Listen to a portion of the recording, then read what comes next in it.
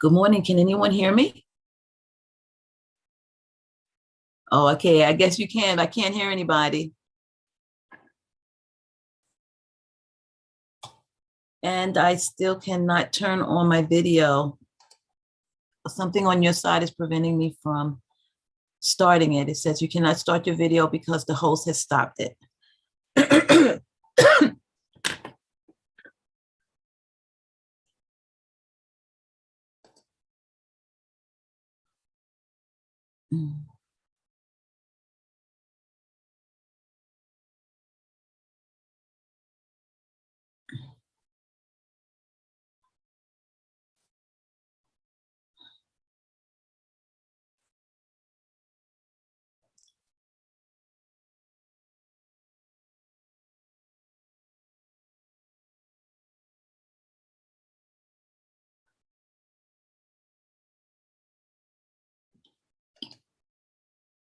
Oh, there you are. Hi, Jackie. We got Jackie's camera working.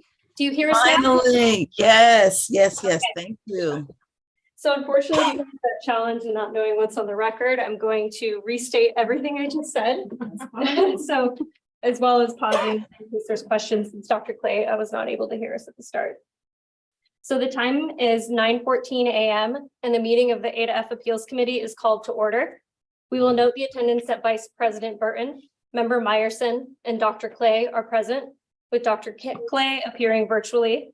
These board members represent all the members of the committee as appointed by the board. Thank you all for being here. I'm going to start by giving a general background of the appeals process, then a schedule of the process for the day and day and a half if needed. We are here because schools can file an appeal of their A to F letter grade as outlined in Arizona Revised Statute 15241, subsection J. The last time this committee was held was December 2019 for letter grades for the 2018-2019 school year. Due to House Bill 2910, A to F letter grades issued for the 2019-2020 school year were the same as those issued for the 2018-2019 school year. Following this, Executive Order 2021-03 and House Bill 2402 paused A to F letter grades for the 2020-2021 school year, but required the board to release data on the impact of COVID-19 and a process for identifying below average performing schools.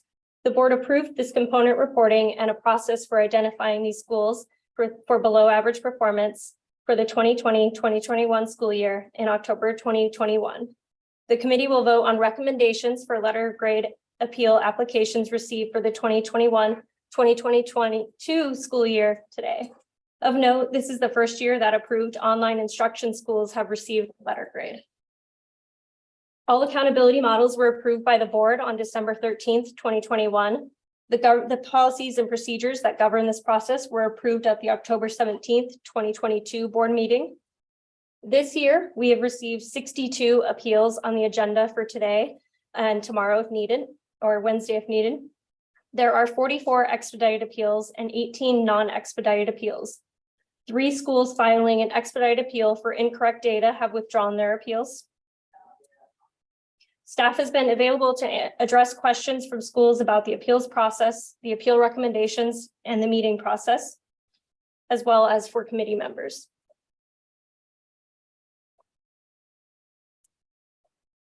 There is one non-expedited appeal application for which a member must recuse themselves from the vote for a recommendation to the committee, as well as an expedited appeal for which a committee member must recuse themselves from the vote for a recommendation to the board. After each of these non-expedited appeals provide their presentations, the committee will make their votes and recommendations for the full board. So expedited appeals are paper review only. This is document review only based on what they submitted with their appeal applications. And the non-expedited appeal applications allow for a 15-minute presentation, as well as time for the committee to answer questions that's not included in that 15 minutes. There were instances where non-expedited appeals were identified by staff to move to expedited, and this would be for reasons of recommending an approval, a staff approval, and then if there are any of these appeals that committee members would like to poll to discuss, it's recommended to do them at the start of the meeting today, so that way those schools that are on standby waiting can leave the meeting under the assumption that the committee members are going to approve the staff recommendations for those non-expedited that move to expedited. So in reviewing all of these appeal applications, staff has worked with the school officials, the Arizona Department of Education staff, and has taken the time to research any previous board actions that may impact a school's argument. Staff adds this information gathered to each appeal application and identifies it as such. Today will be a full day with a break between 11:30 and 12:30. Staff anticipates that the committee can take action on all appeals today prior to 5 p.m. At 5 p.m. today, if the committee is not finished, we will have to adjourn until Wednesday, November 30th. Staff provides the recommendations for most appeals. The committee may accept, modify, or reject the recommendation of staff. It will be important that if the committee modifies or rejects a recommendation for members, to specifically state the reason for the change in action in order to create this historical rationale for the reason for the recommendation to the board. The formal committee action will not occur until item 5. And the committee's final recommendations will go before the full State Board of Education for the final action at the December 9th, 2022 board meeting. Are there any questions at this time on the process or schedule? Okay, hearing none in the room. Anything from Dr. Clay? Nothing from me. Thank you. Thank you. This first group of appeals, as I alluded, are the schools that filed a non-expedited appeal where they agreed to be expedited. The staff recommendation for each of these appeals are approval with the rationale and conditions specific to each school's application outlined in the executive summaries. Although we are not voting at this specific time, we are going to take this as a consent agenda format. So if the committee members have any questions, concerns, or any disagreement with the staff's recommendation on any of these non-expedited appeals that agree to be expedited, which would be 2A1 through 2A3 and 2A4A through 2A4E.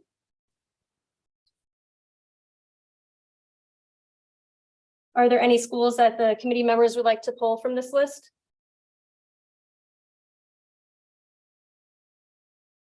Okay, hearing none.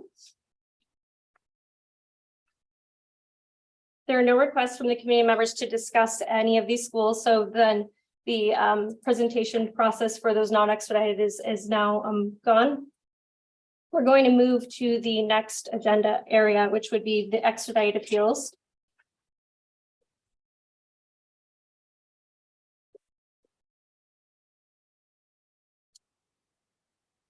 So these are grouped loosely into the categories for which these schools identified, and there are a couple where the staff did identify that the reason maybe didn't fit under what they filed the appeal application for, and we thought it fit better into a different grouping. Sometimes that was based on us approving them based on that grouping, and so putting them with that group based on the staff recommendation.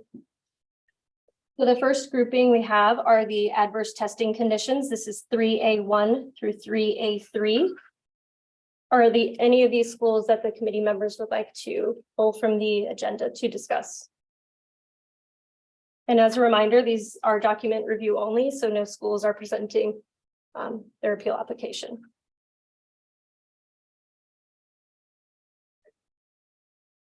Dr. Clay is on camera saying no, and then in the room we have a no as well.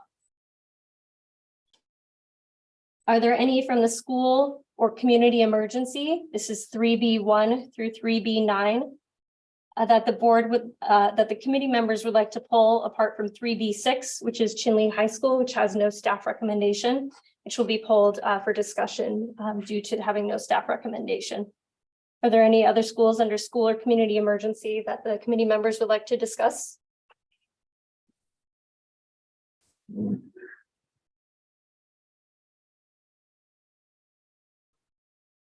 Nothing from Dr. Clay and nothing from Member Meyerson and Vice President Burton. Next, we'll go to 3C, which is tragedy. We have 3C1 through 3C4, with 3C2 being pulled off of the agenda due to at the time of publishing the agenda, there was no staff recommendation. The staff has proceeded with a recommendation and provided that to the committee members. We can pull that for discussion separately. Is there any discussion on 3C1, 3C3, or 3C4 from the committee members?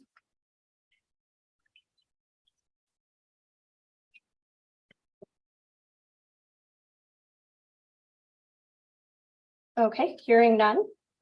We will go to 3D for incorrect data. We have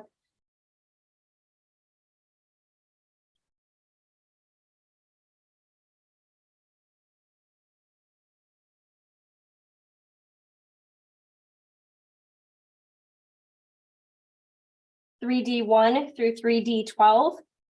And actually, I'm so sorry. Just one question I did have, and actually, I think this is the one that is going to get pulled. So let me just say, oh, Kyrene, yes, that's going to get pulled. Yes, perfect. Thank you. Thank you. Thank you.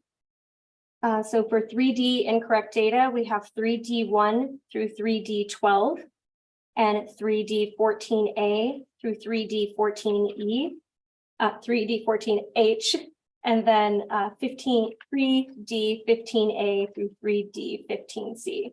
3D13 is already being pulled. This is Astravo Online Academy, which has no staff recommendation on the letter grade for approval.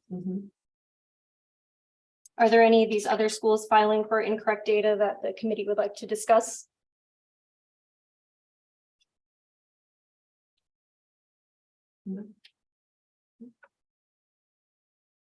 Hearing none.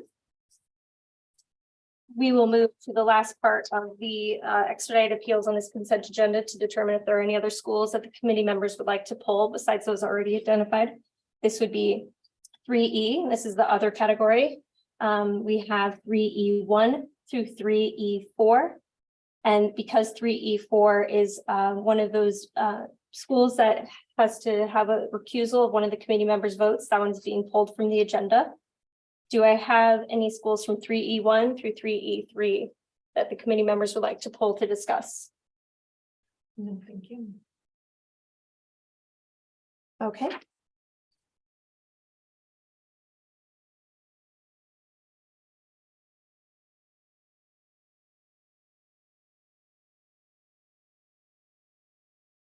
So the first one identified from those that was polled would be 3B6, school or community emergency. And this is Chinle High School. So I'll give everybody a chance, including myself, to pull up their appeal application as well as the executive summaries that were provided.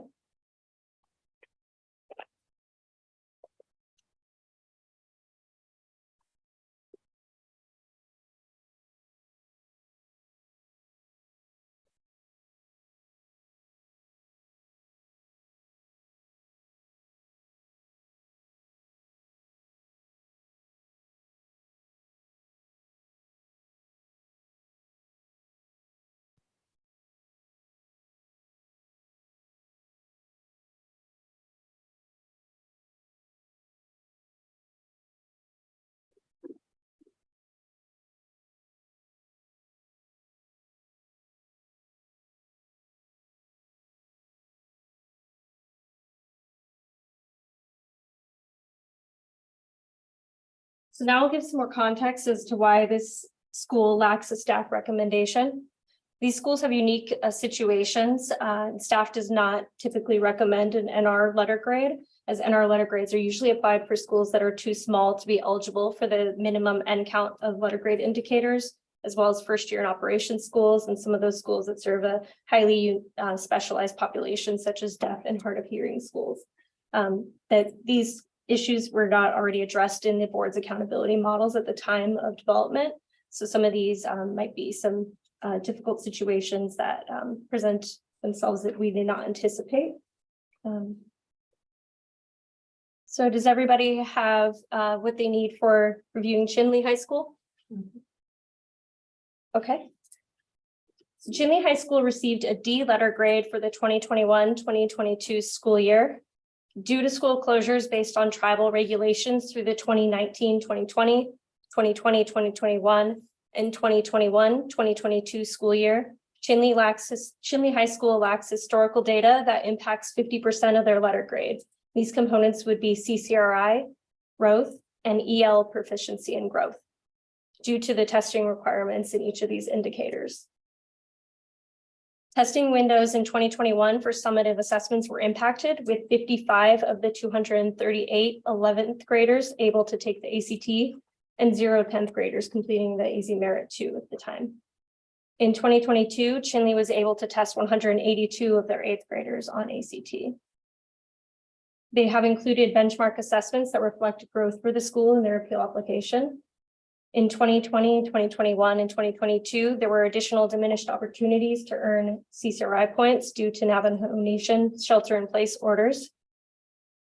So based on what you have read in the appeal application and their supporting documents, committee members should discuss the suitability of approving an NR letter grade as requested by the school due to this extensive historical data loss outside of their control, or some other letter grade given the evidence of the circumstances provided, or denial of the appeal altogether.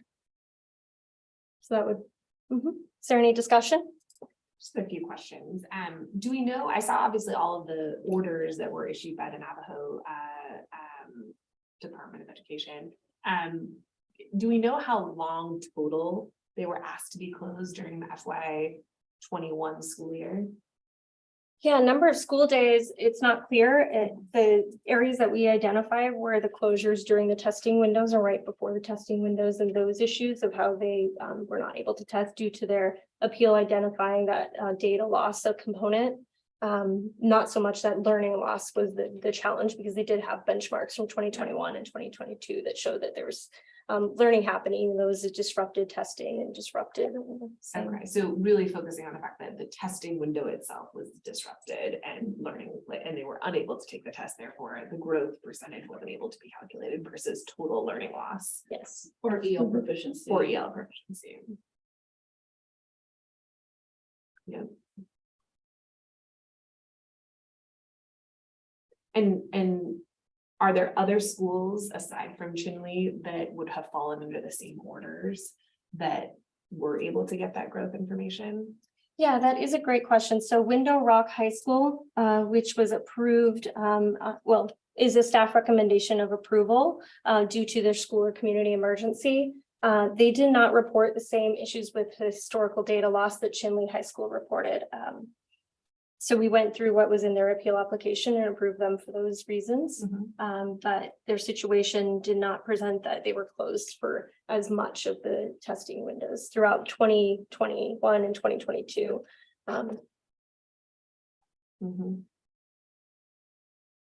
Yeah, I would support an NR because you really only 50% of the factors are able to be calculated. So it's almost like they have their own separate formula that isn't, it just doesn't seem like it's fair or correct. And I don't know that we're communicating what really went on. And I think it is a unique situation.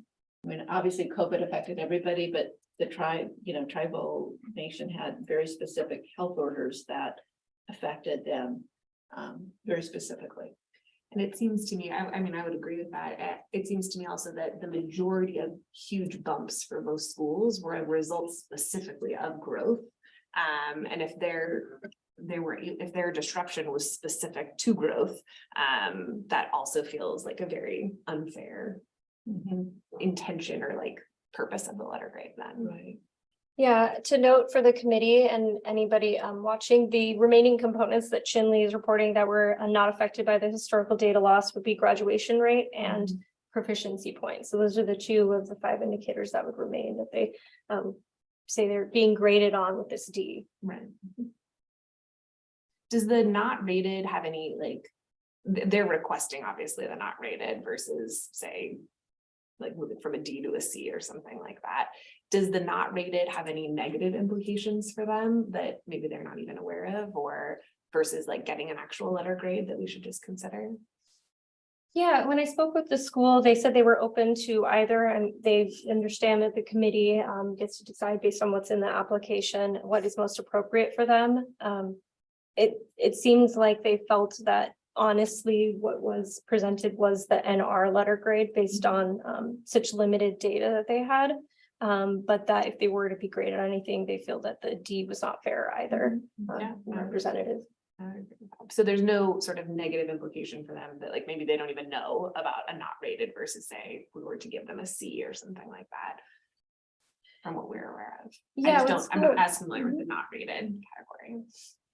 With school improvement and turnaround not rated is not something that's typically considered as part of. So there wouldn't be an unintended consequence that we would be giving them. The only unintended consequence that I could see is just the community not understanding what a not rated meaning and then needing to communicate what that intends. And so with all the school closures, they think that's part of what they've prepared for in their application. Yeah. To communicate that. I mean, I would also support the not rated then, because I think that more fairly communicates what occurred. Dr. Clay, is there anything you would like to add to the discussion on Chinle High School? The only other thing is I also support a not rated. I would also support when we report out to the public that not rated is specifically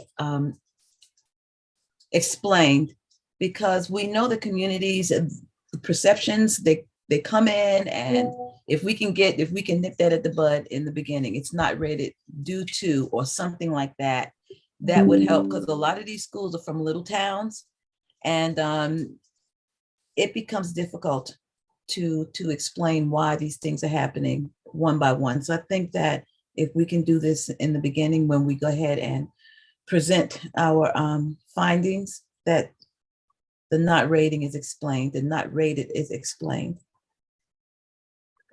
I agree. I think that's a great suggestion, and I think we should do that. And I, don't think we're gonna have a lot of not rated, so I think we can do that. So, Okay. Thank you, Dr. Clay.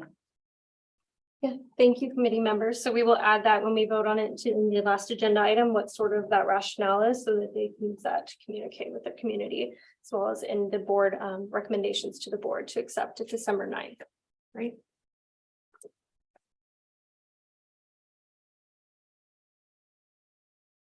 I may interrupt before we move on to the next case. We do have many different schools in the hallway who would like to come in, but due to technical difficulties, it wasn't brought up before. If I could actually let them in the room. Yeah. Wonderful. That would be great. Thank you. That would be Kat Ruiz staff.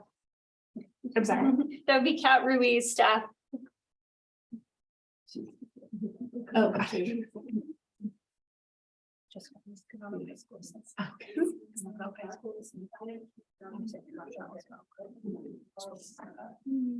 And they did they were.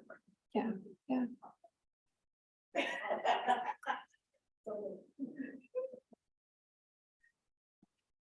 There's more disruption to learning. Is what it is.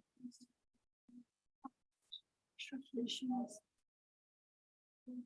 And like they're behind with their learning more than behind.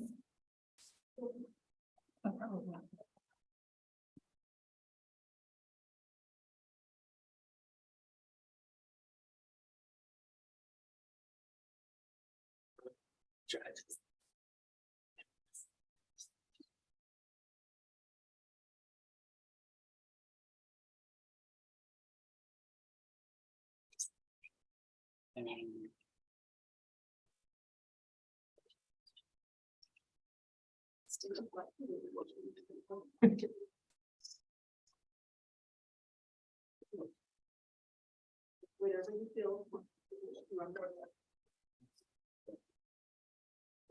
No.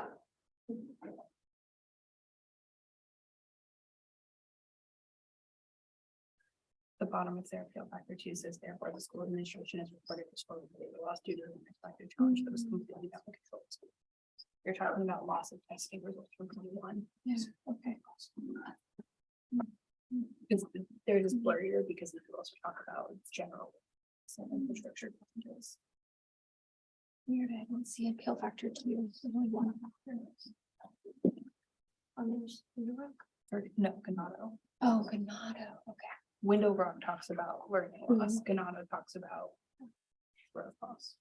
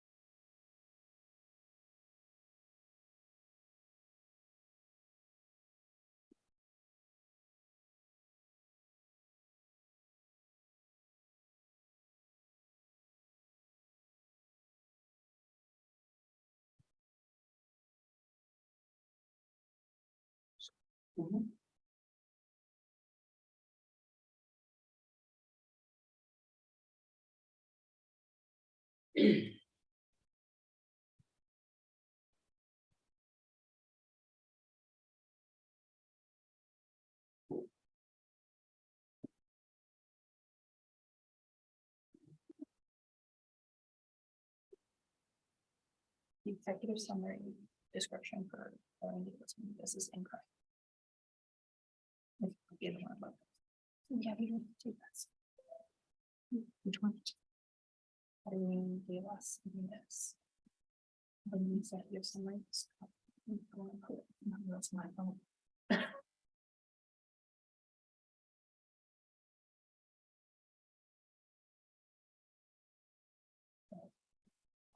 That's a complete.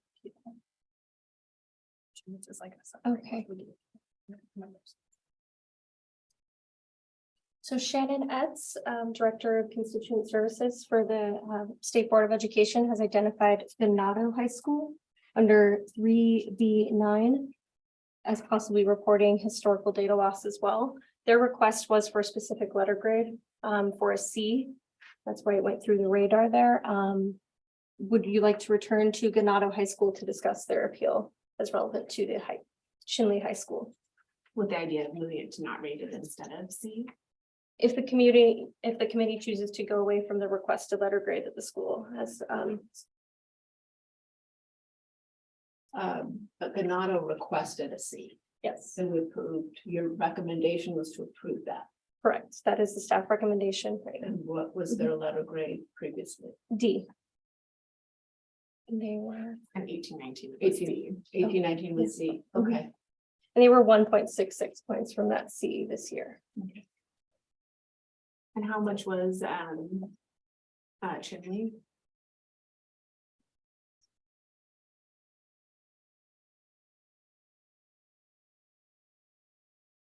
Oh, it doesn't say, just because that was some.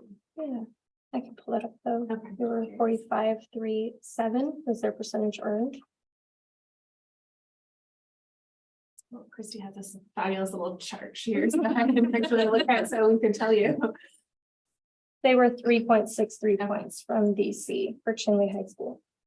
So similar range there as well. What Ganado has identified is primarily the spring 2021 testing results.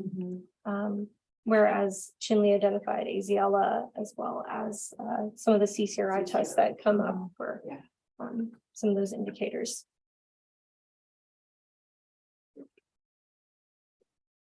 Would say given, difficult testing conditions, I think I would be inclined to go with the school's preference, Right. what they're recommending versus Yeah, changing. yeah, if they had recommended it, NRI might suggest pulling it and reevaluate, but they had asked for the C, and we are recommending approval of that, so. I'm good with it. Thank you for flagging. Okay, so having heard the issue on Chinle High School, we have not voted on the issue of Chinle High School. The committee will vote at the end of the meeting, just so that we can hear all the appeals and see if there are anything else that arises like we had identified with Ganado High School.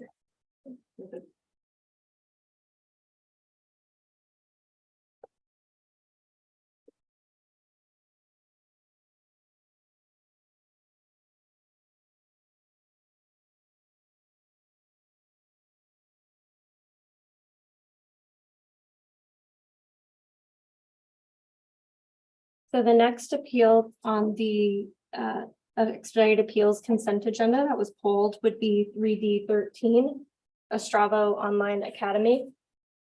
This is no staff recommendation. Wouldn't be very good else than this.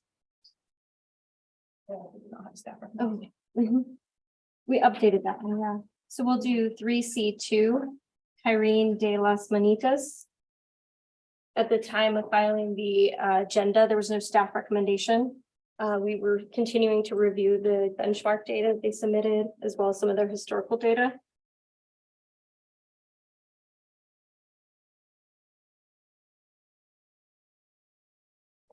This school received a D letter grade for 2021, 2022. They were 14.32 points from the letter grade that they have requested. However, from the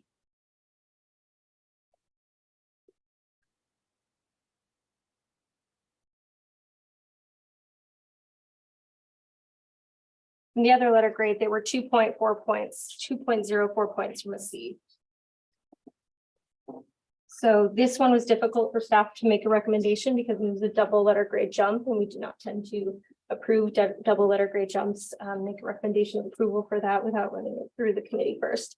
Each of these others were either through the inclusion of CSRI data, which did bump them more than one letter grade, or other components. But since this was a tragedy event, this would be one that the committee should review that evidence to see what kind of impact the tragedy had. Is there a total number of, is there a cap on the amount of Azella points possible? Yeah, 10 points. 10 points. So if they had received the full 10 points of Azella testing, that would have moved them just still to the C. It actually wouldn't have moved them to the D. Is that right? If they'd gotten the full 10 points, I think it would go, it would still be in the D range. They would Oh, still be in the sorry. D range, right? I'm sorry, I'm with it. Okay. Wrong school here. Let's pull that up. Would be the B. They received 0 EL points, so they would have got, if they had gotten the full 10, they would have still been in a C. In a They C, wouldn't have not gotten to the D that they're requesting. Correct. Yep. And then do you have handy the scores, the letter grades they've received historically by any chance? Jessica?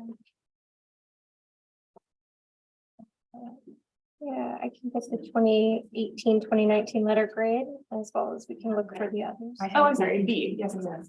Mhm. All handily.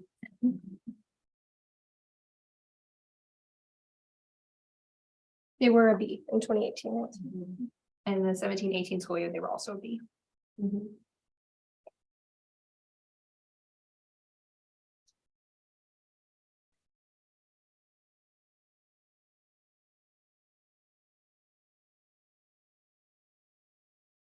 guess I'm inclined because they're making it specific about Azella. With the maximum of 10 points, had they received that, obviously like a horrible tragedy that they've identified here. Had they received that, it sounds like they still wouldn't have made it to the B that they're requesting. They would have only made it to the C. I guess, I mean, I'm certainly inclined to move them to the C. I don't know if there's another reason I could give to move them all the way up to the B. Yeah, I support moving them to a C because for the reasons expressed, I think a 14-point jump is, I mean, there's nothing to support that. It's not something this committee does unless there's some pretty compelling data to back that up. But I am comfortable moving them to a C. And there were 4 appeal factors for this school, and one of them is the issue with the beginning of the AASA testing window where their health assistant passed away. And then the second would be the absences due to COVID-19 quarantine from staff and school leaders. The third is the lead teacher, executive designer resigning. And then the fourth would be their math curriculum vendor informing them that their services would end abruptly in June. The issue with the beginning of the AASA testing window where their health assistant passed away. And then the second would be the absences due to COVID-19 quarantine from staff and school leaders. The third is the lead teacher, executive designer resigning. And then the fourth would be their math curriculum vendor informing them that their services would end abruptly in June. The issue with the beginning of the AASA testing window where their health assistant passed away. Dr. It would be the absences due to COVID-19 quarantine from staff and school leaders. The third is the lead teacher, executive designer resigning. Dr. Clay, is there something that you wanted to address to the committee?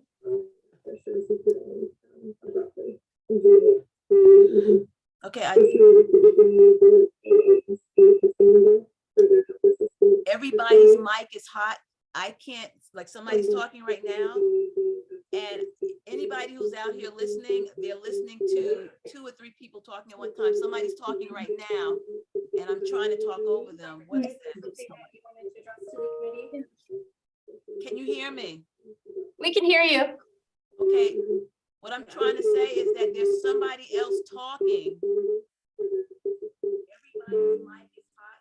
I can't, like somebody's talking right now. I'm wondering if it's coming from your mic, giving feedback from delay. She's listening to what you said a few minutes ago. Yeah. Like, Oh, do you have YouTube streaming, Dr. Clay?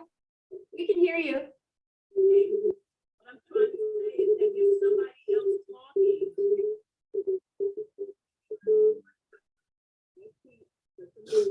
I'm wondering if it's coming from your mic, giving feedback from delay. She's listening to what you said.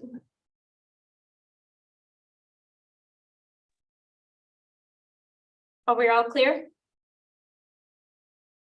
I think, okay, yeah, I was able to hear other conversations, not just mine. Yeah. So there were other people talking and you heard mumbling in the background, but somebody else was talking about data. And so somebody's mic is really hot or so when you listen to this later, you're going to hear there's a lot of talking and it was hard to hear who was talking. Yeah, that is tough. We'll try to announce ourselves when we talk about things and take a pause as well. So there's less interruptions and that happening. Yeah, so it was hard for me. Somebody was talking and somebody else was talking over them back, out here in YouTube land, in Zoom land. That's how we're hearing it. So I'm sorry if I didn't get to hear everything. We were working through Kyrene de las Manitas. That would be item 3C2. Okay, thank you, because the last thing I was hearing was the other school, Mhm. the online academy. So which school are we on now? Kyrene de las Manitas. This was identified primarily under tragedy. And that would be for their appeal factor 1, where the health assistant passed away before the beginning of the statewide testing window. Jessica, I just want to clarify, that is the only factor in their appeal, that is an appealable factor, is that correct? Correct. For appeal factor 2, which would be the COVID-19 quarantine staff and school leader absences, that was not identified as an appealable reason due to the impacts that had statewide to schools. Some of the other schools that we did approve were above and beyond due to some of those tribal regulations and county health orders that limited their accessibility to open their campus that was out of their control. For appeal factor 3, resignations and staffing issues are not an appealable reason, as well as 4. This one was a little bit more difficult to identify the impact based on it being on January 2022 that their math curriculum vendor changed. They still had time to turn that around through the before the testing window. I just want to clarify, so we're really only focusing on the impact of appeal factor 1. Right. That is what staff has identified, yes. And Jackie, what we're just talking about was the idea that because and I don't know if you heard this part, but that the total amount of points available for Azella, which is the sort of reason they're citing, is 10. And had they received the full 10, it would only have moved them to the C. Are we actually able to pull, just out of curiosity, what they received for Azella points in FY19? Because I think that would also sort of solidify. Just look it up when they had it. 8. Okay. So they didn't have the full 10. Even the full 10 then. And so either way, putting them sort of squarely in the C range, certainly above the D that they currently have, but I think we're looking at different appeal, sorry to interrupt you, different appeal reasons. What I see on the executive summary is different than what's on the sheet. And so that must have been a copy and paste issue. The school above that, which would be Arizona Charter Academy, was the AZLA window. The other one would be the AASA window. So that will be. oh, That is totally our mistake, Member Meyerson. Oh, that's You were viewing it the right way and everything. that's okay. So I'll give you a chance to review what's in there now as well, which is Great. on the Sibley executive summary. I'll just Okay, great.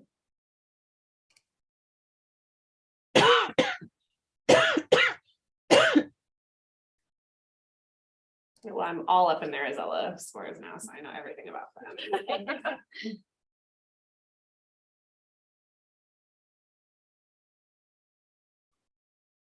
That window does bump right against the statewide testing window too, so.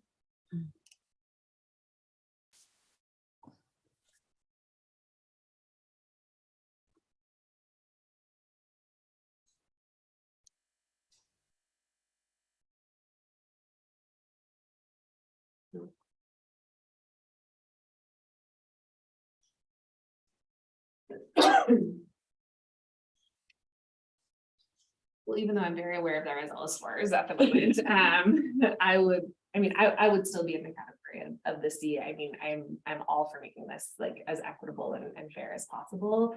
But I don't know, I guess to jump the full 14 points feels like quite a bit. I can speak to their proficiency points. In 2018, they received 20.93. In 2019, they had 22.15, and for they have 17.06. So they're about 5 points away from the highest. they've Yeah. gotten. Yeah, I think that's really helpful. Thank Yeah. you. Their growth did suffer this year a lot. They were at 28 in 2022, and in 2021, they were at 45. With 2019 being 39, so more of their average would be around that 40 range. Yeah. And that does go up to the 50 points. So Yeah. with it being 28, that's 22 from, and about 12 from their usual average. Mm. Obviously fully understanding the tragedy that they've identified. I mean, I would be comfortable moving them to a C. Any other discussion?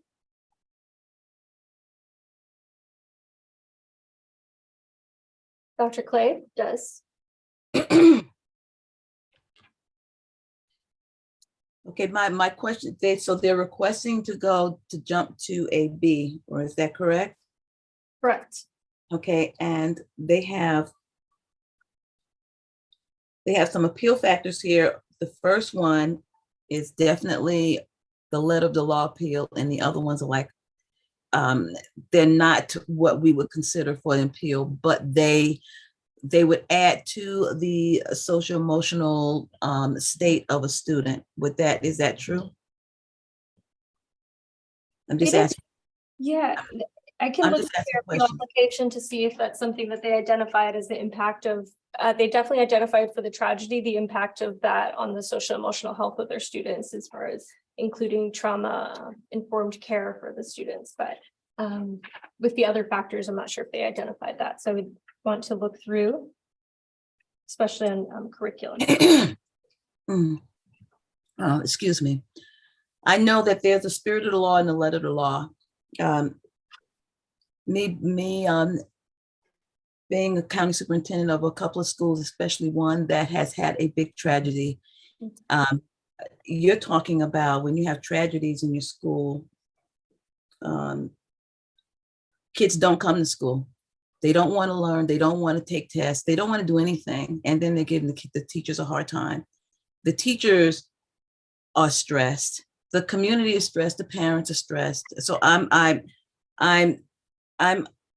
partially going to the B route, because I know what happens inside of a school when you have multiple things happening with the students. Okay, it's incredible. So I understand that it is a big jump, but I understand that when you have a couple of things going on in that school, and if you've been in schools, issues, especially negative ones, they go through a school like wildfire. Okay, so I'm looking at all of this. I'm looking at how all of these things are affecting the student, their attitude, their learning, how they feel about themselves, how they feel about each other, et cetera, et cetera. And I would have to go with what they requested. Thank you, Dr. Clay. Do we know their history of letter? Can we pull up just like, have they always gotten a B, like pre-pandemic? Or this last testing window? They received Bs in both the 2017, 2018 and 2019 school year.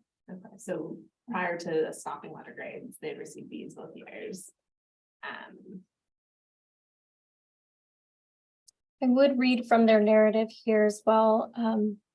Compounding the influences from grief and loss during this devastating period, students experienced additional disruptions as the school had heightened staff and school leader absences during the testing window. Kyrene de las Manitas saw that staff's absences soar in March and April. So this was then tied into the impact that the grief had on the whole community, as Dr. Clay addressed.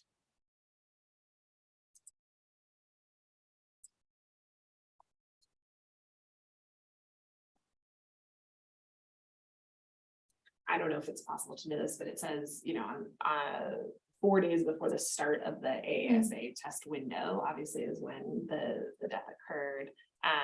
Oftentimes schools don't start testing until 2 to 3 weeks after the start of the testing window. Do we happen to know? I do not know when they began their testing window, but that's information that before the vote this afternoon, we try to gather from the Deputy Associate Superintendent of Assessment. I mean, Dr. Clay, you make an excellent point of, that's not for us to say like how the school navigated that grief, obviously, but if there is a way to show there was some sort of significant amount of time between when unfortunately this death occurred and when that testing window started, potentially that's just another data point for us to analyze. Absolutely. Staff did not identify that, but that is helpful information.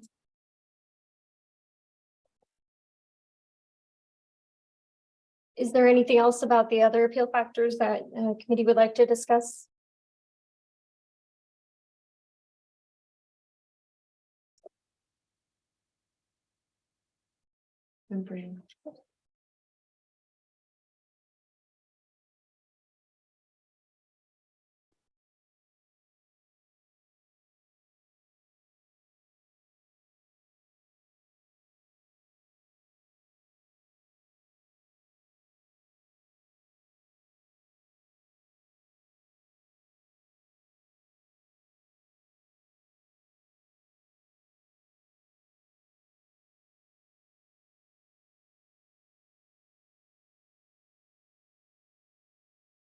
Okay, so if that information is provided by the Deputy Associate Superintendent of Assessment at the Department of Education before the afternoon, we can inform the committee members about that. Thank you. So now we can move forward to 3D 13, which is Astravo Online Academy.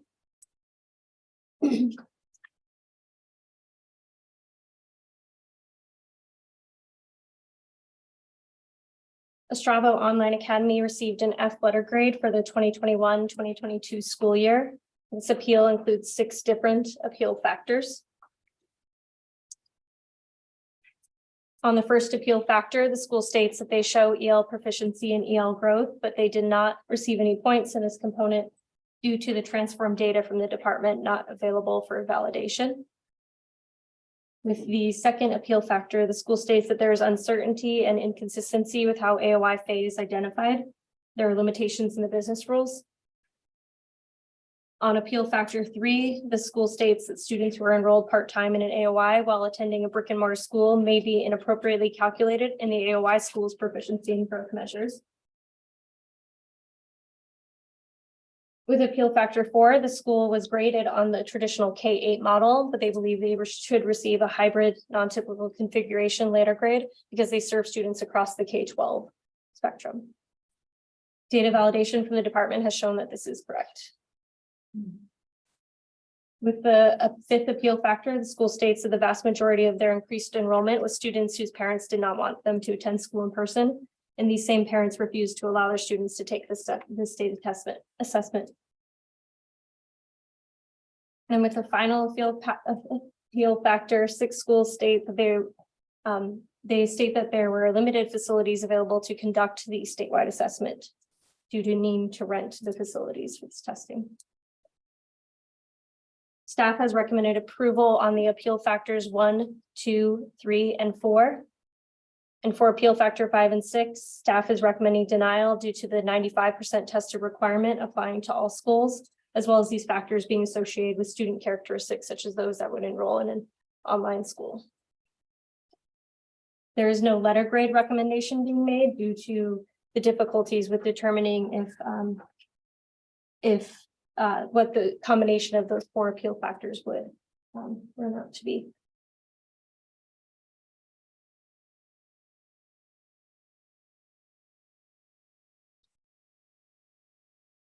How many total online schools do we have participating in state testing this year-ish, would you say? I mean, yeah, sorry, like 100 or like 7,000. Yeah, Sean. Around 100. Was it really? Oh.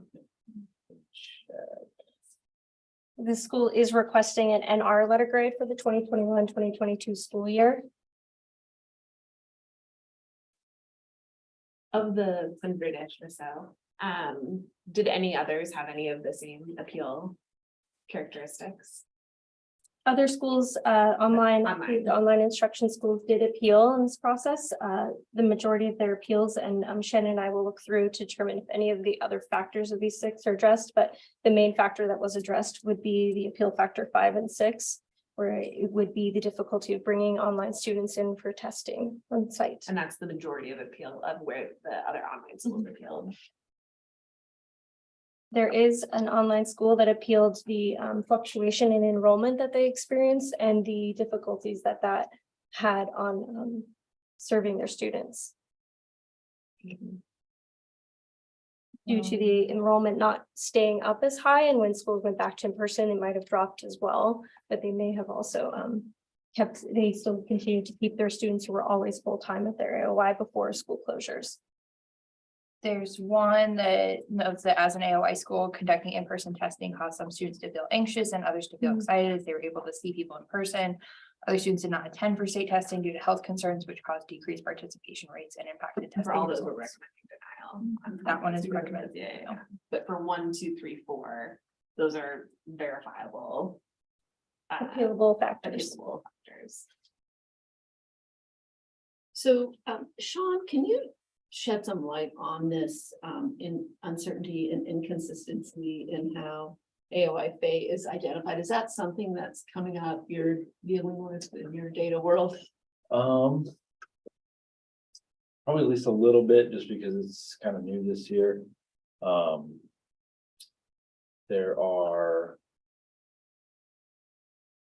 I know with this school, we had some trouble. I think, there were some, and we didn't get down to real specifics, like, okay, can you show us a couple kids where this might be affecting?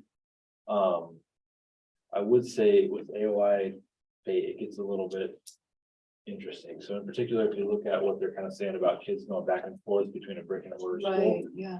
and stop me if I'm getting too technical. No, I think this is really important Yeah. because, so my general interpretation or sense of this is we need to maybe clean up the business rules.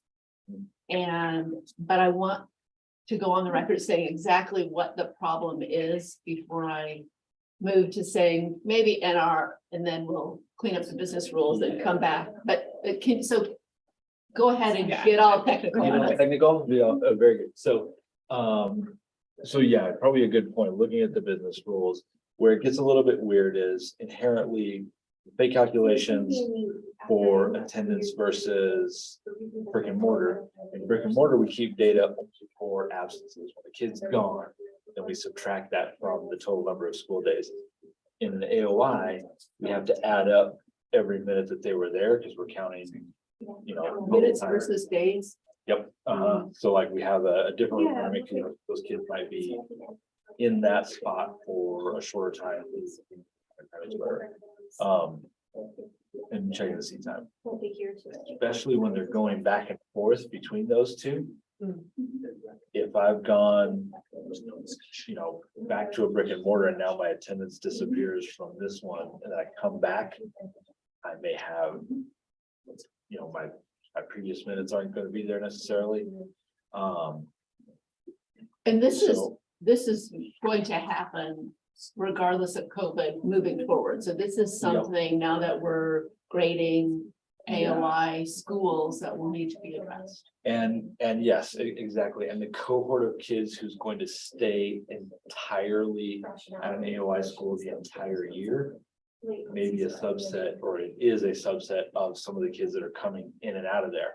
So the FAE gets a little sticky in determining, who are the kids that they get graded on, because I think they end up, what they're probably making is they end up impacting and touching a lot of students who kind of come in and out.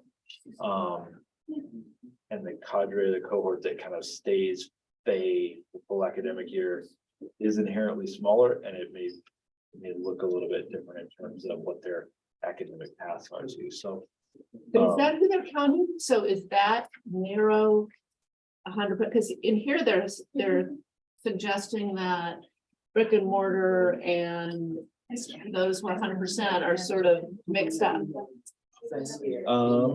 it would be just the FAE kids that are getting counted. To give you an idea of numbers, they got 42 in grade 3 that tested, 58 in grade 4, 54, 18 in grade 6. So it's a smaller group of kids, and similar to kind of what we were seeing with that previous one. When you have the smaller groups, sometimes. Sure, one family moving out can change your level grade. Yep. So I like your point of looking at the business rules. When we did the analysis for the cut scores, there was a real clear difference in the distribution between like how online schools looked versus kind of where the curve was for other schools. So you make a pretty strong case that like there's something different happening in online schools that we need to look at. Okay. I'm sorry. No, On appeal factor 1, John, where it says that they show EL proficiency and EL growth, but did not receive any points, is that just like a kind of fluke thing that happened for this particular school? I think when I was looking at theirs, it was based on their numbers, so with EL, let's see here. If they, Or yeah, throws an N issue or. yeah, so we removed them from eligibility for the EL points. So what can happen, the way the business rules and the code were set up to work is if a school, there's the 2 categories, there's the growth and the proficiency. If a school only had enough kiddos to qualify for one of those, we remove them entirely from EL, just so they didn't get dinged and get, half the points. They'd done everything they could here for the 5, weren't eligible for the other 5. So we remove them entirely from EL eligibility. So that's what happened with these kids, is they didn't have the numbers to meet both growth and proficiency. So that was removed from their denominator and their. So they weren't held accountable to EL. Yeah, because if it was removed from the denominator, it wouldn't be a negative for them. Right. And let me just confirm, make sure that it's. Go into their stuff for EL though. Yeah. So yeah. 8. Little below the. That's the denominator. That's good. Oh, Yeah, they had 11 of them. So I mean, that could be trouble, like for them, it may be confusing calculating which kids count for a zealot bay. So would then appeal factor 1 still be an appeal? Like, would that be an accurate appeal in terms of them feeling that they, the system wasn't fairly. What's currently reflected is no, because they don't meet the size requirements for that component. Right, okay. Let me check real quick, because we did make, when we had this reported, we had a few schools say, hey, we weren't eligible, but the 10 hadn't been removed from their denominator yet. Okay, So let me confirm that okay. these guys were or were not impacted on that. And then I can tell you, so. But then, I guess. It is not being removed from their denominator. It in is the not on most that. recent public file. Okay. So then, yes, it is a valid. A valid, yeah, a Yeah. valid ding for them, yeah, okay. And then presumably if it was removed to the point of also them recommending or requesting the not rated, it's not like they had historical data that we could look at to see what you've previously done with your yellow kiddos. Yep. And then obviously appeal factor 2 being like recognized sort of uncertainty around business rules needing to get changed. Or updated. And that was, one of the things they mentioned too, was that they reached out and they tried to work with us and figure that out. And that was totally accurate. We didn't have time to kind of get down in the weeds with them and Yeah. figure out like all the nuance. So I think you described it exactly right. There's just a lot of uncertainty around this one where we couldn't say definitively like, did the FAE calculations help you, hurt you? It was really hard. We didn't get down to specific kids. So I like your word of uncertainty is probably the word to describe this. And they're officially requesting the not rated versus a particular letter grade. Correct. I mean, feels like that would be a accurate I way to agree. describe their current situation. Yeah, If we look at just EL, if we take those 10 points out of their denominator, they're still just shy of changing to a D. Okay, So if we isolate to just that factor, it's not enough to move them. got it. Although, and then with that, they'll presume they have appeal factor 2 and the others, so Right. yeah. So that's a tricky one. I guess I would support the not rated on this one. It feels same. hard to tell Same them that with they should have me. gotten something. Yeah, and I really appreciate you. Yeah, super helpful. You're sort of explaining that it was hard to kind of get in the weeds and deal, I respect that. It's, there's been some staffing challenges, I know, at the department, so, but for those reasons, I would support an NR in this and maybe looking at cleaning and tightening up some of that for these AOI schools.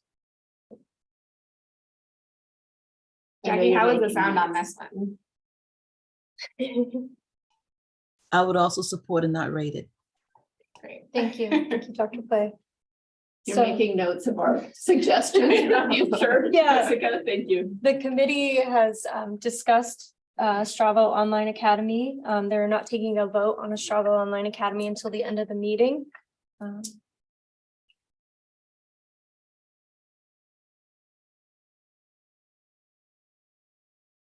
The next item on the expedited appeals that has been pulled from this agenda would be 3E4 for Vista College Preparatory. Member Myerson, can we reflect on the record that you will not be discussing or voting on this item due to conflict of interest? Correct.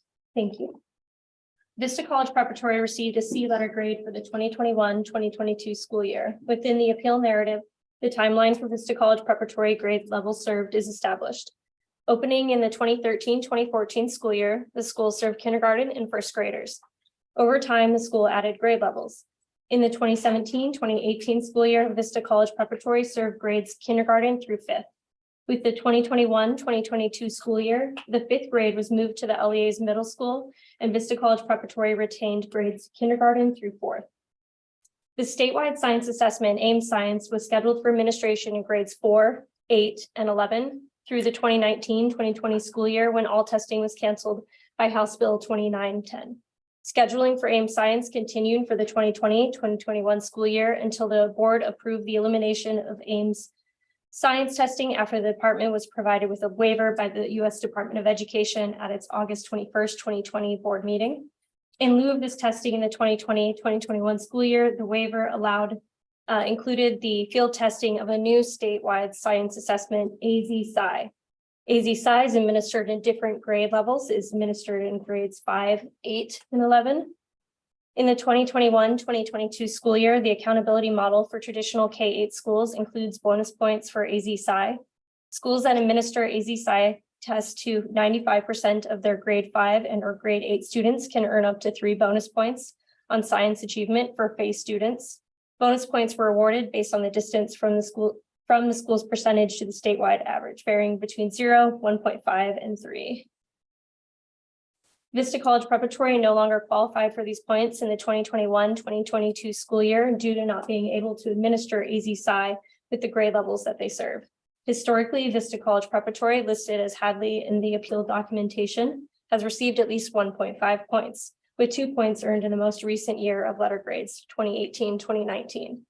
Vista College Preparatory has been well above the statewide average for science proficiency in previous years, however, is now compared against other schools that are eligible for these points. The grounds outlined in this appeal factor are unrelated to school or student performance due to the change in grades served and test administration being unrelated. The school does not control the grades that it serves. Additionally, the overall grade is impacted by these changes, with Vista College Preparatory being 1.17 points shy of the B letter grade.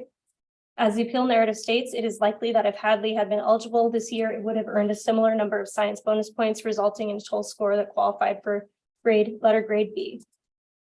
On Vista College Preparatory's second appeal factor, COVID-19 related situations that impacted schools were not determined by staff to be eligible for appeal unless there are events outside the normal impacts, such as those county health orders for school closures. Although staff is recommending denial of this appeal in part due to oppositions to the accountability formula being non-appealable and not historically approved, and COVID-19 impacts not tied to county health orders or other regulations, committee members may discuss the school's appeal application at this time or when it is called again for a vote at the end of the meeting. So if there's any other historical data that would be helpful, just let us know if we can collect that for you, or any information about testing. So can you, I know you mentioned it earlier, how many science bonus points did they receive previously? Yeah, they've always received at least 1.5, but sometimes they've received 2, and that was when it was tested for proficiency, not just percent tested. But when it was awarded for proficiency, they needed that 95% tested in order to receive those points. Right, okay. And they became a school. So then I guess this is a tricky one for me, because there's part of me that views them as a new school because they're a K-4 school, and they're no, you know, so it's sort of like I feel like they should be treated like a new school, but I also know they have a history of, you know, really high performance. What was their letter grade previously? They received an A in 2019 and an A in 2018. Okay. I could argue both sides of this one too. Okay, I don't know if I'd you want me to love weigh to in. hear, yeah, your thoughts. So, so on my, on one hat as an educator and parent of kids in school, like, I would want the letter grades to be, from my perspective, a clear communication of what's happening at the school. And like you Yes. said, the school's changed. I thought that was an interesting perspective that it's almost kind of a new school. In which case, we don't grant a letter grade. But what we've got this narrow, less than a point difference. That's 2 letter grades off from their historical. I can make a pretty strong argument that like that level of precision is not achievable in the, like they were Yeah. putting decimal points in there. And that if the idea is clear communication to the families and the community that they serve, telling them what it's a C is probably not the clearest communication. So I could push pretty hard, and granted, I may be biased because I think the other one that we're looking at in this situation is the district I came from, where they're all my friends and I'd like them to get good grades too. But the idea of, when you've got a certain number of schools who are kind of in that, the model takes, it's good at getting 97% of the schools pretty right. And then if you've got some weird stuff where brand new high schools or a new school that has just recently had changes, is it going to capture what's happening there and communicating it accurately? There's a pretty good case that in this situation, looking at the appeal is probably legitimate. If I argue the other side, then I would just say, that's probably the case. There are other schools out there who haven't made appeals. Partly because the business rules say, hey, you can't appeal something that's, or excuse me, the appeal process says you can't appeal something that's based on the business rules. Who they had probably some unique circumstances to their school and their situation for this year. So there's a part of me where my heart kind of goes out and say, if we're trying to make sure we're doing right by all of the people that we serve too, we wouldn't want to necessarily neglect them. I don't know. Could also make the case that doing something good for these 2 schools is not equivalent to doing something bad to the others who did not apply. Do we know how many schools have changed their configuration? Like this one did and would be impacted by the science? I don't know right off the top of my head. I know there's probably a few dozen that are kind of on that cusp where they're a few decimal points away from something. It's not even regardless You're of talking- that. Oh, Like it have changed. changed from K5 to K4. Because that's really what the issue is K4 here. is not a very common model. A Right. couple years ago, we looked at it and there were less than 10 in the state. Right, and no others have appealed. I mean, I went through and no others have appealed. But I do think configuration it always gets a little messy and when we look at a school configuration, so. And they're not asking to go to an A, they're Right. asking to go to a B. Yeah, and you And make they've traditionally been an A. and you make a really good point too, like the subset of schools that would be in that group and the subset of schools where the science points would make a difference. Probably talking about really, really few, like Shannon said, I mean, we looked at it a double couple years digits. ago and there were less than, I think, 10 K4 schools across the state, and it'd have to be that model to be impacted by this issue. It'd have to be that model. and Because the K3 change had to schools don't get happen. graded. Right, and then it would have to have happened during that timeframe. So, but I do think. To add to your list, looking at changes like this and how. Maybe it does just stay in the other category that we look at it a case by case basis. But it's something we need to be aware of because we do have a lot of choice and a lot of options, and I. Do think there should never be a penalty for doing what's best for kids and how your school's configured. So I would, I would actually support boosting them to a B. Because it's like a fraction, isn't it? A really small number. Yeah. 1.17 points from the threshold for a B. 1.17. They've traditionally been. That's just where I'm leaning. Dr. Clay, any thoughts?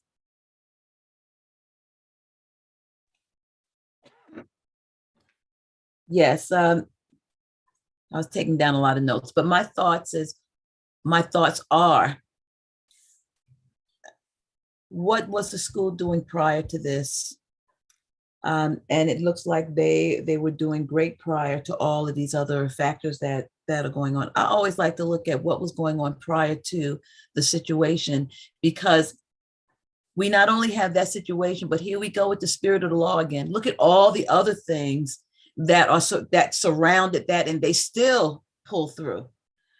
All right, and so I'm looking at the letter of the law and the spirit of the law. If I go with the letter of the law, it'd be no. The spirit of the law, it would be definitely I support it.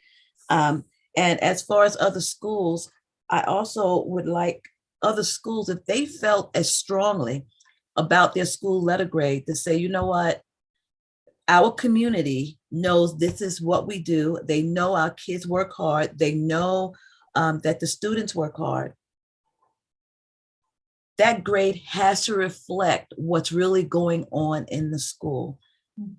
Okay, so now again, that's why I talk about the spirit of the law and the letter of the law. I get the letter of the law, but what's the spirit of the law? Are they working hard? You know, it's not a give. We're not giving them anything. They've earned everything. Okay, it's just that this situation and these circumstances have caused them to bump to a grade that they're not comfortable with. Okay, especially if they were boasting about how great they were, and all schools should. All right. So I would support it. Thank you, Dr. Clay. Is there any other discussion? So that is a different recommendation. So I just want to make, when we vote, it's actually supporting, well, actually, it's approving. So yeah, they weren't asking for an A, they're asking for a B. Okay, So so when we go to the vote, I will call the vote as in approval for a B letter grade for Vista College Preparatory Academy. thank you. Thank you.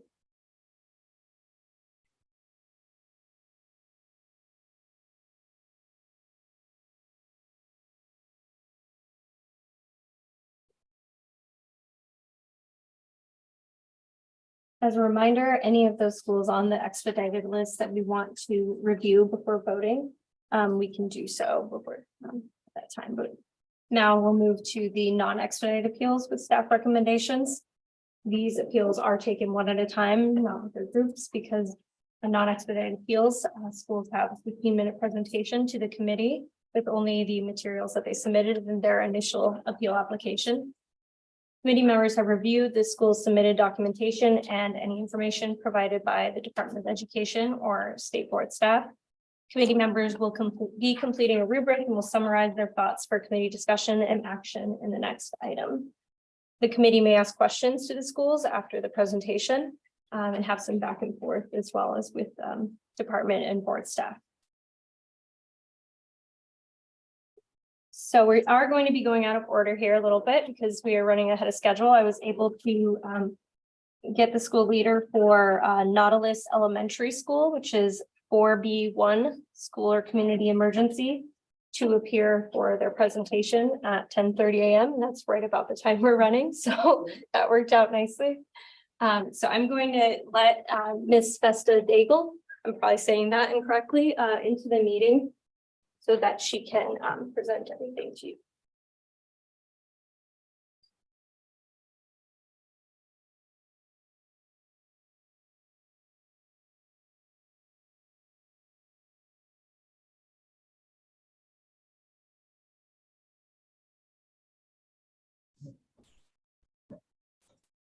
You can't start your video.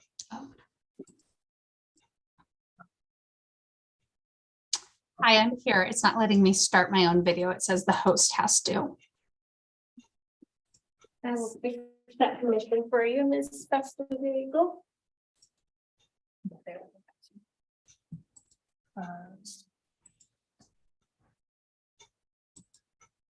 There we go.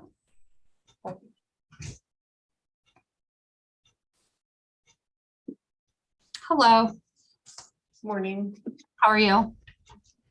Great. I'm ready when you're ready. Are the committee members ready for Nautilus Elementary School? Yes. Okay, you may proceed. Thank you. My name is Jamie Festa-Daigle. I am the Director of Student Achievement for Lake Havasu Unified School District. This is my second year in this role. I previously served as the HR Director, a site leader, and a teacher. I've been with the district for 20 years. Nautilus Elementary School has a new principal this year, Shannon Williams, who's here with me. Nautilus Elementary School is a K-6 school that serves 365 students in Lake Havasu City, Arizona. Nautilus sits on the north edge of town and serves students living in Lake Havasu City and also the unincorporated areas around Lake Havasu City. Nautilus Elementary School is a Title I school and has previously been named a Blue Ribbon School. Since 2017, Nautilus has been a B school and an A school until this year when it was rated as a D school. Nautilus earned 58.2 points, which is 1.9 points away from a C. All of Lake Havasu's schools have performed well historically, and as COVID hit, the focus has been on ensuring school was open and students were focused on foundational reading and math skills.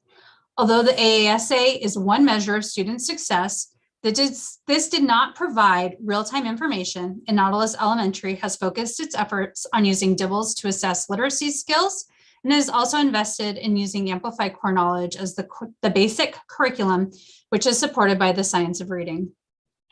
In August of 2020, Nautilus Elementary School opened virtually to students.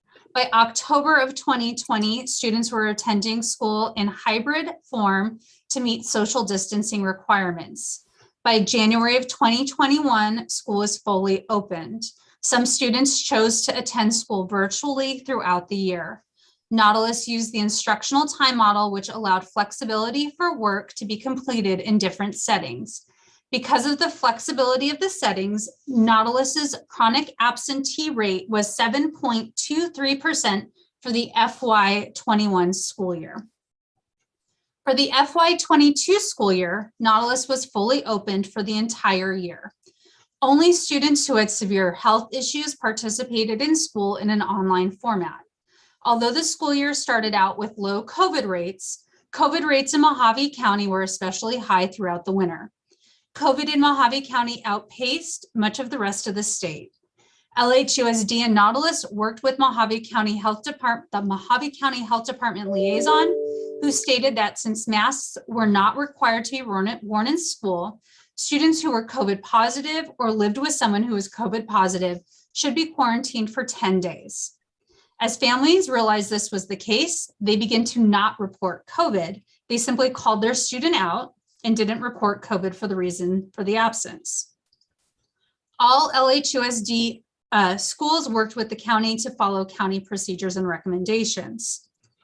Nautilus removed all rewards for students for perfect attendance and encouraged students to stay home when sick, as was recommended by Mojave County Health Department. The Lake Havasu Police Department, who provides a school resource officer for LHUSD schools, did not actively engage in truancy calls. In addition to students being absent due to COVID, students were also absent due to lack of transportation. Because Nautilus serves students from outside Lake Havasu City proper, transportation is provided by buses. During the 21-22 school year, busing was discontinued to Nautilus because of driver illness and inability to hire bus drivers. Because of no busing, parents sometimes kept students home. These students were marked as absent because we were back to full open and no longer using widespread virtual learning. Nautilus Elementary School should not be penalized and not earn attendance points when they were complying with county and state guidelines. These points are two of the points that schools can earn in acceleration and readiness, and for schools that were in hybrid or virtual for FY21 and were fully open in FY22, there really is not a way for schools to earn these points and follow the health guidelines. LHUSD schools were among the first to open, and that should not be punished. I implore the board to acknowledge that having points for attendance during COVID goes against health recommendation, and to recognize Nautilus should not be punished for this. In a very difficult time, Nautilus has made every effort to be open for students. I request that Nautilus be awarded 2 points for attendance and earn the grade of C, which historically is much closer to its letter grade.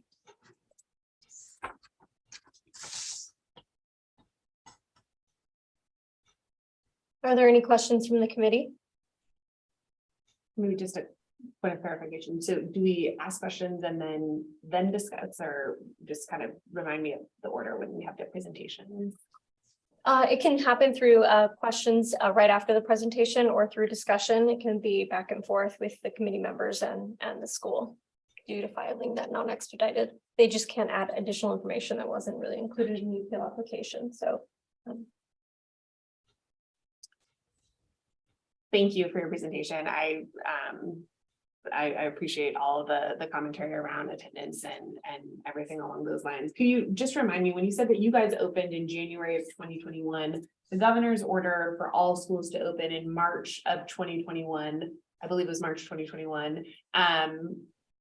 Is there any data that you have to show that like you were like truly one of the only ones to have, like, I know some schools stayed open the entire year, but is there any other data of sort of what made your school different in opening that January of 2021 that we could have? Or like you were one of the only schools in your community or anything along those lines? I mean, so Lake Havasu, we were among the first to be fully opened throughout the year. So we had a hybrid open in fall of 2020.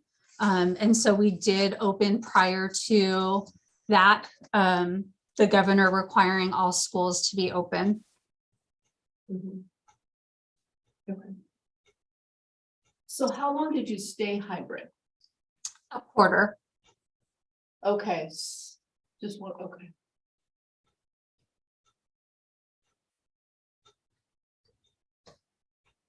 So half of the year, we were virtual or hybrid.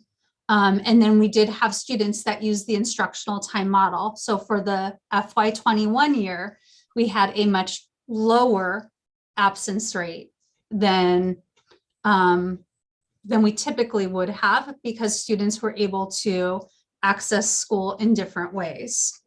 Fast forward to the FY22 school year, where we were fully open and ran like a traditional school year. We did not have all of those virtual options. However, and included in the information is that Mojave County still did have very high COVID rates. And so we saw students that were absent due to COVID and absent, parents just weren't telling us. So because the school was partially open FY21, we had a lower number. So the idea that we could somehow improve our absence rate seems problematic, just the way that the school years were run. In addition to the fact that we didn't encourage students to come to school last year, right? We encouraged them to stay home if they were sick. We encouraged them to do what they needed to do so that we could keep school open.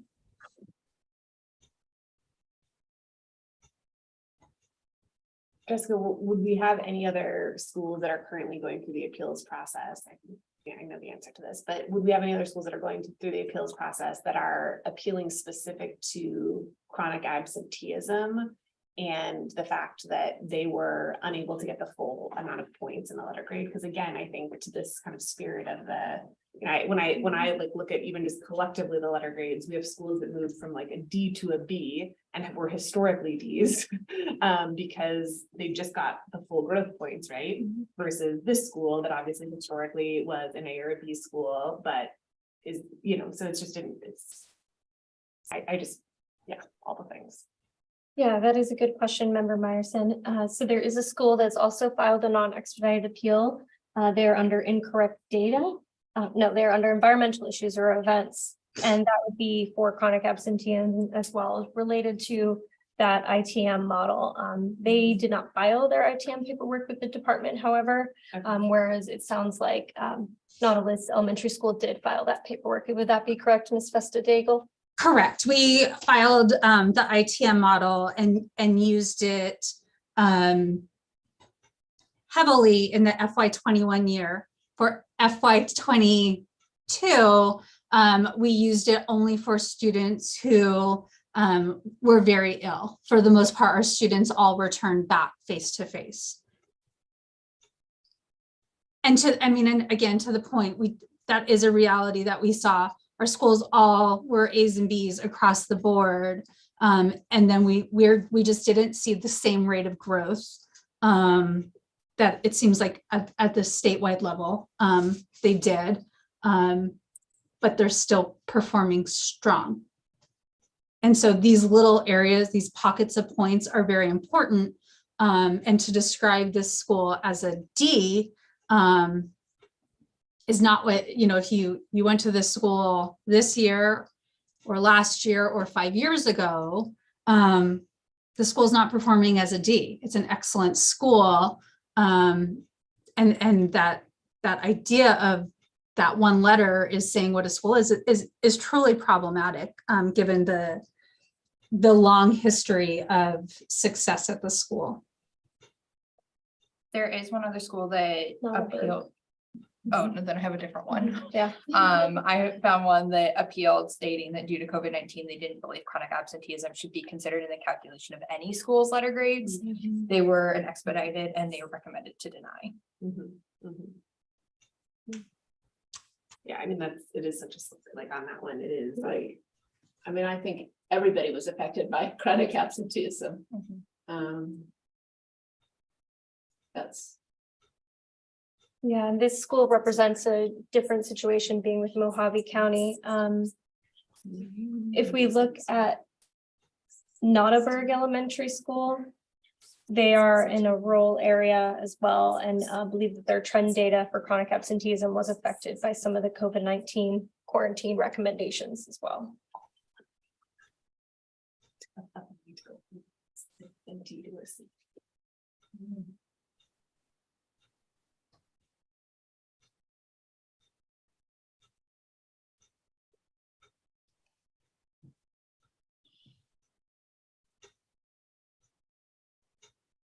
I have a question. Yes, Dr. Clay? Miss Jamie, because your last name is just so I can't pronounce it, I'll mess it up. So I'll call you Miss Jamie. Miss Jamie, are you a rural school? We are a rural school. Okay, that was my first question.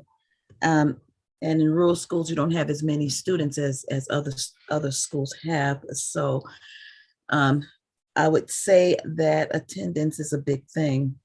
The other, and also the other thing I would like to just say to to my constituents is this right here, or my peers. My biggest thing is, are these scores reflecting what's going on in the school? Because when somebody looks at these letter grades, businesses, parents, whatever, that's going to make them decide if they're going to come to that school or not, or either live there or bring their businesses there. And if the school is really a school that would be a higher grade other than because of the attendance, are the kids learning? Are the kids performing? Are all these things happening and they're getting the low grade because of attendance? Is that so? Now that's a question for me. Is that what's going on? They're getting the lower grade because of the attendance points. Is that true? Dr. Clay, their growth and their proficiency both dropped from 2019 to the 2022 school year. Growth was relatively dramatic. In 2019, they got 43.66 points. In 2022, they got 29.92. They also dropped in proficiency, but it wasn't quite as dramatic. They went from 22.51 to 17.31. It was, okay, what year was that? I'm comparing the 2018-2019 school year with the 21-2022 school year. And then they are 1.91 points away from their requested letter grade of a C. And so if attendance, which again, that's something that's worth points during COVID, if we're given points, that changes the letter grade.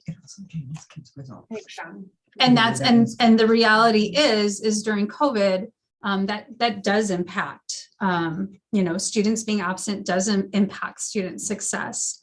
Something related, we did adopt new curriculum last year. This does concern me in that schools, there's, you know, traditionally with curriculum implementation, there's a dip. This concerns me that schools aren't going to want to adopt new curriculum, so we can just teach to a test, so we can just keep growing and do well. A D does not describe what this school is.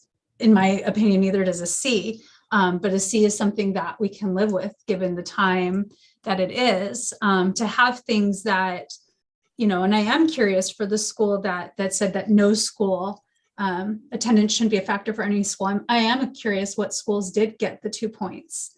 Is that something attainable in the time of COVID, or that we even want to encourage? Another consideration, to James' point here, here's their, if we look at their breakdown of acceleration readiness, you can kind of see, so there's this category is worth 10 points, and you can see how many blanks there are. As a smaller school, this is an area where a lot of times if you're in, you know, for in particular our rural school space, if you're in a more populous school in a more urban area, you have an opportunity to earn up to 12 of those 10 points, and it just gets capped. Like you can earn up to 12. All those blanks show that these weren't even categories, you know, of either demographic groups that they had or programs that they had available. So they were only even eligible to earn, I think, 4 to 6 points here. They were kind of facing an uphill battle. Like at best, if they'd done everything they could and got perfect points, they would still be 4 points away just because there wasn't that they could even earn. And our code doesn't take into account eligibility and that acceleration readiness. So if you look at that as kind of a percentage of what they had available to them, even, that is probably something else to at least consider, is that they had fewer points even on the table where they could get it. So missing the 2 from chronic absenteeism as a big hit. It's a third of their acceleration readiness, where it might only be, you know, a sixth of somebody else's. So That's a great point. That is a great point, and I think that we use that logic for one Recently. of the other schools that we approved for an NR. Just to make sure I'm clear, that in our kind of tracker here, the 22% earned, the 58.2, is that their proficiency score? Their overall proficiency, the 58.2? That would be their percentage earned just for this year. Just across for this the whole year, A to F, but. you Yeah, can and get I that. think like that's the part where, like, Sean, to your point, like a 58.2 is not a D. It's just not. Especially looking at, you know, historically. And I think,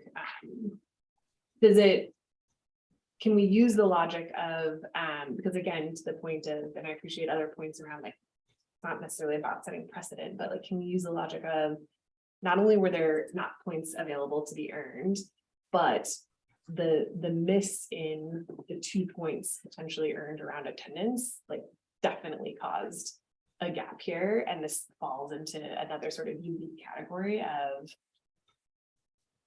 this school should not be faulted for that, especially given historical performance.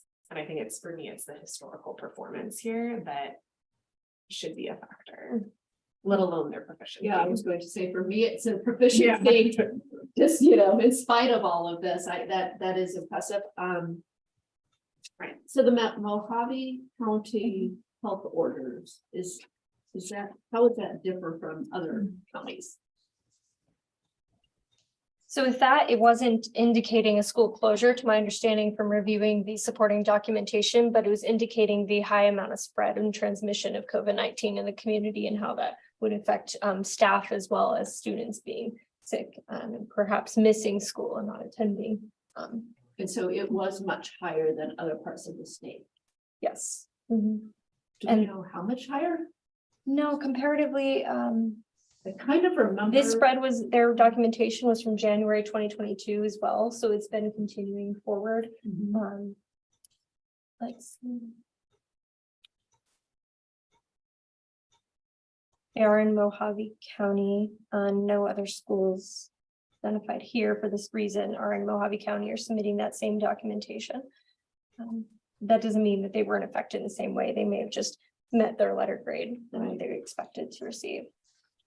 I've been racking my brain to try and think if there's any way to you guys' question about, you know, when did other schools open? I'm like, I don't know if we have any data on that. I have anecdotal data from where I lived. I know our schools that we were at, neighboring school district and my kids' school district all came back after that spring break timeline you mentioned, kind of March. The March 14th. one, So yeah. they were several months ahead. of Definitely everybody where an earlier start school, which is commendable, given like that was not where most schools were headed. But didn't some schools also keep the hybrid model that were severely impacted? So you sort of did away with a hybrid, which sounds to me like that is what impacted attendance. So one of the things to consider is access to technology. Yeah.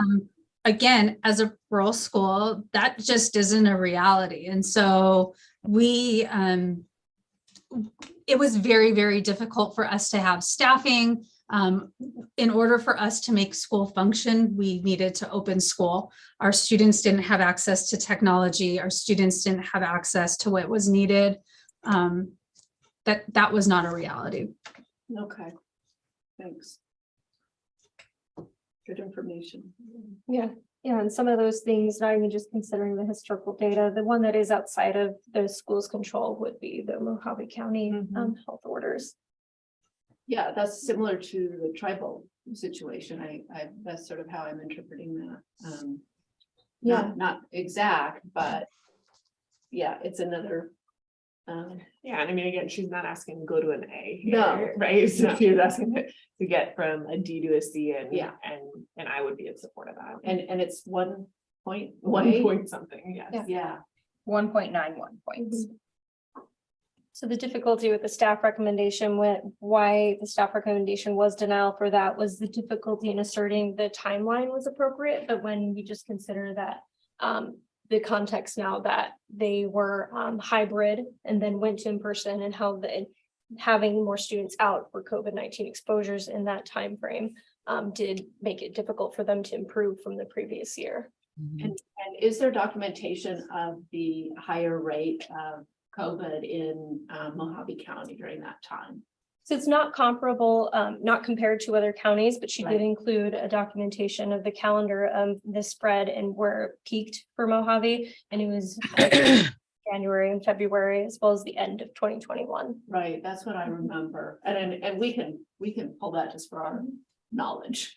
I think that's helpful, and that's just a bit of information that, you know, it's, you don't want to send a sick kid to school so you get your chronic absentee points. I mean, it just, at the end of the day, in an area that has high transmission and did some of the highest transmission in the state, it's not logical to me. And I would also like to add that being a rural school and the technology situation, which is totally different from what's going on in some of the urban areas, they didn't have a choice. Yep. Okay, they had to send the kids to school because they didn't have the technology the equitable technology that everybody else had. So that was their choice. And this is the cause of their choice. Thank you for your presentation. Yeah. Thank you. Hearing no other discussion from the committee members on Nautilus, we will proceed with the next non-expedited appeal, which will take a minute to get kind of set up here. This would be New Crossroads Academy. Do we need to name consensus before we move on? Right, so when we know what we're voting That's a on, I great guess that, I mean, I'm supporting moving to a C. I am as well.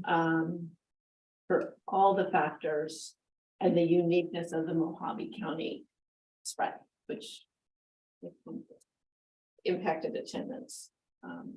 But also, it's just a unique situation.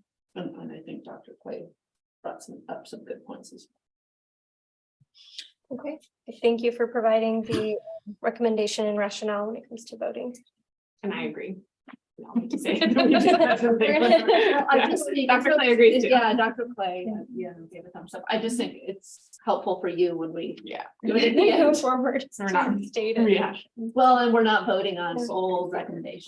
Yeah, I think. it's Yeah, for- yeah. my foot on my chair. So next we can hear New Crossroads Academy, which was an incorrect data appeal.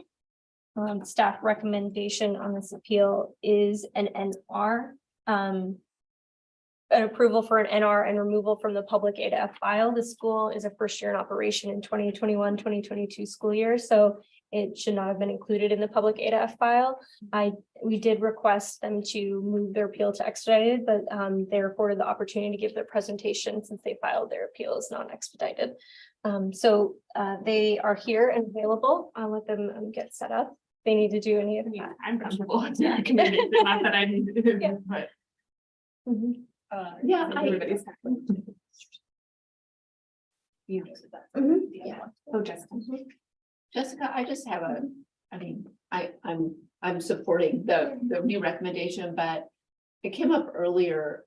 As we communicate this shift, Mhm. can we just make sure that we're naming sort of our, maybe, I want to say mistake, error, oversight in that they were a new school and that they didn't earn the grade that was originally stated.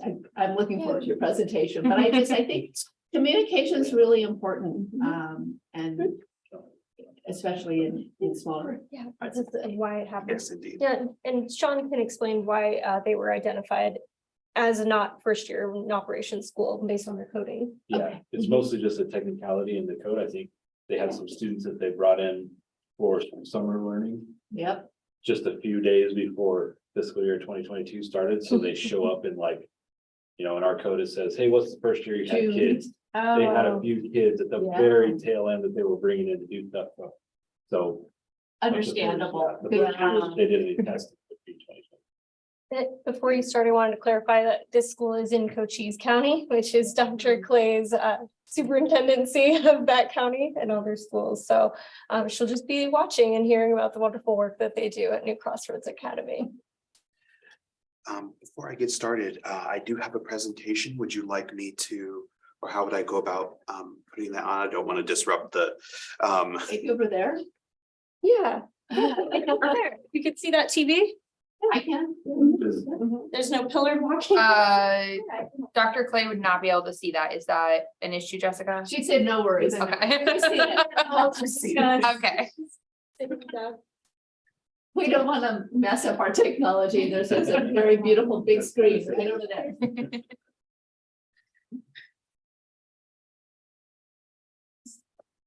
I know that makes total sense. We do that all the time also. So. Fantastic.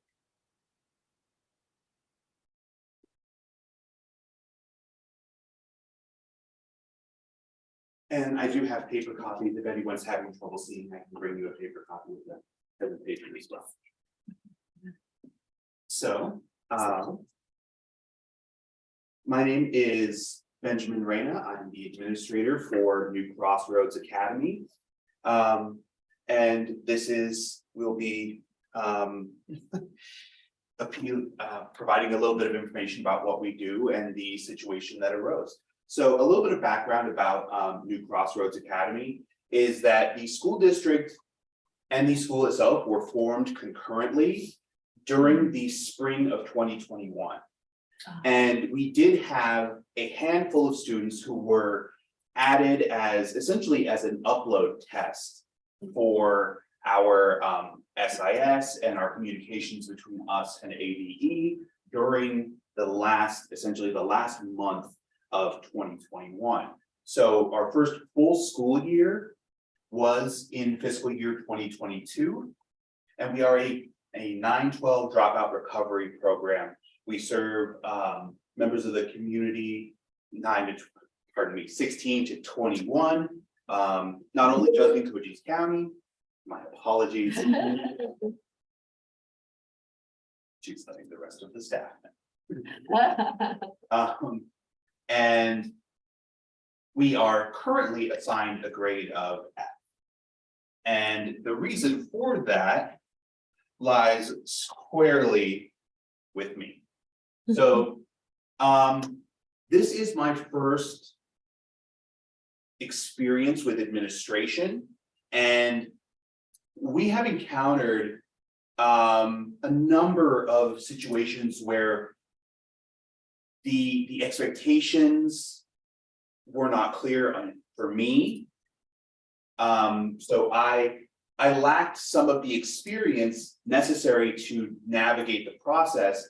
And we have regularly encountered situations where we're the first group to encounter this particular thing in quite some time. There's a lot of learning that's been going on with the creation of this school in this district.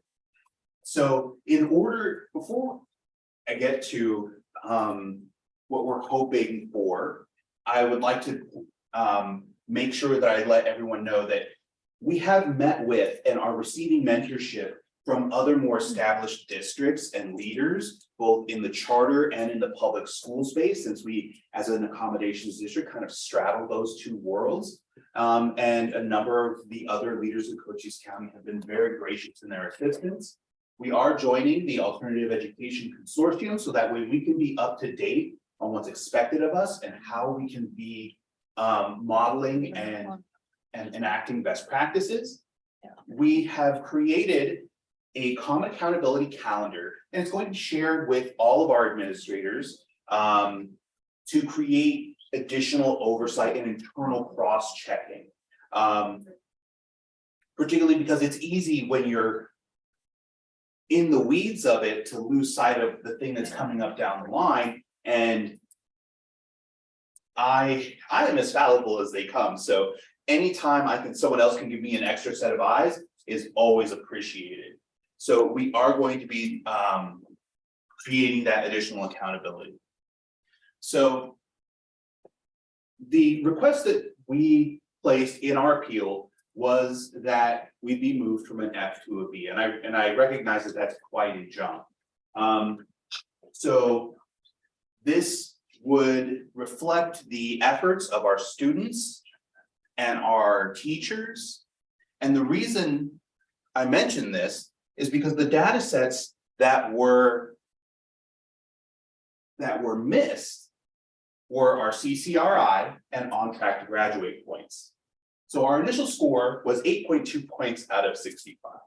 Our CCR data, which I included in the appeal, would have added a full 35 points to our CCRI data, or to our initial score, which would have brought us to 43.2 or 66.46%. And this is above the lowest graded B school. It puts us squarely in that B range. And unfortunately, I was unsure of how the on track to graduate points were calculated, as it doesn't necessarily correlate specifically to what we report, but I did include the on track to graduate spreadsheet in the initial appeal. And the reason I didn't kind of put this additional data here is because the only way it would have made any impact on placing us for the top or into the next bracket would have been if it was a full 10 points, and which I recognize as it wasn't a realistic expectation.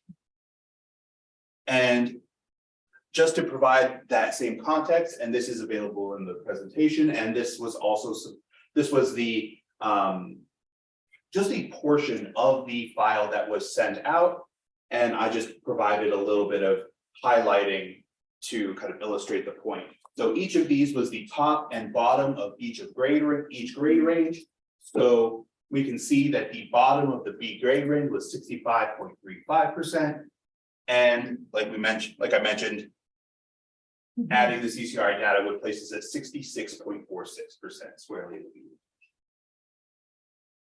And if there are any questions, or if there's anything that I can do or provide, I can be reached at this information, and I would be glad to answer any questions. Sorry for the speedy, nervous presentation. So the staff recommendation, as I stated, was an NR letter grade. Mr. Raina's presentation is requesting that C letter grade, so the B letter grade according to what you as committee members would like to proceed with on But that. it is NR because it's a new school Mhm. and all new schools get an NR. Yeah, so I mean, I think that, and I really like what you're doing and that, first of all, that you acknowledge some of the, early, stumbles, but that you are correcting it. I'd like to see this from more schools. I think that's great.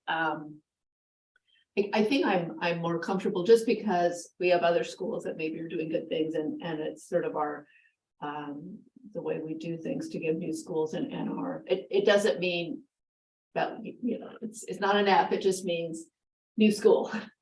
And so I think I would lean toward that, but I'm so happy to see what you're doing to sort of correct some of those early stumbles. So thank you.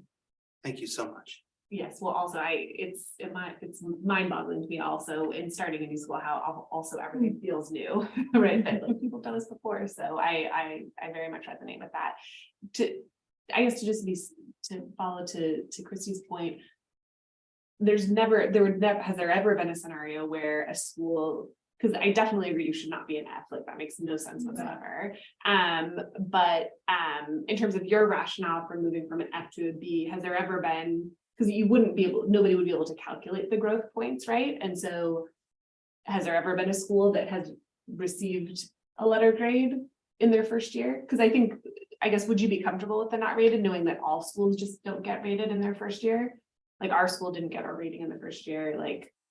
Right, and I understand think the rationale for why you're asking for the B. of course, I think, and part of it is that the F is, it's out there in the community and like you alluded to, and my apologies for kind of making that point, is that we were concerned that if we simply disappeared from the list or if it was something that was kind of an unclear change, that people would read into it the things that they wanted as opposed to what the intention was. And considering where we come from, I wanted to be as clear as I could about what the situation was, what the resolution was. And I wanted people to feel confident that we were a place that they could rely on, and that we were another part of the community that was doing good things like most of our schools are. Yeah, I mean, I guess that is a really good point. Like, it was our fault that they got an F, right? Technically, or that's on the community. Yeah. I certainly don't want to leave. No, I mean, just collectively, obvious. I mean, I have personal experience with it, but right, collectively. I wrote the codes. Yeah, so yeah. Well.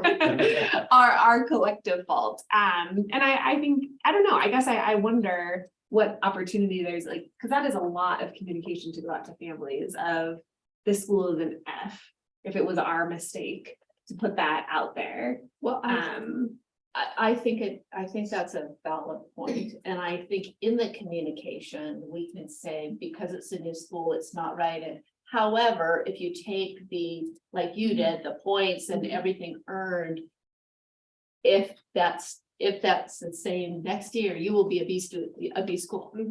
I think there's a way you can message that and maybe we can help. Yeah, I mean, could a solution be that the department itself issues a notification that, like, it's on department letterhead that says, this is what happened. And that had, all points being equal regard, could we put that out to the community so that it is very clear that they would have earned a B or something like that? Well, they still wouldn't have earned a B because they're in the school.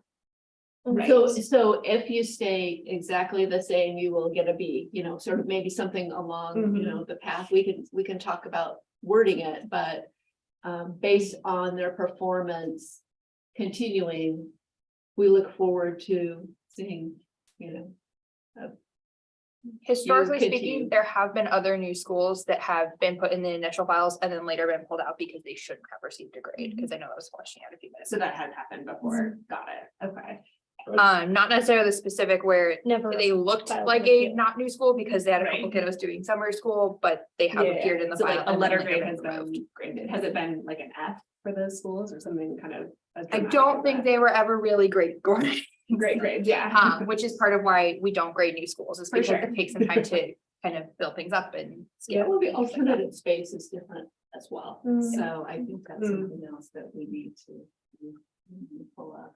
And inherently, and I'd be happy to work with you and help anything we can do for your community too, because inherently, the reason we don't grade those first year schools is like you pointed out, there's so much of that data that we just don't collect.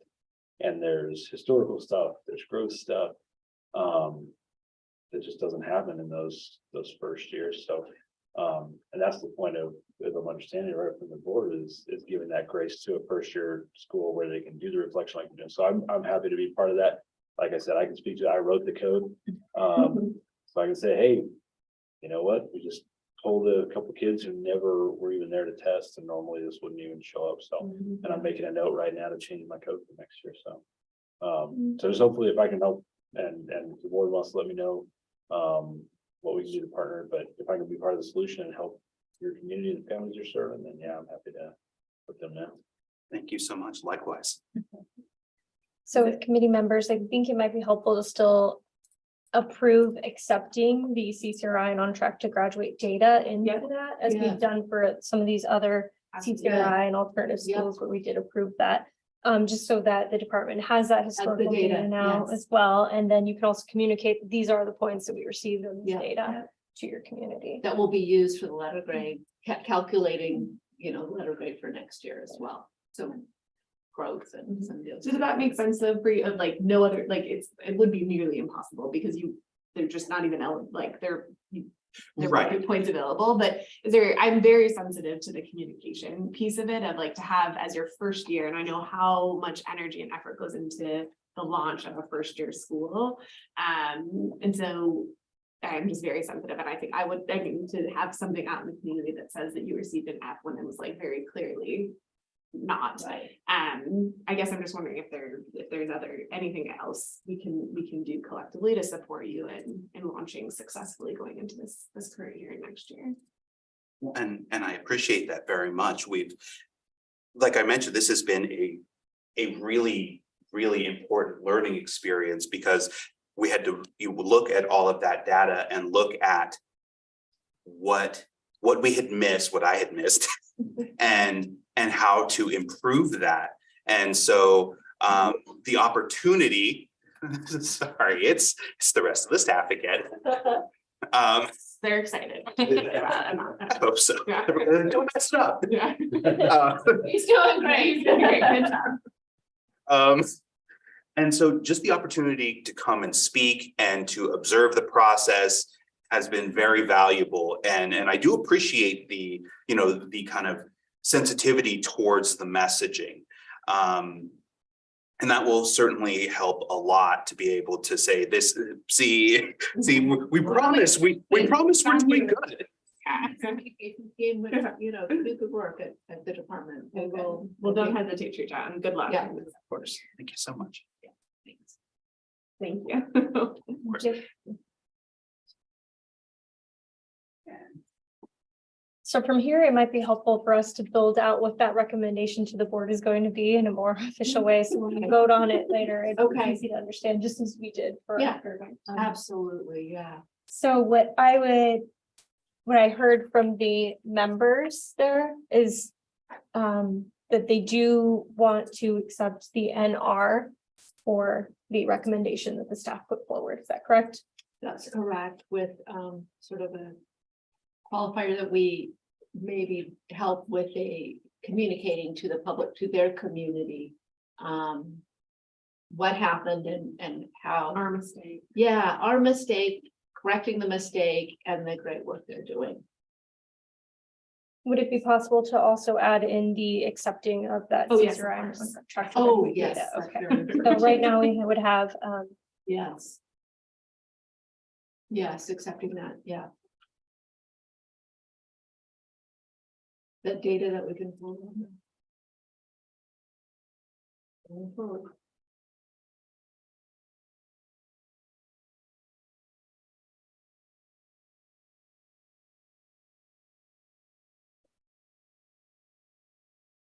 Hold that. Sorry. No, you're fine.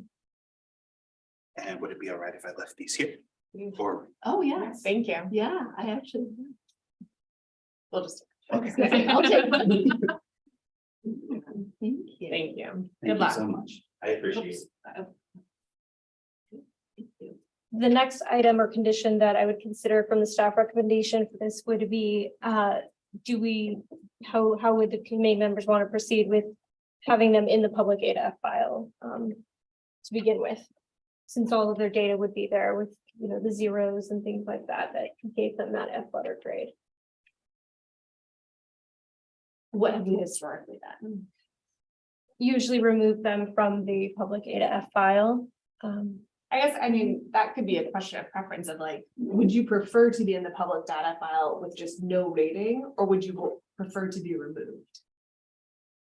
So that was also part of what that was part of the concern as well, not concern, but I was trying to kind of think about the worst case scenario of what is someone going to think when we're just gone?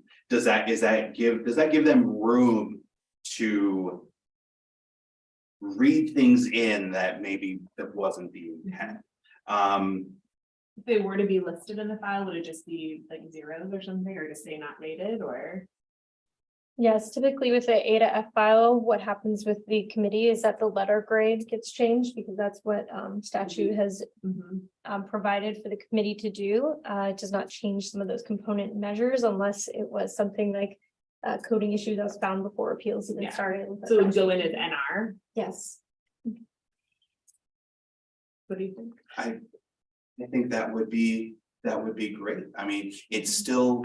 I would, that would be my, Yeah. if you were For in that me, yeah. situation, that would be what I Right. would want to, so it's just super clear, like. Mhm. NR, just like, it's your first year and we can help with communication around And then that. if somebody says, what is NR, is an easy answer. It's for your school. It looked like Nothing you can the file in 2018 schools that were NR did show whatever points they had gotten. In 2019, it seems like there was some different K-8s have a couple NRs that show points and alternatives do, but traditional 912s do not. Yes, and that's the points Okay. that they received before any appeal, like accepting a submission of CCRI. Mhm. So it would have been who would retain the 0 on the CCRI there. Yeah, and right now New Crossroads shows 8.2 points in alternative academic persistence and their other categories are zeros.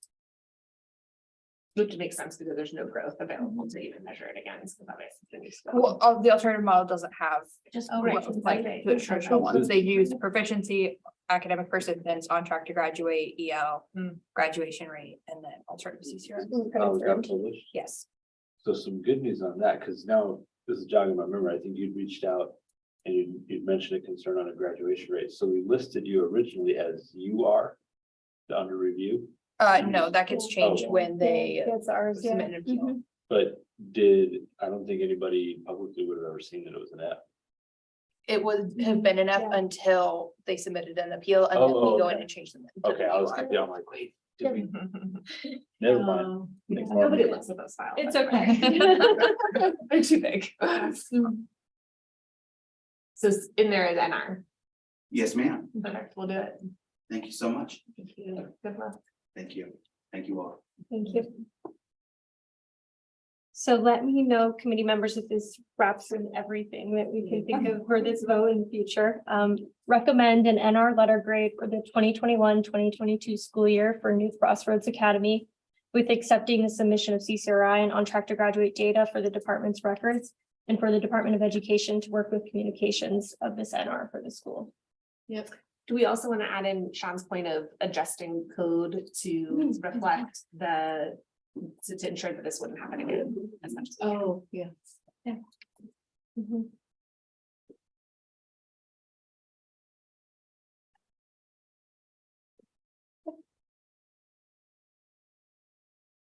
Thank you. And so we are bumping up until our lunch hour, and just to honor those schools that maybe aren't here, there's not expedited appeals that have not been waiting to be called before lunch. We will honor them when we return back at 12:30. I can also call them and see if they're ready a little bit sooner too as well. We would have 4A1 Mesa High School. We would have 4C1 through 3 and 4D 1, 3, 4, and 5 for after lunch. So far we have heard 2 non-expedited appeals of the 10 that are set for this, so. All right, Dr. Clay, we're gonna break. I will send you an email or phone call. Would you prefer if we start before 12:30? All right. Phone call would be better. Okay, thank you so much. Thank you, Dr. Clay. Let us know if you need anything.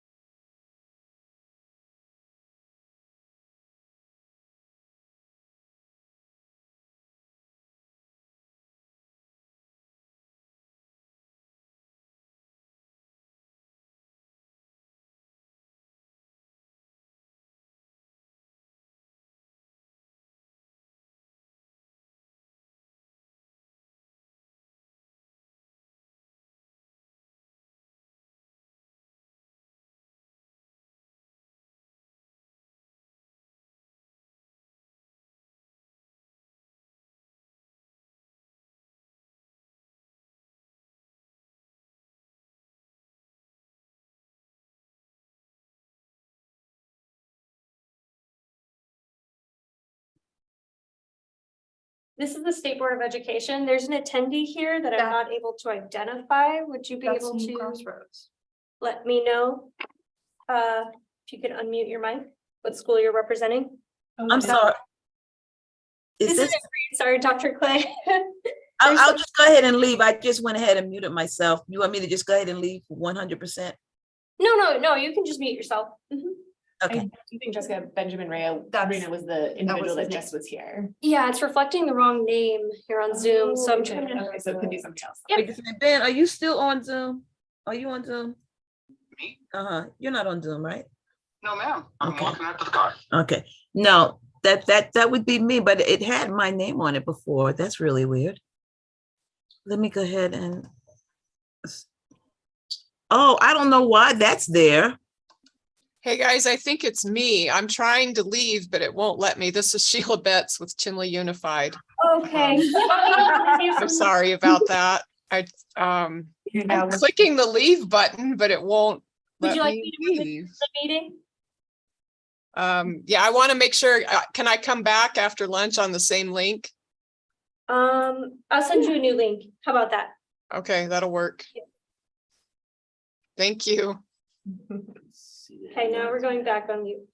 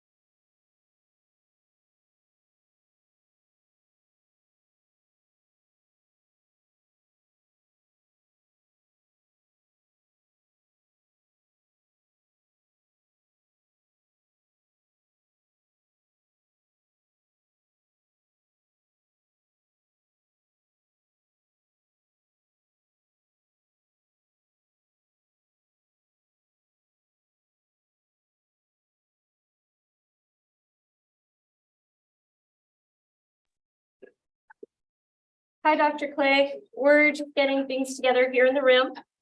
How was your All lunch? right. No problem. I'm right here if you need me. Terrific. Thank you for being here.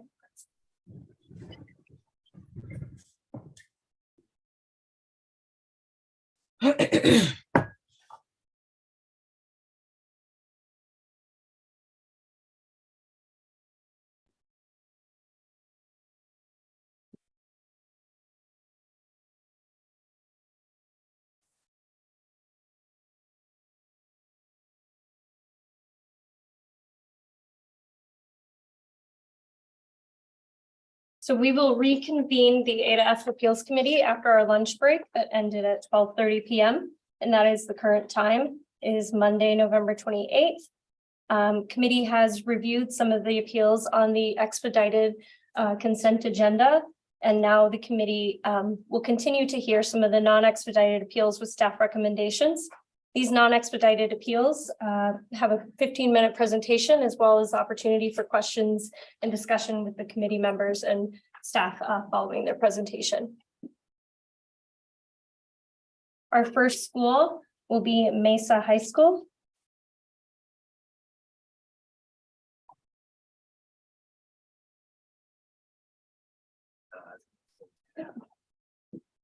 And then Mesa High School received a C letter grade in the 2021-2022 school year. They are appealing for adverse testing conditions. They are 1.68 points from the requested letter grade of a B. So the committee member will hear their presentation and consider that staff recommendation or present their own if they choose to modify or deny that staff recommendation. So whenever you're ready, the floor is yours. Thank you. Thank you for meeting with me today. My name is Kirk Thomas. I'm the principal at Mesa High School. I'd like to begin by saying we weren't really sure if we should apply for an expedited versus a non-expedited appeal.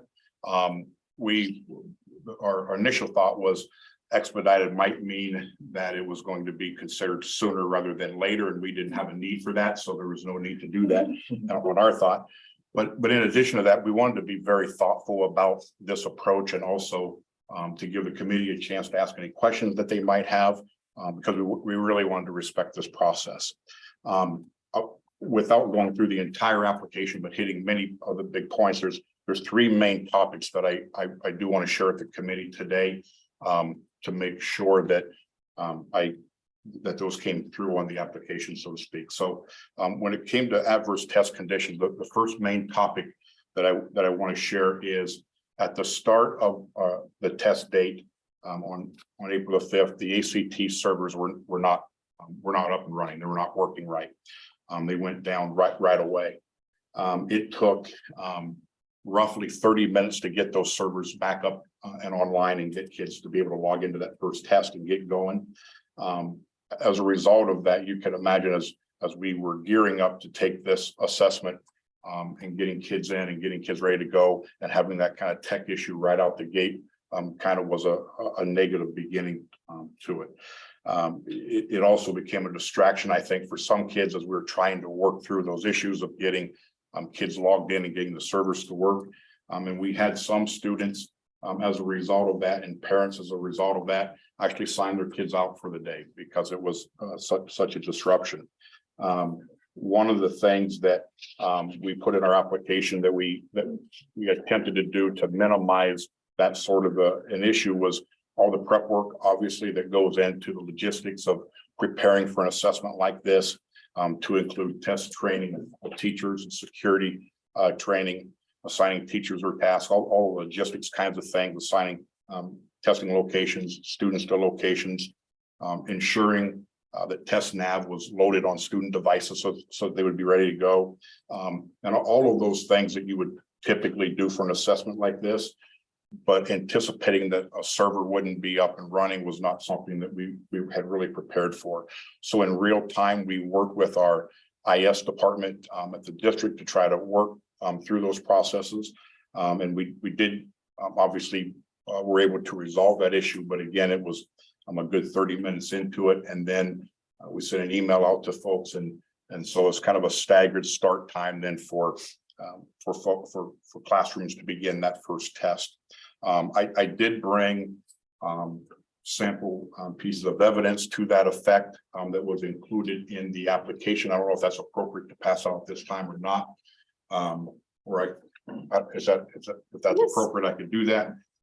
So this, Yes. yes, if you have it, then so that was submitted in the application. I know I wasn't supposed to present anything new, but I didn't know if I should bring copies of that. So we have that. And then the second point I'd like to make is that throughout testing that on that test day, we had a large number of students that were either locked out of tests or were kicked out of tests throughout the entire day.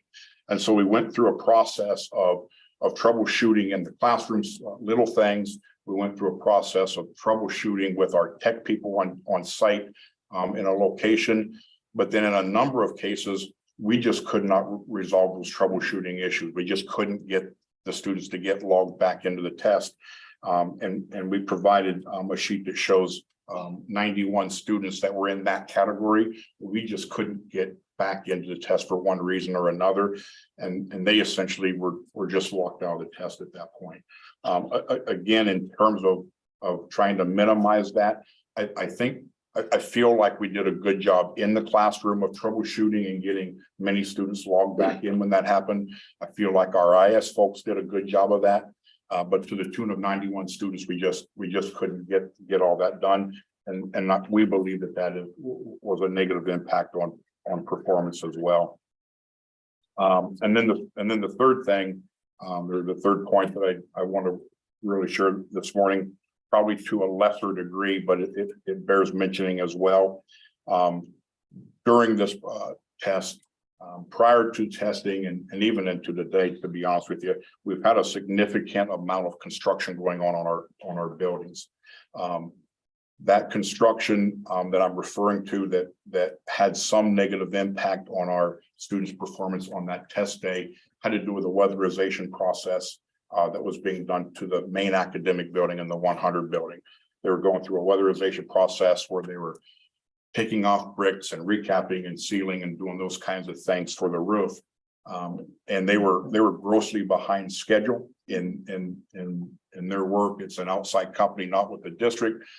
They were not supposed to be working that day. We certainly had noise and things of that nature leading up to the test day, but on that day they were not supposed to be working. And lo and behold, on that day they were working.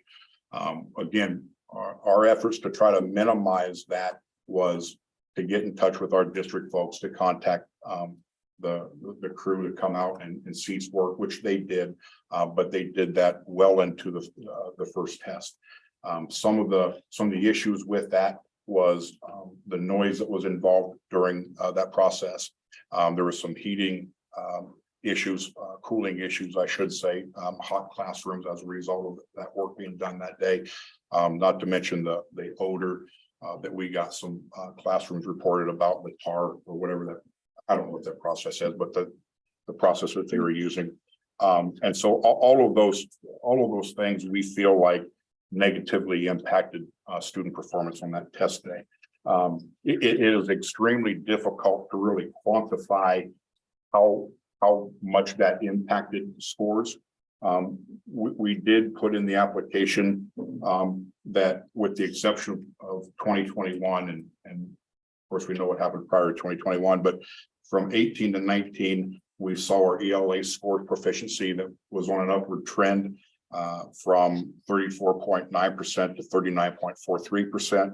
And then that same time frame, our math proficiency had gone from 41.23 to 48.55. So we felt like we were on an upward trend.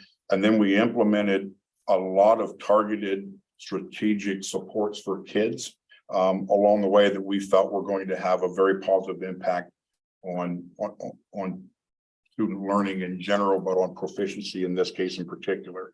I won't go through all of this in great detail, but we have an academic mentoring program where kids who had failed 4 core classes, all of their core classes, 3 or 4 core classes, were assigned a mentor to work with them. We implemented an academic success center that's run throughout the entire day, before school, after school, and at lunchtime, for kids to be able to come in to get extra support in there. We have an athletic academic support program where our kids that are in an athletic team, they take an athletic class during the day. But we pull a grade report every week, and if they're failing, we pull them out of their sport class to go into the Success Center for, again, specific support until their grade becomes a passing grade. We did the same thing with some high at-risk kids, pulling them out of PE classes and art classes, trying to provide them with additional supports as well. We implemented mandatory teacher and department tutoring hours for kids to go in to get additional support there as well. We extended our library times on Tuesdays and Thursdays after school till 5:30 or 6 p.m. at night, plus 2 hours on Wednesday for kids to go in for support. And then school-wide, we have a 60%, a below 60% mentoring program where every 3 weeks we pull a report, and students that are struggling meet with their homeroom teacher during that time frame. And finally, we implemented second and fourth quarters of the school year a Saturday school program where kids could go in to get on Saturday to get extra support in both ELA and math. We feel like we had a number of supports that were put in place that was going to provide an opportunity for our students to be very successful. And we feel like we would have been more successful on that test had those testing conditions been better. So that's again, hard to quantify exactly what that number is, but that's really the basis of our appeal being so close to that cutoff score. Thank you. So I have a couple comments. Yep. One is the server issue, and that's documented. Was that an ACT issue? We believe it had to do with the filters at Mesa Public Schools. That there was a filter issue on our end that our IS department eventually worked through. Okay, and that's what we saw documented in Yes. communication back and forth with the district. That's my understanding. Yes, ma'am. So I think that's compelling. I have to say, someone who's been involved in construction in my other life, that's inexcusable. That's on your district leadership. And how you could not communicate to your vendor to not do any construction when you're doing state testing is beyond me. And that's not your fault. I feel so bad that you had to go through that, but that is not acceptable. And so that's not why I am recommending you to be a B. But and this isn't the first time I've heard this. I never want to hear that excuse again. It's just, this is really important day with these kids, and to put you in that situation. Yes, it is. Not to be desired. We've had construction, the pre-planning for construction was pre-COVID. They're telling me that we'll be done by April. They just won't tell me what year. Yeah. I am hopeful it's 2023. So test day should be a holiday. It absolutely should be. And I'm sorry that happened to you. Thank you. But hopefully your district will make a change in their policy with their vendors. Thank you. Jessica, could you tell me, so when I'm looking at our file, it looks like potentially the 18-19 letter grade just might have not been included here, or I don't know if you know it off the top of your head. Which grade? It's a B.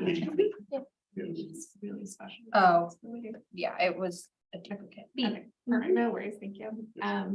It was a B. Great. And they're 1.6 feet away from it. I'm with them, and I would also recommend moving to a B. Any comments, Dr. Clay? I always have comments. It is unfortunate that did happen, and I'm looking at all the situations, and my thing is always, what is the school doing? Does this reflect the school? And I agree. I do support the letter grade requested. That was some stress and some bad stuff happening. So thank you for being tenacious about that. And that's all I have. Thank you. Thank you, Dr. Clay. So having heard the discussion and questions for the presentation on this non-expedited appeal, it sounds like everybody will be accepting the staff recommendation when we vote in the next agenda item. So you are excused from your presentation and you're welcome to stay to hear that vote. It should be, in an hour or two. You might not believe this, but there's plenty of work for me to do back at the ranch, but I really appreciate your time today. Thank you very much. Thank you. Thank you. Will you send me like the outcome of that vote then? Yes, Or the of course. recommendation that we It's going to be published on the board agenda Oh, for the December 9th meeting as well. Thank you. Thank you. Thank you.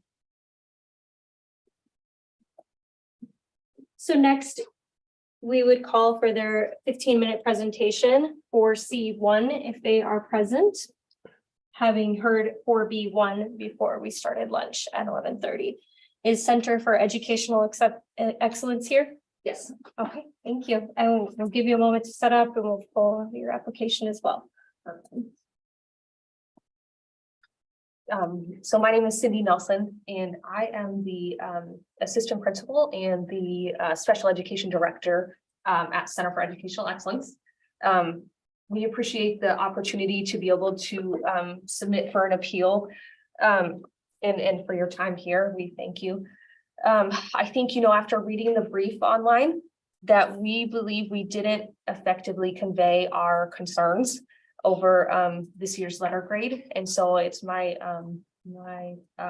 hope that I can do that for you guys today. We feel that we just want a chance to fairly be represented and placed in the category that's fair for the school. Our school, this is our 26th year, and we work hard. And so we figured we would show you that maybe this wasn't a fair representation and it was just a snapshot of the movie of our school. And that maybe there should be some provisions for some of the circumstances that our small little school encountered over the past couple of years.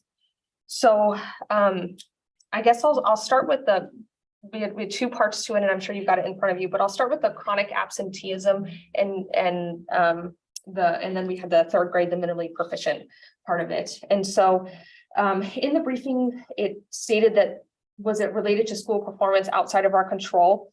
We believe, yes, it was related in both of them. And so in the chronic absenteeism, the model changed for calculating chronic absenteeism. Our school did not offer online opportunities for students. We had polled our families, and 96% of them wanted to be there in person. And we knew, because we're a smaller school, that we were all or nothing, and our teachers were all in. And so because we didn't offer hybrid or online learning, we kept our previously used the ITM, the instructional time model, to where the students that were absent, because they had to do the mandated, the CDC quarantine or any of those kinds of things, their teachers sent via email, via actual post mail, or by parent pickup, sent the items for them to do. We were available, telephonically and electronically for them, and made sure that they didn't miss out on any learning opportunities when they were absent. However, we weren't sure if we were docked the points because we didn't offer online, or if the calculations maybe weren't, correct on how we reported the absenteeism. But we do meet the ARS, the 15808. We do meet beyond the required hours of students that need the instructional hours.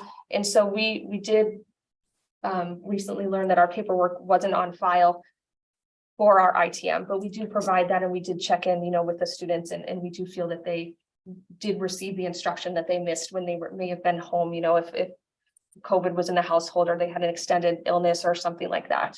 And so that would be our kind of information on the absenteeism. And then, obviously the steps to mitigate that was listed no on the brief. We did mitigate the instructional learning loss, and we are a smaller school. So we do check in with every family as they need, and what do they need, and do we need to, send a big old packet with books and activities? Do they need to check out a computer to be able to complete it, and all of that stuff? But it wasn't maybe reflected in our appeal in that way. The other part was the third grade minimally proficient, the ELA reduction in the minimally proficient for third grade. And so, that was definitely outside of our control. during the previous year, the 2020-2021 school year, we were able to open in person on that August 17th.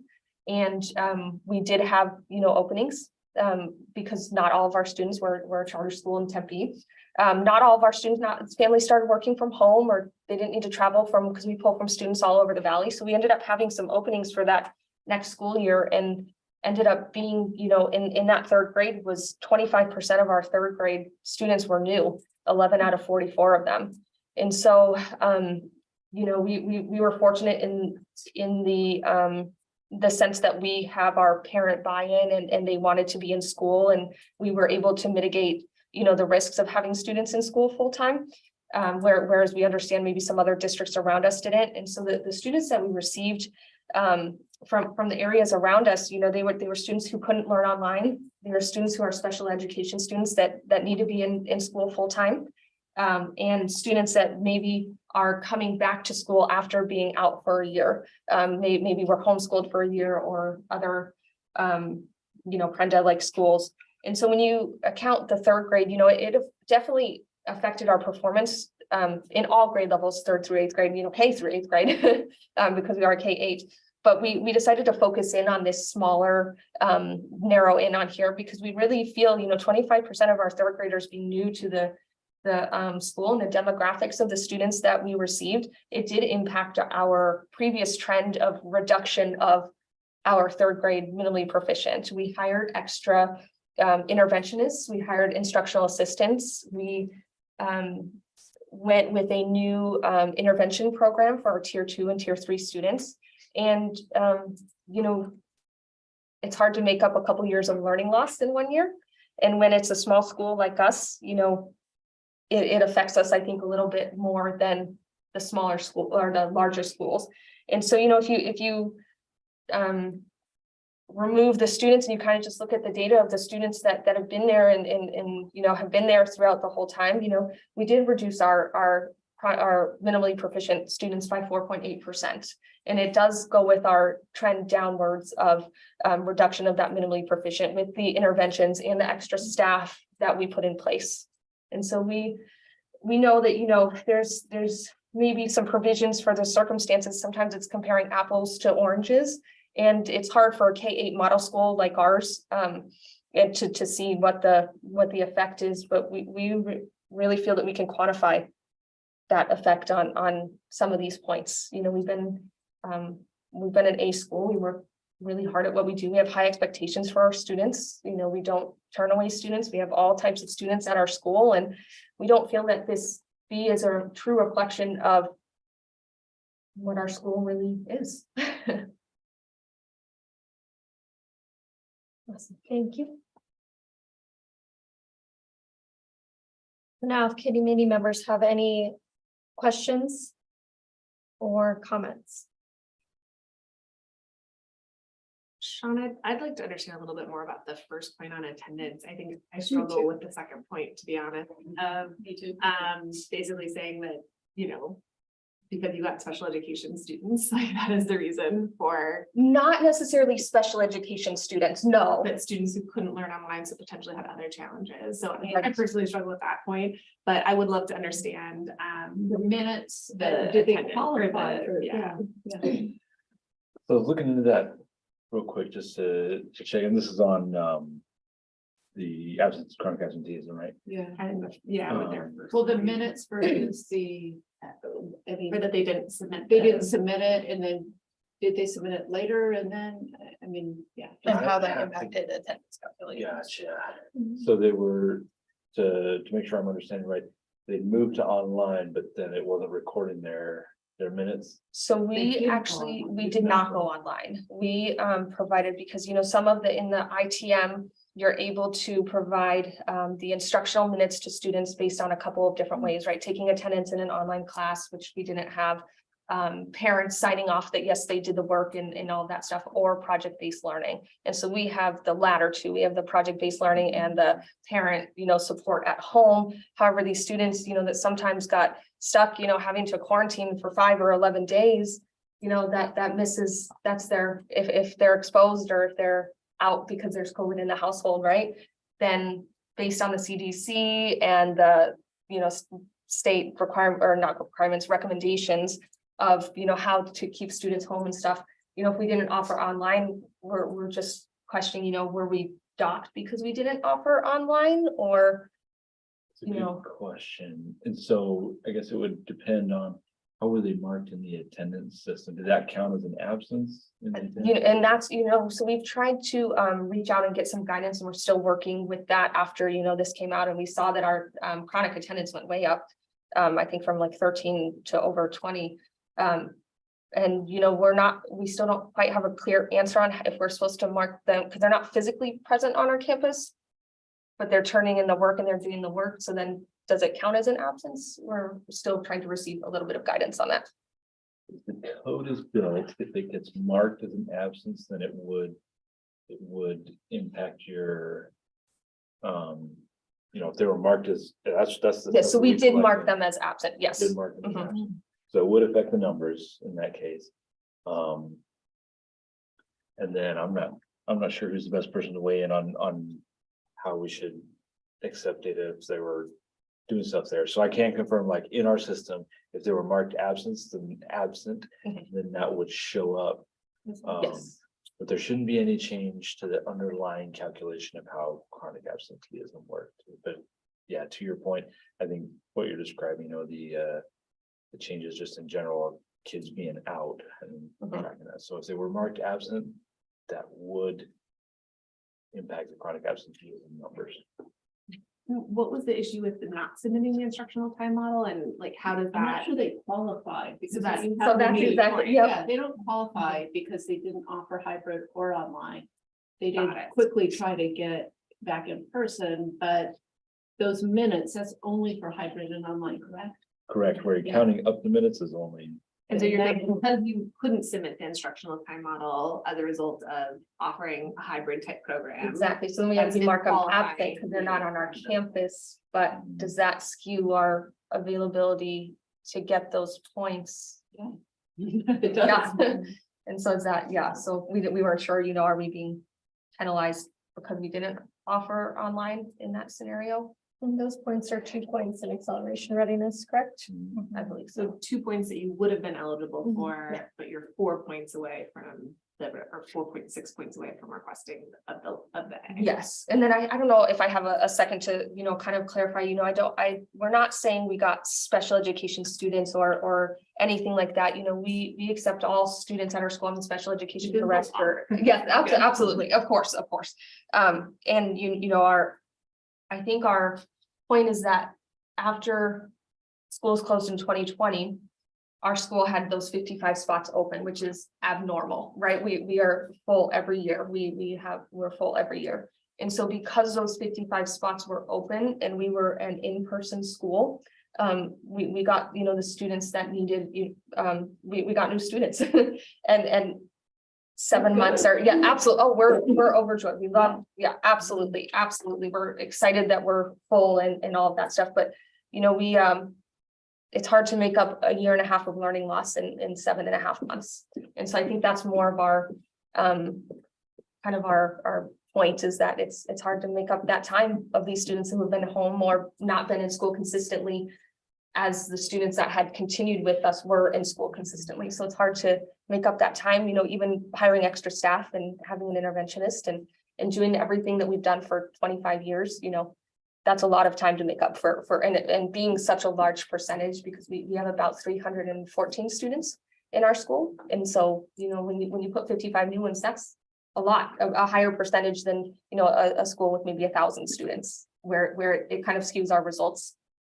Because of retain those students, have they stayed? Absolutely, Yeah. absolutely. So we'll probably see the benefit of your work next year. We will. And we, again, it's just a snapshot in the movie of CEE and, we just got kind of the perfect storm of we lost students and got students and it was a crazy time in the world, but it was hard for us to accept that the B when we really feel that there were some extenuating circumstances beyond our control. I'll weigh in on that a little bit and you all factor in, so part of the model builds in, I'm looking here, it looks like you all got points based on the stability proficiency, that was higher. So what you're describing is probably accurate, like Right. where the kids who are there the longest get weighted Mhm. higher. And that did give you a modest little bump. So I don't know, It is, yeah. but just in full transparency of that part being built in. I think what you're describing is legitimate, but I think we try and handle that with like recognize like, hey, if they've been with you for longer, like we want to give those kids more points, more for what you're doing. So. I was say as imperfect potentially as this letter grade formula is, and Yeah. right, all the things. It does feel like there are the weights within the system to account for the excellent work that it sounds like you are doing, and to account for the fact that any school at any given time would be getting new students, presumably, especially if they're doing great things, families would want to come to your school. And that would be a statewide issue, right? In terms of how all of us are factoring or responding to a letter grade situation where new students are coming in. Now, again, you're saying that's a higher proportion. 18% in our school were new. I think it's because we're open.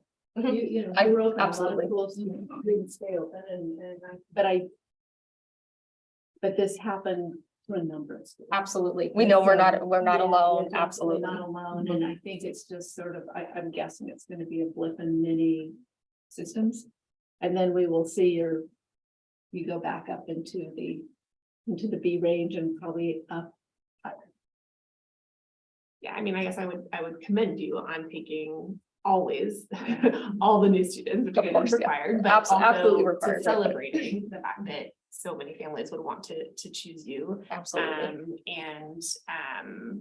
But yeah, I guess it's hard for me on that one to name, I guess for me personally, since, yes, so like, that's like a fundamental element of the letter grade system. And I think it's certainly worth evaluating as we think about the system just holistically. And I also fully understand like all the energy and work that has gone into the last 2 years and how you want that reflected in the grade. Yeah, report absolutely. that you do.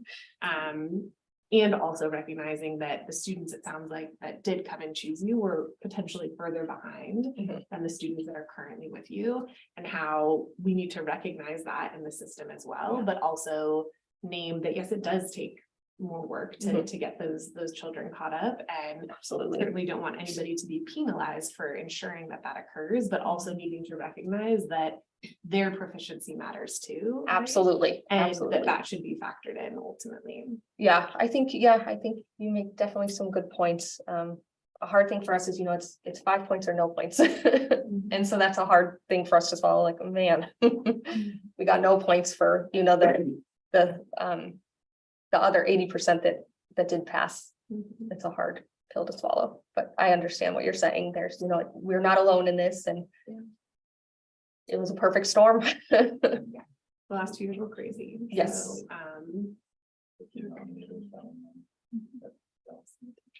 I just wanted to check one there, the EL real quick and make sure we've gotten the denominators out of that. Okay.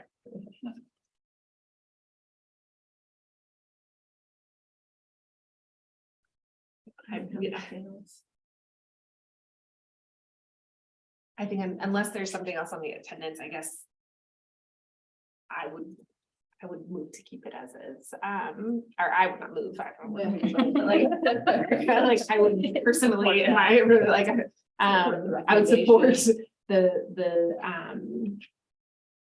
recommendation. Yes, unless there is something else that I'm missing on the attendance piece, but it doesn't sound like that is the case. And I'm also just personally interested in following your work. It seems like you're doing really good things, and you should feel proud of that. And the last 2 years were the worst ever to be running schools, and that's really hard. But also, that's the letter grade. It's all kids, right? And so that's Absolutely. hard. Absolutely. But anyway, I commend you for the work, and my perspective would be to keep the recommendation as is. Dr. Clay, do you have any questions or comments for Center for Educational Excellence? My voice is going down and down and lower and lower. No, I don't have any questions at this time, but I do commend the school for the challenges that they have met, which is just like you said before, all schools are getting these challenges, and depending on what type of schools they are, whether they're rural or urban or whatever, they're meeting that challenge in different ways. And I truly believe that all of them are doing the best that they know how to do. So I do give accolades to the school. Thank you. Thank you. So later on, the committee members will vote on the recommendation that will go before the board at the December 9th board meeting. Okay, so you can feel free to stay around, or that will go onto the agenda for the board meeting, or can email Okay. you with the outcome. All right. Thank you guys for your time. So right now, I do not see Children First Leadership Academy logged in. They were scheduled for 1:30 p.m. So we're running a little bit ahead, and because they're remote, they might not know that we're running ahead yet. So I have reached out to them, and they should be logging in. But if it's okay, I would suggest that we move to 4C3 Isaac Middle School, if that's okay with Isaac Middle School as well. Yep. Awesome. Just want to make sure. Okay, so for the 2021-2022 school year, Isaac Middle School received a C letter grade. They are 1.05 points from the letter grade that they've requested, which is a B. They are appealing for environmental issues or events. And I will let them give their 15-minute presentation to the committee. And then afterwards, I will ask if the committee has any questions. Well, thank you for the opportunity to speak on behalf of my students and my staff, my community. It's been a very interesting journey. I'm a very proud principal of Isaac Middle School, Kevin Sotomayor, for going on my third year now. I was able to go in and take over right at the height of COVID, which was very interesting. I've never done that before at all. Then taking over a new school in that midst was very interesting. COVID had a huge impact on our school, to the adversity of our students, of our staff, and working to come out of school improvement, a letter grade of F that we had for years prior before I got there. And it was difficult. The area code that we were in the Maryville area, documented as we showed in our application, was the hardest hit in the state for the longest period of time also. Within our area code, also in our school boundaries, we have multifamily housing that is there. And so it was really easy for COVID to kind of make its way around, where we would have students multiple times having to go through the mitigation process of being out for 10 days at a time, another 10 days, another 10 days, because of how it went through the family, because of close contact or themselves being found positive, had to be out. And as you know, if they're not there in front of us, it's very difficult. We did the best that we could to mitigate some of those circumstances where the district was very proactive and was able to purchase through different funds, enough computers, enough Chromebooks to go one-on-one. We were working very diligently with Cox Communication and providing hotspots for our families that needed those also. And those were difficult also because they only had so much data that was on them. We have multiple kids, multiple family members that needed to access those. So a lot of times those would go down very quickly. Then it was a couple more days before they could get back to us, or we could get to them with a new hotspot to continue that learning. So learning got sidetracked a little bit, having to go from in person to at home. And then even at home, where all of a sudden they ran out of hotspots, they ran out of internet service to where they could access through Google Classrooms that we use mostly for our students and our staff. They couldn't even access that at times. So put a major hardship on what we were doing and trying to move our students forward. As presented in the application also, just from a sister school, even I know that, you know, all of our schools are within that area code, but a sister school just a mile and a half away had very different data than us, to where we were very highly impacted as far as staff absences were concerned. As far as we had almost double what they had from that area. Our students also, we had almost double what they had absent at any given time. I think it's because, like I said, with the advent of the multifamily housing that's going on, they were just very impacted very hard. And so we've mitigated that as best we could. Also, what we made a case for was that in that sister school also, you also know that teachers are very important to have in front of our kids, highly qualified staff that are in front of our students, working with them, be it in person or even online, providing that best education that they could. Our staff was impacted hugely by that, being at home and going through their own mitigation processes and timelines, 10 days every time they got close contact or were found positive for COVID themselves. But part of the problem that we had too was we weren't able to secure even highly qualified substitutes. We did everything. I think I probably, I don't know, I subbed every single day. I don't know how many different sections, and if possible, 5 sections a day that we offer students. I was probably in 5 sections every single day somewhere, teaching math, science, whatever it was, to the point where even sought support from our district office, where at different times we'd have 9 to 10 teachers out in a day. So we would unload our district office. They would come over, district strategists, district supports, interventionists, including our assistant superintendent, Dr. Agla, would come over and help support to do what we needed to do to help our students continue to grow into the effect that they needed to and to be proficient. So that COVID really did impact, and part of the impact where we couldn't find some of these subs to even come in because it was by choice, to be very frank and honest. When I took over, I knew what I was getting into. We had to overcome a reputation at Isaac Middle School as a very difficult school. As our new SRO, or resource officer that we're working with now, has come to affectionately tell me, he goes, "You guys were known statewide. No one wanted to come here." Well, I kind of knew that, and that was okay because our kids are incredible. They really just wanted someone to believe in them. I was the third principal in 4 years, the 4th principal in 5 years at that school. Now going into my 3rd year, I'm very proud of that. Turnover was immense. Even through that first COVID year, there's about a 60% staff turnover. To come into that new year, so only 40% of the staff were retained, knowing even what we were going through and what was happening. But they came in, they worked hard, and they did really put everything they could towards what they could. And then COVID really hit us, especially in that 3rd quarter. As we were making that turn, we showed great growth. And first, from our initial to our mid-year, we showed great growth. And by projections that we showed there also, we should have been able to make proficiency, greater proficiency than we did. But with the amount of absences that we got hit with by staff and by students in that 3rd quarter, it really slowed the process down. Some of the things that we did, as we saw where staff was starting to get hit hard, students were getting hit hard, what can we do to support that? We really leveraged different opportunities, one-to-one tutoring, catapult tutoring, FEV tutoring, Math 180, through 21st Century grant that we were awarded the year prior, really trying to provide different after-school, before-school services for our students also to make up for that, some of them online, some of them in person, to be able to do that, to try to make up for that time lost in front of a quality teacher, in front of teachers, even just in general, even online, that were not able to happen.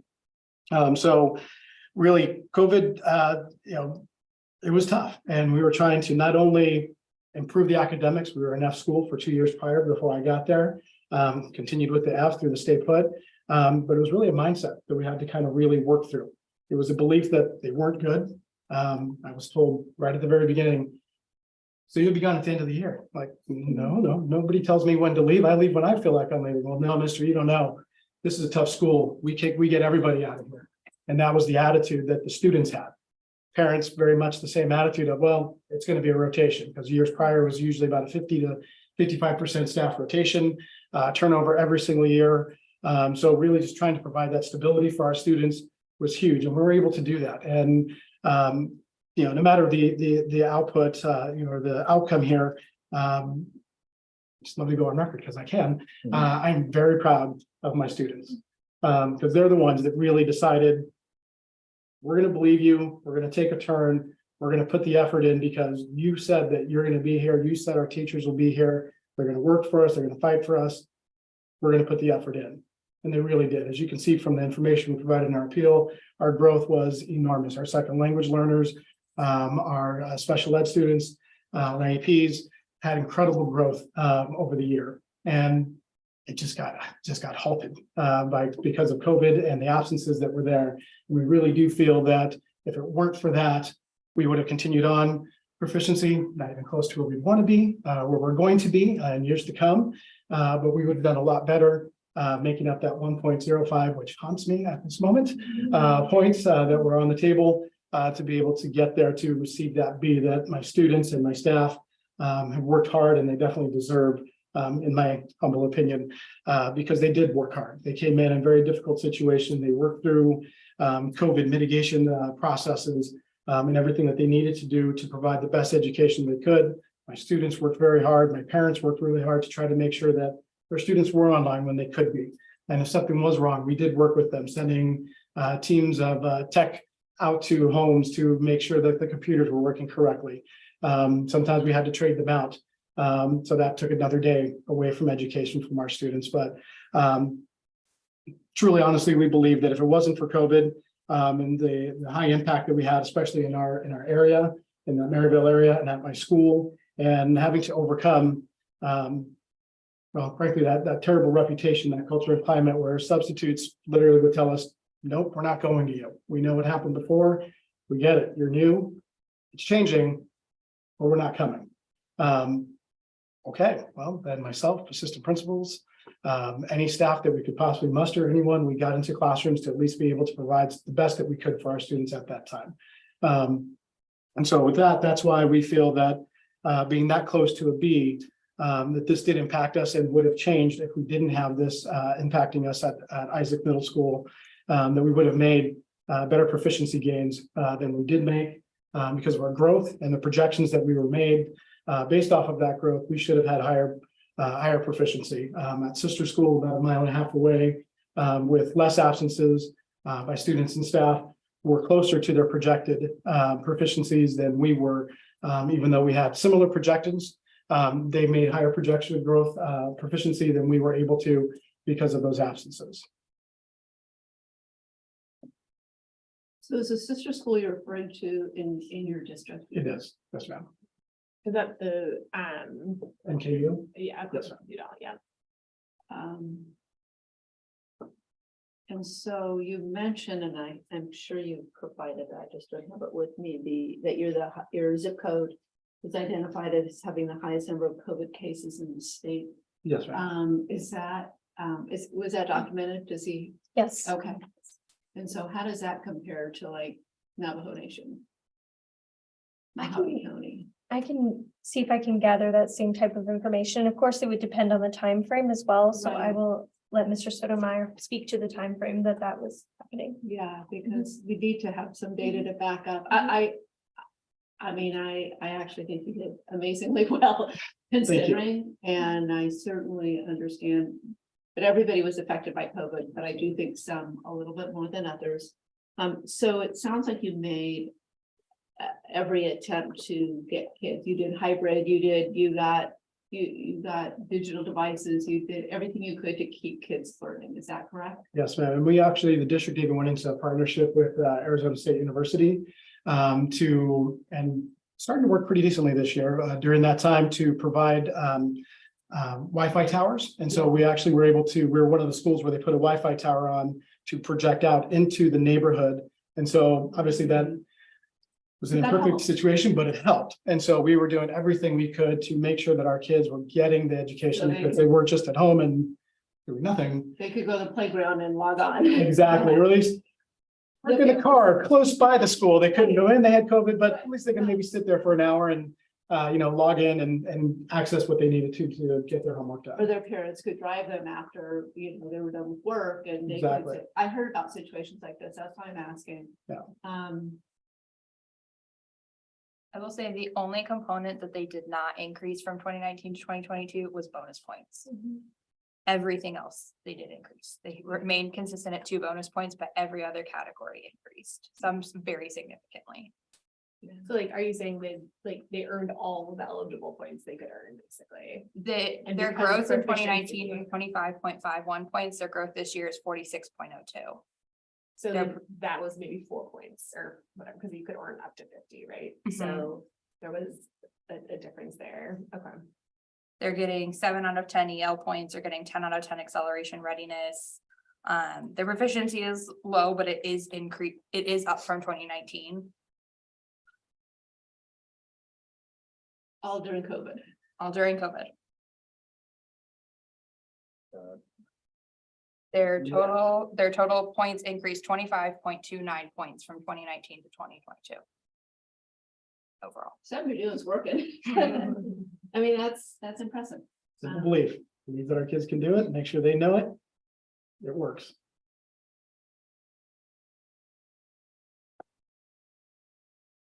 Yeah, I guess, everybody's affected by COVID, so just sort of saying. That one little piece, I need some data and then the only sort of compelling part of this argument that I think might. Fit in, would be kind of in that extraordinary, which we've been looking at some earlier, and that is, I'd like to know, and I've heard anecdotally that Maryvale was. Like the Navajo Nation, in terms of just the percentage and the, just the spread of COVID. And so I just like to know what those numbers look like, if we can get them, and maybe we'll have to wait, but I'd like to have that bit of information before I make my final decision. Absolutely. And the time frame. Yeah. That's it. Amongst all of the other schools in the Isaac school district, would you say, can you recall, because I know a bunch of them moved to B's, and is there any other distinguishing factor that you could identify, to Member Burton's point of why, or what could account for potentially, obviously, staff absenteeism, chronic student absences, those types of things, but anything else that would have put you at a disadvantage, if that makes sense, Relative to your peer schools within your district? Absolutely. You know what, very honestly, I mean, just looking at just straight attendance numbers, I mean, that's really where that was a huge impact. And so did they not get any of the, I know it's 2 points for attendance, chronic absenteeism? For acceleration readiness, they did not get any of the points for chronic absenteeism, but they did get full points based on their other areas for acceleration readiness. So they captured the full points. Interesting. Where if they would have had different attendance, it would they'd have already impacted correct. Yeah. And really what we're looking at is in that proficiency realm. We know we had room to grow. We still have room to grow there. Hard to get our kids proficient when they're not necessarily in front of us, or we're not in front of them in some way, shape, or form. So just made it very difficult to continue that growth. We've made great growth, and I'm very proud of them. And whether it's a C or it's a B, I'm very proud of the outcome, my staff and my students, especially my students, because like I said, they made the decision to change the mindset, to work hard and show what they can really do, and they're doing it. I'm curious also, I don't know if we could pull, because I mean, the proficiency is hard, right? I mean, obviously, but is it possible to look at other Isaac schools and the proficiency of those schools and the letter grade that those schools received? Because I think that would be an interesting point of, if other schools received B's and had lower proficiency, I think that would really go to your argument, right? There are these external factors that we could really try and use. So I do have an answer for that, for Member Meyerson's request, just comparing to those other schools. For the one that you've identified that's most similar, the Morris K. Udall, that would be 7.52 proficiency points this year. While Isaac sits at 6.32, they received a C letter grade. There's 7.73 points at Moya Elementary. They received a B letter grade. And so, I'm sorry, so Isaac Middle School's total was, what was it again? 6.32 for proficiency. For proficiency, perfect. And so what I'm looking at in their appeal says 12% for ELA and 8 is this. Just kind of curious, so obviously 6 is not the average of those two, but just like, where are we getting the 6 versus the 8 and 12 that he included in FY22? Yeah, Sean, you want to address that? Yeah, so thank you for the question. I'll have my wheels turning here. I want to look at a couple data points, and this is probably, I want to be clear on the areas where I'm not an expert and specific impacts of code. To me, some of the relevant data points, as you were mentioning, like how do we compare to other schools? So one of the interesting things we've got this year is all the growth data is these student growth percentiles. So it's all based on how well did students at Isaac Middle do compared to all their peers across the state who started the same level. So that number where they have almost full points on their growth, right? That tells me two things. And we can look at their data here. We see that their their two largest groups, or their largest groups are all here where students who are minimally proficient the prior year. Their highest group in ELA is students who made high growth compared to the rest of the kids in the state. And their highest group in math is those who were the same as their peers. So So they they're- performed in ELA. they outperformed in ELA, like in general, a student who just, if you take a random student around the state who scored minimally proficient the prior year, in general, they're doing much better at Isaac Middle School, which also looking at those numbers means to help enlighten some of the proficiency story. They also had a lot of kids who are, the vast majority of their kids were starting out proficient too. So again, It it's makes sense if you're going from like a 2% proficiency the prior year to a Right. 10% proficiency, which is still not good proficiency wise, like that would explain growth. So the growth number does feel a little. exactly. Yeah. So it's hard for, like I said, I can't say I'm an expert on like what the specific impacts of COVID were and like how much that changes there. But I think to that comparative point, the growth number this year is enlightening as far as what's happening as a comparison to other students who are in a similar starting point at 2021. They checked, you all were in the top 1/3 of schools in terms of growth of all K-8, so. And so for proficiency, it's weighted differently depending on where. That's where the it's weights at. So are at. no, Okay, perfect. no minimally points. You do get points for some partially, but it's weighted So differently. the than three proficiency. schools that you just named, Jessica, just to make sure I'm following correctly, of the three schools that you just named, one has a C, two have Bs. Is that right? Isaac Middle had the C The before C, filing their appeal, and then one has a C and then one has a B, and they're within about 1.5 points of where Isaac scored for the proficiency. And for the school that had the B, are they proficiency wise below Isaac? Or They above? are above, so They're above. 7.73. They're They received their full growth points. It's just really what pushed them into that B Got it. as well, whereas there were a couple still. above. And so then maybe, sorry, instead of you having to go through the whole list, are there any schools that got a D in Isaac Middle School that have a proficiency score that is lower than Isaac Middle School? No, to answer your question directly, no. And that would have been easier than. Thank you. Okay, bummer.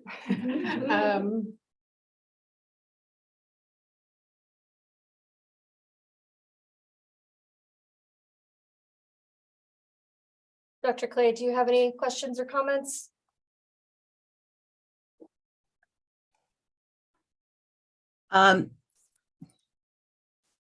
Well, my comment is that I'm very impressed with the due diligence that the school has reflected, especially with the towers and trying to get the students engaged. It's not like the situation happened and they just laid down and just let it happen. They were both very proactive in everything they did to try to inspire and motivate the students to come to school. And for what I'm understanding, what's holding their grade back is the student attendance, basically, right? Sounds like potentially no. Proficiency. Proficiency. it seems Was like. it the proficiency? Yeah, I mean, I'm sure, I think, but to your point, attendance impacts Caused by, proficiency, yeah. so I think that's a fair Impact. correlation, it's not the. But it's definitely correlated, for sure, so I think. I just picked up on when he was talking about all the things he did to get the kids engaged and get them motivated and to inspire them. That's a lot of due diligence on his part. Absolutely. Okay, and that's basically what I have to, that's all I have to say about that, about the school, Isaac Middle School, yes. I do think that's why they went from an F to a C. Yes. F school. And now they're a C, they're a C++, but they're a C. And so what you're doing is working. Thank you. Thank you. Yeah, it's hard for me, because I totally agree with you that the attendance is the correlating factor to the proficiency, right? Proficiency. Yeah,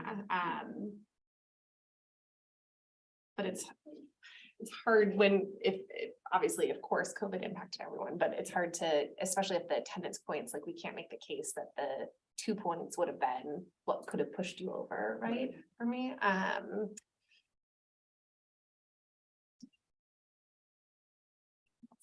just is so hard. Believe me, I know. Can look at one thing maybe real quick. And we don't need to rush through, plenty of time to research, yeah. The rate of, so the chronic absenteeism rate this year, as you mentioned in your discussion, of that, how that impacts proficiency. So 47.17% of their kids were absent 10 days or more, which is high. So I'd be curious and see if I can find real quick, is it useful to have a comparison to other B schools, what their That would be great. rate of Yeah, absenteeism looks like? that'd be great. Thank you. Jackie's nodding her head, yeah.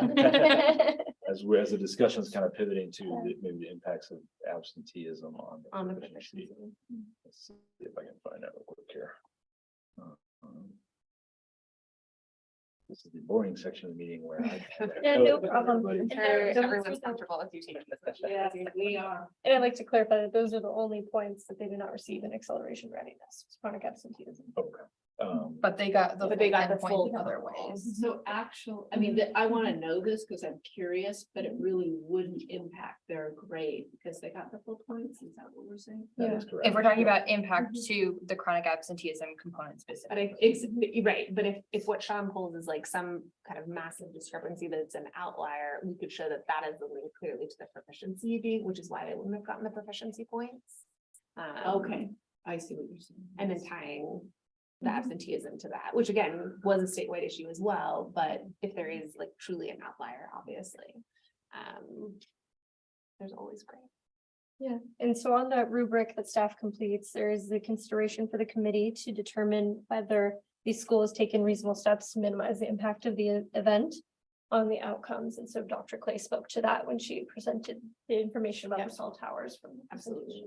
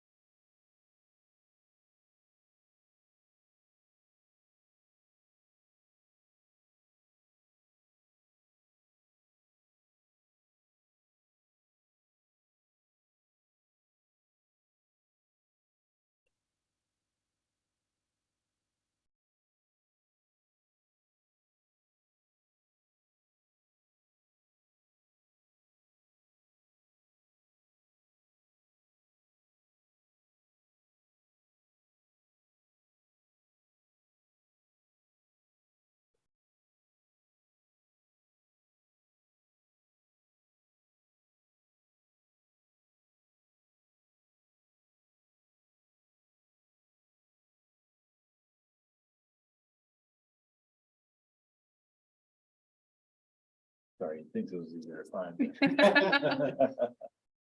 Well, the right filters and everything else. Yeah. Yeah, okay. Wish I could tell dad jokes while I'm coding. That would make it worse. I will note there are 3 other schools in the state that are K-8s that received a B that have lower proficiency than Isaac Middle School. Yeah. They're 3 other K-8 schools that received a B and have lower proficiency.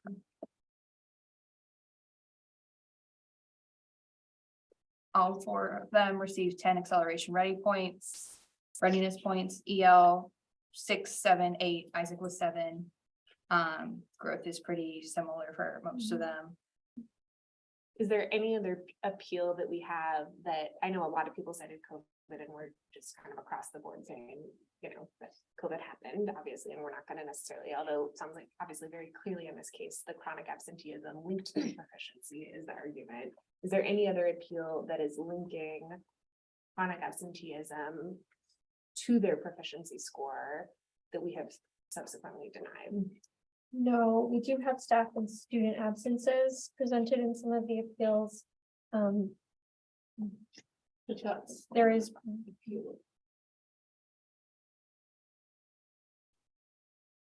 There is one for Cherokee Elementary School. It states that it impacted the ELA performance, so have to see if that impact on the EL proficiency and growth actually affects the letter grade.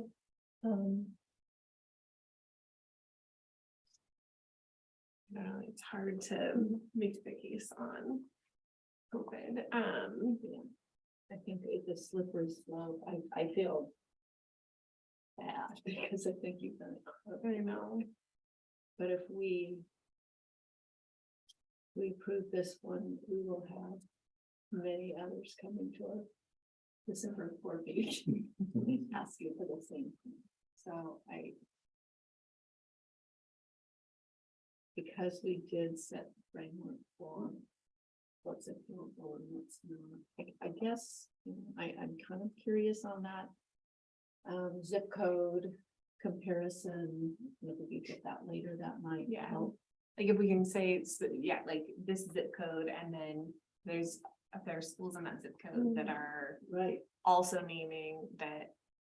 Just an extraordinary, difference hit of COVID, because the COVID hit everybody. Some areas harder than others, but then we also didn't have a tribal government telling you to close. So that, and I'm thinking out loud, but I don't even think that argument would. Would it be helpful for the committee members now to proceed to the next appeal? Some of these things like the coding occur and some of the investigation into the zip code. Data. So much. Thank you. Again, Well, thank you so much for your time. I really appreciate it. And all the coding, I've been okay with the dad jokes. Maybe put a few in the back pocket and use later. But, all right. Thank you all very much. And December 9th, correct? Yeah. Sounds perfect. Thank you.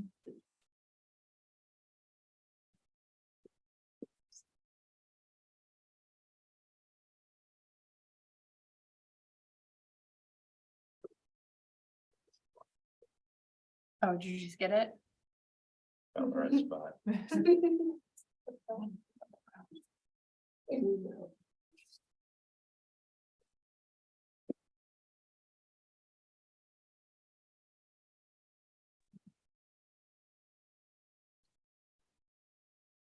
There is one school, Window Rock, that is recommended for approval that is on the Navajo Nation, and the summary is due to closures during COVID. Schools unable to conduct in-person instruction during the 2021 school year. Internet infrastructure limitations in the community prevented many students from accessing content and doing assignments consistently. When students returned to in-person instruction, they were significantly behind their normal course of learning. The school states that had they not been hampered by the Navajo Nation lockdown, they would have had better proficiency, better graduation rates, and higher CCRI points. I think the tricky thing is they actually jumped ahead and didn't lock everything. I mean, they really tried to open up using devices, using hybrid, using lots of things. And so the more I think about that comparison, it actually really, nobody shut them down. They actually encouraged opening schools. Right. So unfortunately, It's close, but not quite, but they have made, I mean, going from an F to a C is commendable. So, like I said, a C plus plus. That's a massive jump. Yeah, it's a big jump. And I'm convinced we will see them absolutely push it next time. Did you end up finding it? I am almost. Oh, you're almost there. I'm sorry. Sorry, not like I got. You look like. I was gonna remember Brent's point. I'm like, that is a good point on kind of the slippery slope. Of, how can grading like, oh, it's more or less COVID. I don't know. So I'll see here if it's like the next highest school had, 12% chronic absenteeism, then maybe there's something. That'd be to that, great. But, yeah, I'll take a few minutes here and Okay. So the next appeal that is present and available is Children First Leadership Academy. They were originally scheduled for 1:30. This is 4C2 for environmental issues. They received a D for the 2021-2022 letter grade. They are requesting a C and they are 0.50 points away from that letter grade. I will let them present their 15 minutes as well as be open for questions from committee members as well following.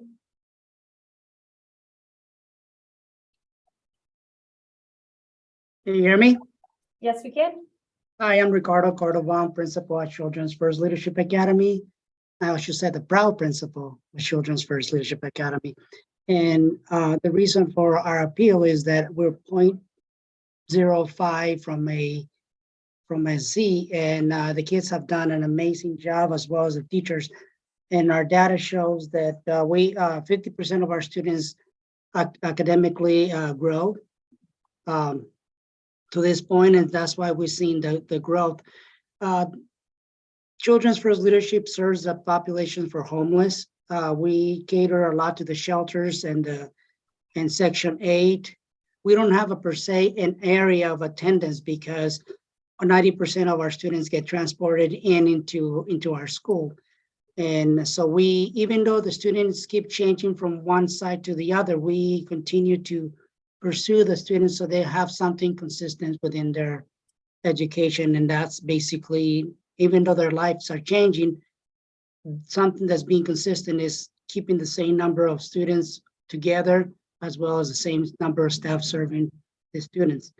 One of the points that I want to write up is that our McKinley-Vento students that serve at Children's First Leadership Academy led to a spike in chronic absenteeism. And research shows that McKinley-Vento students tend to have a little bit higher absenteeism rate than their regular peers. There was a spike of increase of McKinley-Vento's 55% of our students, increase of 55% increase during April 22 and enrolled for April 22 of McKinley-Vento students. This trend was consistent with the system, 57% of the McKinley-Ventos being chronically absent. 50% show that they were chronically absent. The evidence shows that all students were challenging, but especially this type of population was hit the most during April 22. Due to the spike of McKinley-Vento students, our chronic absent increase, and if I can show the data, am I able to show screen at all? You should be able to if it was submitted with your appeal application. Yes. Mm-hmm.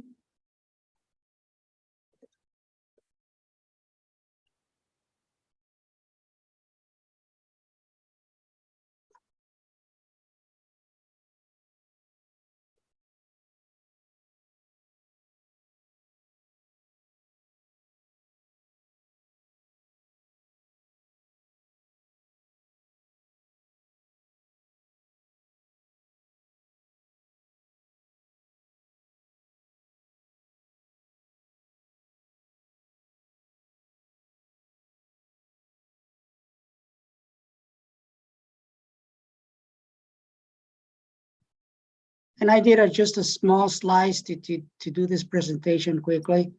Were you guys able to see it? Mm-hmm. Yes.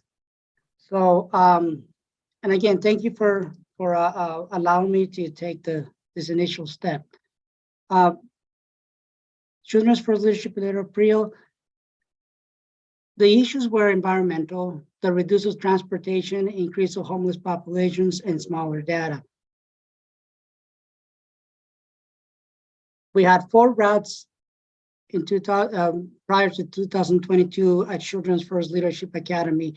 And due to the bus not finding enough transportation drivers, we had to make some cuts. Well, our transportation department had to make some cuts.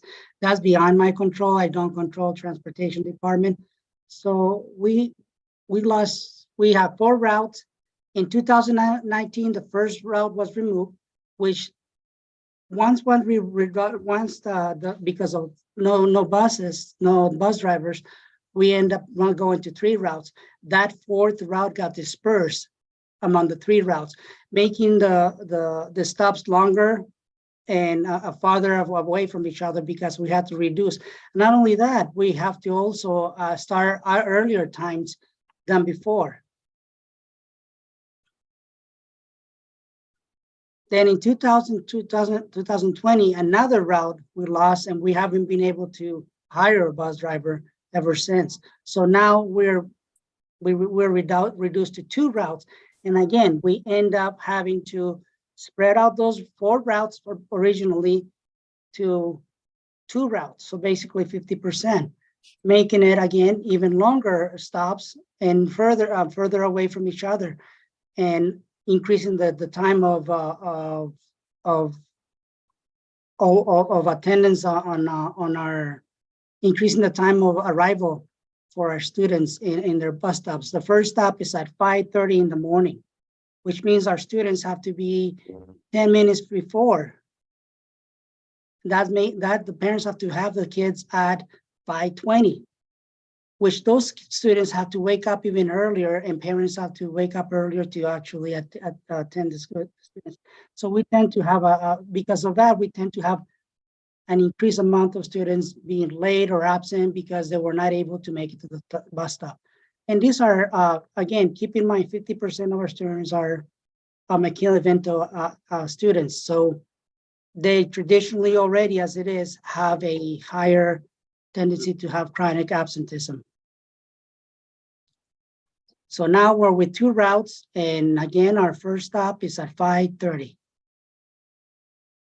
If you look at this data from 2020, we had a reduction of students.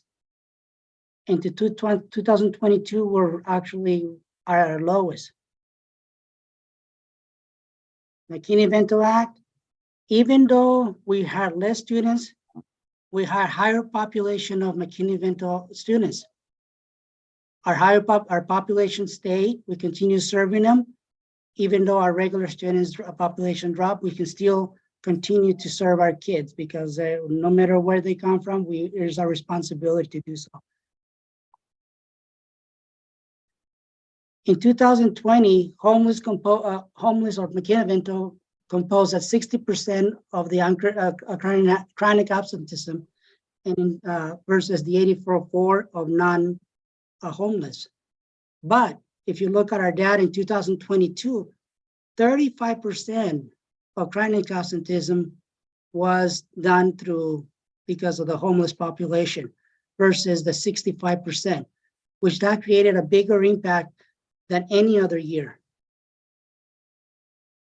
So again, and based on the data, chronic absenteeism 50.83, 0 points, still a grade, a letter D. 2022 chronic absenteeism 35%, 65% versus the non-homeless. If we take that away, 35% equals 2 points equals a C. And again, we're talking 2 points. We only 0.5 away from the C. And these are the students that have done tremendous growth, and that really hard work, as well as the teachers have done so many interventions. And basically, my point is that every student will succeed regardless of their background or where they are. But in this case, the chronic absenteeism of our homeless population has affected our letter grade. And we didn't get our chronic absenteeism points because of our population. And we're still serving the population no matter what. And what I'm requesting is if they can remove the chronic absenteeism for 2022 and obtain the 2 points, or even not 2 points, during the 0.5 that we need, the 0.5 that we need. Statistically, again, it shows that the students with chronic absenteeism are higher than regular students, than regular population. CFLE has, Children's for Leadership Academy has a responsibility to serve McKinley students and any students. We're asking to the board to please remove the impact of our McKinley Vento data. Also take away the chronic absenteeism for those students because they were impacted, not because we weren't trying, is that we didn't have the bus drivers to serve that population, and our stops continue to reduce. And still at this point, we still haven't been able to hire bus drivers. And 90% of our students get transported.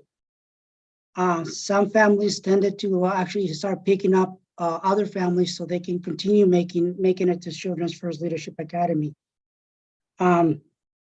This will allow the 2 chronic absenteeism points for our campus to change our letter grade. All students deserve to thrive on an 8 school. Homeless students at Children's First Leadership Academy deserve to thrive at an 8 school as well.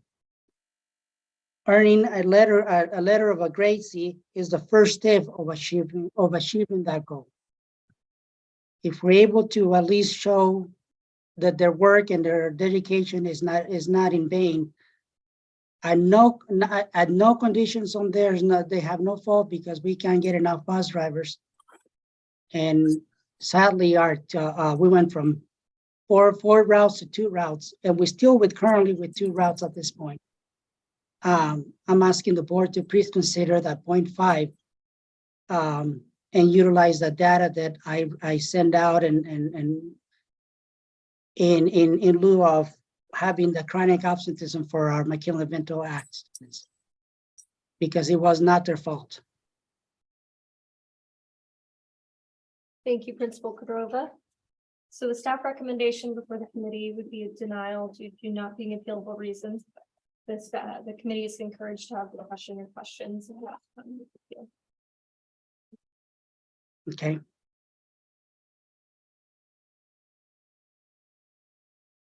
Mr. Cordova, thank you for your presentation. I appreciate it very much. Could you give me a little bit of background on, because I think what the staff have identified of, obviously just generally this is what we've been talking about, sort of the idea of chronic absenteeism in the face of COVID being obviously something so many schools across the state struggled with. So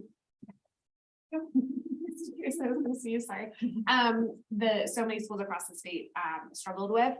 But I'm also curious, it looks like in FY19, your letter grade was an F.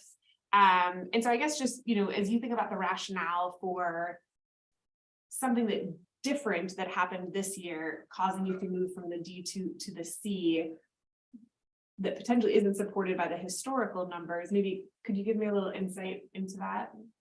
Yes, yeah. I'm so glad you mentioned there was, I just took over the school 3 years ago. And this is, I've been in this business for 30 years. This is year 30. When I took over the school, there were 10, in the past 10 years, there's been 7 principals at this school. And there was a 60% turnover rate on staff. So there was no consistency to obtain that letter grade or that growth. Luckily, we were able to contain 100% of our staff. This besides our bus drivers, but 100% of our staff, and I've been here consistently for the past 3 years, being one of the longest principals at this school. That also attributes to the consistency with my teachers who have in place interventions and support groups and tutoring after school.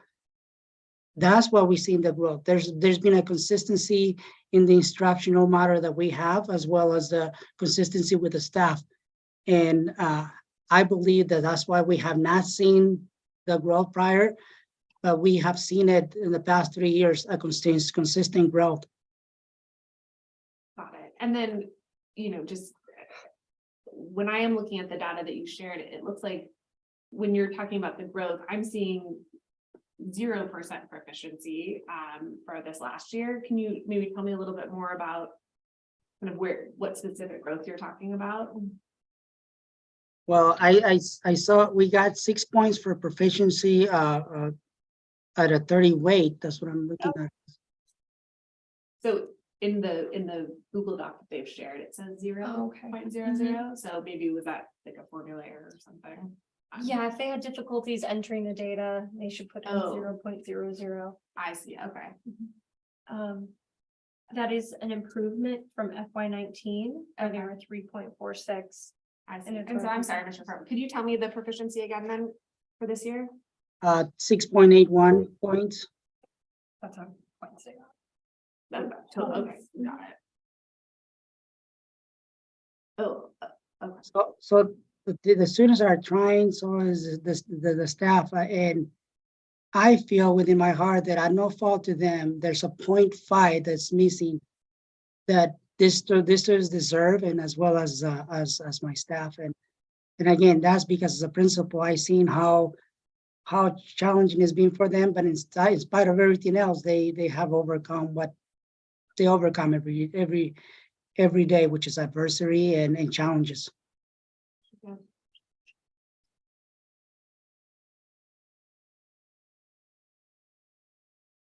Sean, do we know on for their 2 points on the accelerator, or on their 2 points for attendance, is there an actual gap in, obviously for our previous example, it looks like there wasn't. Is there a gap here?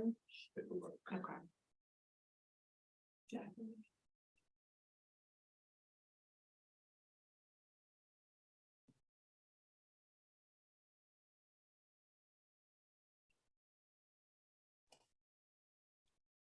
I have a question. Yes. You said that there was a 55% increase of McKinney-Vento students. And this was the reason why your numbers are like the way they are. Is that correct? That's part of it. It was a 51%, and the reason for that is that also transportation, which is because there's no bus drivers, we went from 4 routes to 2 routes. And a lot of our students get transport, especially our McKinney-Vento Act. They still provided the transportation, but their transportation stops were longer. Instead of walking 4 blocks to a bus stop, they had to walk in some cases 7 or 8 blocks. And you're talking K through 8 students walking in the inner city to get to the bus stop. So it made it challenging. And we often had parents that would call, oh, so-and-so missed the bus, or they didn't make it to the bus stop on time, because we had to reduce the number of stops. We have no bus drivers. The more we reduce the stops, the harder it is for our kids to attend, because again, our first stop is at 5:30, which means they have to be there 10 minutes before. And you're talking a kindergarten and an 8th grader, if they're brothers and sisters, getting up even at maybe 4:30 to get ready, it makes it challenging. And that's something that we're facing. And I know that as an organization, our bus transportation has that issue all the way across, not only our school, but we're managing to what we have. But because of it, a lot of our McKinney-Vento students do not have their own transportation. And they solely rely on the transportation that we offer to attend to school. And if we reduce the number of stops, that makes it more challenging for them, which has made it challenge already. And it shows in our data, having them to have a higher increase in attendance for our students.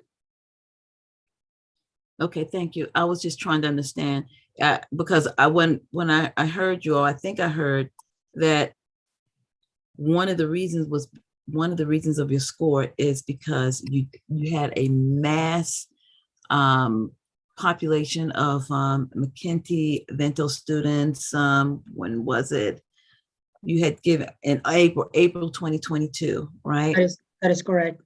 Okay, and you're saying that 51% mass influx caused your numbers to drop the way they are dropping now, or that's the way you're saying that, and plus the bus, right? Yes, and but the thing is that it's surprisingly enough, the McKinney-Vento Act, they're still performing. It's just the absenteeism that they still absent, and sometimes and it attributes to the chronic absenteeism to our points that we didn't get. And it's not their fault. It's not their fault. It's just we had to reduce the number of buses, the transportation.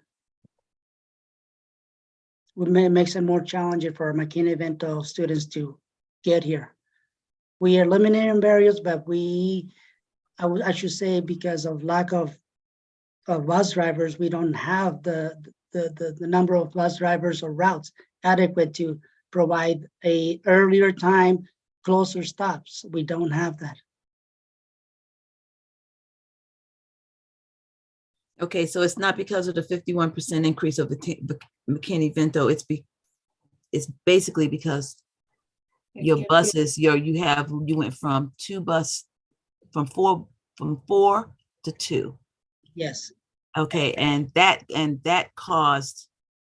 So I'm just trying to figure out what is the big cause of why this happened, and then in my mind, it's going to happen again next year, though. It may happen again next year, and what are you going to do?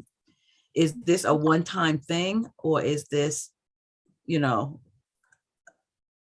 Good question. We don't have the number of we don't have as higher population of McKinney-Vento this year as we did before, and we still have the two routes. And again, students, we continue providing this service. We chase the students basically, even though they move from one shelter to the other, we try to change our routes to accommodate the students, the McKinney-Vento students. But in some cases, when they move to a section 8, getting out of the shelter to a section 8, there's a standard bus stop that the students have to actually meet and walk towards that. And sometimes they don't. And that's why we have a higher absenteeism in our student population when it comes down to McKinney-Vento. Okay. Thank you. Thank you, Dr. Clay. Oh, I'm sorry. Very good. I do have some answers for you. So there is 1.5 points that they could have captured from chronic absenteeism. A couple factors to consider. That probably they weigh in both directions, honestly. The data that we have for them being such a small school previously is they had 0 students who were chronically absent in the previous year, which means there was no number they could have that would actually earn it, unless they had 0. So any increase would have excluded them from that. So that is kind of a high threshold to get there. We do have some overlap on it actually with that previous question or the previous appeal. When I'm looking at the B schools, let me pull up here. So here's the distribution. Sorry, this is gonna so this is a distribution of the percent of kids that were chronically absent in B schools. And the middle is right around 40. So this 4750 is not an extreme number. So there are schools in the B range that had, I think there were almost 100 that had higher than 40. The last school we looked at was at 47%. But so around this same threshold of 50%, there were a significant number of schools who had a similar amount of chronic absenteeism. Who were in at least with our previous. That's for both. Right. It's so for both these discussions, it's kind of like, were there schools that with higher grades that had Yeah. So the absenteeism continues to be a really challenging. It does, yeah. But this school did not receive points for it and is not at the cap for acceleration readiness. Yes. Whereas the other one had earned. Would have had So earned. even if it would have Right. returned it, it wouldn't. So then I guess to that point, and to your first point then, Sean, kind of what you just emphasized, of, you know, the fact that they're 0.5 away from the cutoff, is there like kind of a statistically difficult argument, thank you, to make here, where not only then would they potentially have been ineligible for 1.5 points or whatever that we just named, and also there is a potential statistically significant number here. That's probably a question that hits the nail right on the head, you know, as far as, since they had such a heavy lift to do to earn, I mean, it was basically impossible for them to earn chronic absenteeism points, since they started with 0 in their small school. And then, yeah, asking that question of, with such a small difference, does that end up making the difference between where they're at and where they're looking to be? Yeah. I don't know that I could answer that mathematically, but yeah, I think that is the right concept to be looking at, is with the heavy lift on chronic absenteeism. There were other schools with the same amount who did better in terms of proficiency, but again, they are facing both those hurdles of the gap in the chronic absenteeism points that they could get, and then the impacts of that on their. Yeah. So wiser heads than mine will probably have to weigh in on the actual impact. But I mean, for me, that makes the argument with such a slim margin between the difference in letter grade scores and what you just identified, makes it difficult for the case prior, I think, so to continue to remain where we were on not granting that appeal. But on this one, I guess I'll be curious for member Burton and Dr. Clay of your thoughts, but I guess I would be leaning to grant the request based on what we just identified. I would go back to the policies and procedures where the committee does not typically approve appeals for demographic makeup of student populations. Would we, because I actually am totally in agreement with that. Like, I would not want to be making the appeal based on The McKinney-Vento. the McKinney-Vento students, correct? Because all kids need to be making proficiency and we need to be holding ourselves accountable to that. But does this, and so that's a great point, Jessica. So I agree, I would not want to be making this based on demographics or makeup of the student body. But would this account for the 2 points that we just named, which were, one, there's a statistical smallness in terms of the difference between the D to the C, and 2, the ineligibility of this particular school in getting some of those acceleration points. Yeah, so Sean, you spoke to this being a small school in the past. How many students roughly would you say that kind of represents? And maybe Mr. Cordova could also address that, the size of the student population. And how many McKinney-Vento, like the hard number. Shannon was very quick on the draw to find the population, so I think it was around 48. So they had 148 students in fiscal year 21, so the 2020-2020 school. 2020-2021 school year. And I can check homeless counts for their kiddos for that year as well. And one of the reasons that I address that is that we do know in the past we have had small school accountability models to address some of these special situations for the smaller. So did that take care of it in some other way that's just not shown here? They had less than 11 homeless students in fiscal year 2021 that are showing on the October 1 enrollment file published by AE. And from what Mr. Cordova presented, that increased in 22, is that correct? That's correct. And I'll walk back my former statement a second ago, like about a non-mathematical answer. I guess in terms of that, if we're talking about decimal points, there's a pretty fair argument to make that we cannot.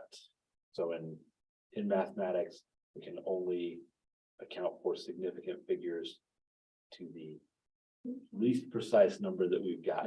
So in this case, most of our numbers come from state testing, which is reported in 1s, 2s, 3s, and 4s. So in reality, decimal points in this process are not mathematically sound. Like you could say, like, really, you can't say 100% that we can measure with that degree of precision, because some of the numbers we get don't come back in decimal points. For fiscal year 2022, they have 20 students out of 112 identified as homeless on that October 1 snapshot. Okay, thank you. So they went from 11 to 20. Oh, less than 11. So fiscal year less than 2021 11. is redacted, which indicates a student count less than 11. Okay, In fiscal year 2022, they've got 20 and their student population went down a little bit. okay. Yeah, they went from 148 students in 21 to 112 in 22 Okay. on those same comparable snapshots And 20 of those students are identified as homeless. Would there be any, but if we were to use the argument of immateriality of the decimal point or something like that, and special, not in Yeah. isolated, but the ineligibility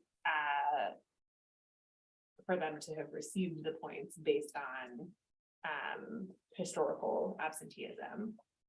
Does that put them in a unique category, or does that go down a slope? That's a good question. This That is a hard very one. good question.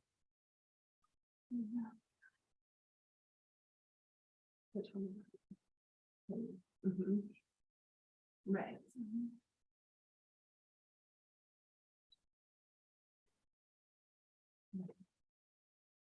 Yeah.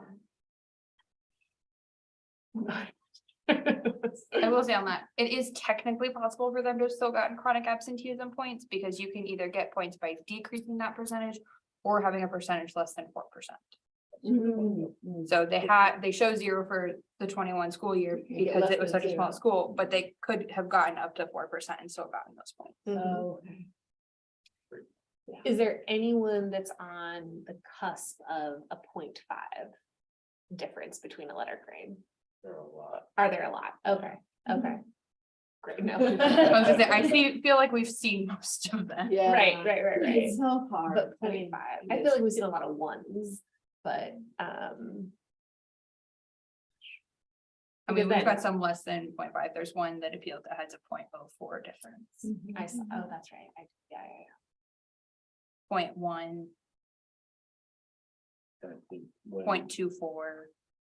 when the cut scores were adopted, the idea was that there was a benefit to the K-8 schools for whom, the test wasn't changing stuff to Right. preserve, like, hey, here's for That is a stability really of the good scores as they Yeah. were. So I think there was a sound argument for like why we kept the decimal points. Yeah. Which we then removed on, when we were kind of renorming for For high the school. The high schools. school, yeah. We said, okay, let's go ahead and since we're changing. So again, I don't even know why I'm saying that. That maybe just muddies the waters and make the decision harder. No, it's So that's good It's a reference really good point idea. and Yeah. kind of the why. Yeah, there was intentionality besides like, we then just decided like, oh. We'll throw math aside. So there was a reason for including the small decimal points. But yeah, this is tough. Well, and I think though, even to the prior example, I think the point that and thank you for just calculating all that. Oh, sorry, Jackie, did you have a question or did you have a comment? Oh, no. Okay. No, I was looking at all the data and pointing to it. So I'm sorry. Well, I was gonna say, so Sean's point then of that significant number of schools that are B that also have very high absenteeism, I think is sort of final data point of there's no, it's not a valid argument. Okay. Um, So hearing no other questions and comments from the committee, would you want to make that recommendation for voting later on right now, or do you still need some time to reflect on that and pull it again?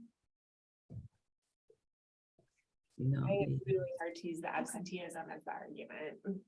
And the demographics, I mean, as you pointed out, we were really in the policies and procedures. And I think this one's hard for us because it is so close and I think we care a lot about this population, but we have to follow our policies and procedures, so I would very reluctantly, but go with a recommendation. Not that you didn't make a good recommendation, but it's just, it's hard. I would go with the staff recommendation. Well, I think that addresses questions that we have from the committee for you, Mr. Cordova. You're welcome to stay on this meeting so you can continue to watch. But they will likely not have any more questions to address before the vote. All right, thank you. Thanks again for your time. Appreciate all of you. Thank you.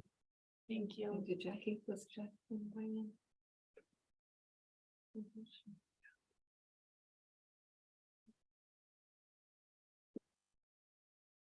So how are we feeling? Is it time for a break? Or are we good? Jackie, what do you think? Break? Are you good? I'm good. Schools left. How many we have left? We don't have that Four many. schools. Okay, let me see if Canyon View High School is ready. They are. Anything with this room. So we will call Canyon View High School for their non-expedited appeal presentation. This school received a B in the 2021-2022 school year. They are 4.24 points away from the A letter grade they request their appeal. And they are appealing incorrect data specific to graduation rate points. And I will leave the rest of them to present accurately.